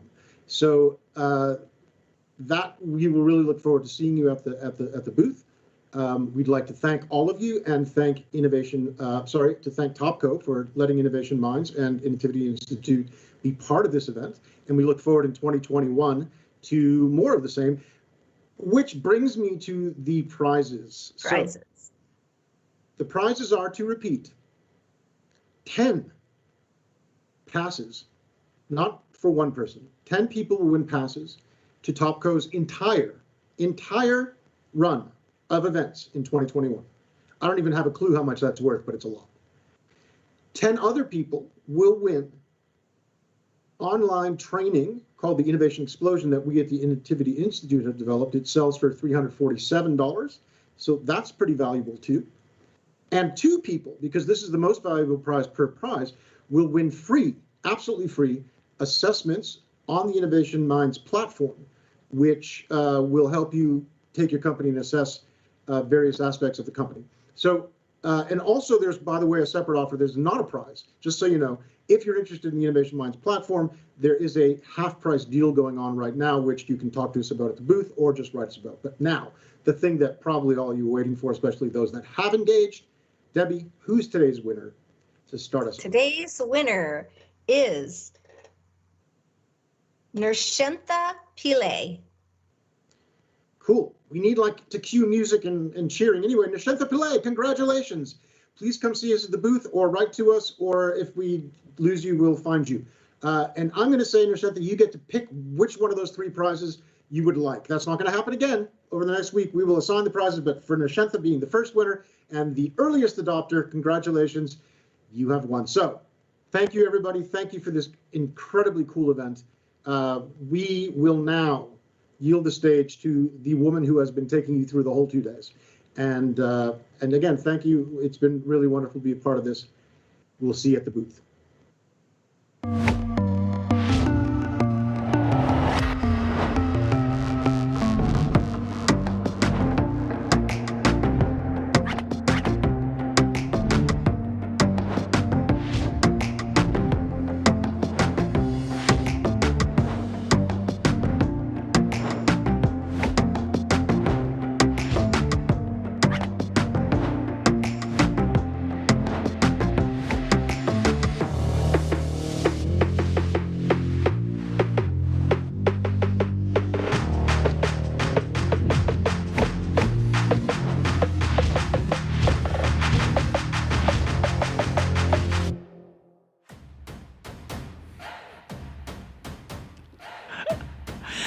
I can actually still hear them having a great time in the background. That's Topco and the Innovation Minds team. They've had quite a great time listening to your input and to your ideas, and really appreciate it. It's been 2 days, and it's all about collaboration. It's all about providing input to other people's work, and then of course it's about really testing and pushing your own creativity. So they're standing by in the booth, and they're really waiting for more ideas and more thoughts. And I hope that next year's Topco event will obviously be shaped by what your needs are. It's been an incredible session. I just want to say thank you so much for joining us today and yesterday. I hope that you've caught and really gained as much as possible. Stay with us. There's more to be done on this Africa Tech Week Summit. Quickly to show you how this works, you in the address you've been given in the menu bar, click on that and you will go straight to the Africa Tech Week Innovation Minds platform. If you have not yet signed up, you simply click on sign up here and it will take you to a screen where you can sign up using your email address and a password. When you do that, it will send you an email to your email address for you to confirm. Go back to the login page. If you have already done that, you then log in using the email address and password that you used, and you will go straight to this screen, which is a beautiful, very reduced version of the Innovation Minds portal, which is created specially for Africa Tech Week. Here you will be able to do a delegate survey of day 1 and day 2 and simply give feedback to what you like the best about these days. But more importantly, you want to go to Innovate with Africa Tech Week. Here you can see that once you click, you have 3 challenges to choose from. The first, Digital Transformation Challenge, which is offering you an opportunity to talk about what part of digital transformation you're struggling with and what ideas you can come up to solve it. There's a Digital Success Needs. What is the needs you have for you to adapt to long-term and sustainable digital success? And finally, how could you create a better, more immersive experience for Topco events, such as this one? If you click on any of those, you'll go to a screen that allows you to select that you have an idea. You go into that screen and follow the prompts. List the problem you're trying to solve, list the idea you have to solve it, put what you call your idea, and finally say whether your idea is connected to one of the presentations. After you submit this idea over here, you will then be given some other opportunities to actually collaborate with other people in your team, or possibly even to look for new team members who are on the platform. If you go to this ideas here, you'll see a couple of ideas that have already been submitted, and you can then go into these ideas and comment on them. Now, what really matters in the end, so quickly to show you how this works, you put in the address you've been given in the menu bar. You'll see that once you put your ideas in, comment on other people's ideas and so forth, you will end up with an engagement score. And that engagement score is what is going to win you the prize. So my engagement score at this point is 35. It's based on that I've submitted 2 ideas, got 10 points for each of them. I received some comments on my ideas. I have not received likes or votes yet, but could have. And we'll also get engagement score for participating in other people's ideas. And every time I log in, I even get some points. So really, the more you use the platform, the more ideas you come up with, the more you comment on other people's ideas, the more points you will get, and the more likely you will be to win a prize, which is at this point includes a free pass to every TopCo event in 2021, as well as a prize that I'm giving away. This is my Innovation Explosion online training that is valued at $347. So that's only 2 of the possible prizes. There are some others that are being organized. The main thing here is that you want to get on here and play with this and realize that this is just a tiny portion of what the Innovation Minds platform can do. But we're working with Africa Tech Week to help Africa Tech Week get new ideas and understand also you and your needs and what you are looking for in the future. So please get on the platform, experiment with it, play with it. If you need any input or help, we can give you that. So really just get in there and enjoy and innovate.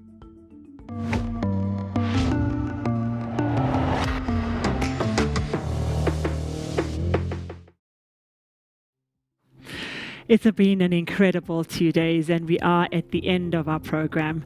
I'm Zanele Morrison. I've been your moderator. I've had an absolutely fantastic time. I hope that you've enjoyed yours as well. I look forward to seeing you in 2021. And thank you to TopCo for an incredible event, and also all our sponsors that made it possible. This is it. Enjoy the rest of your day. Fantastic weekend. Stay safe for the rest of the year.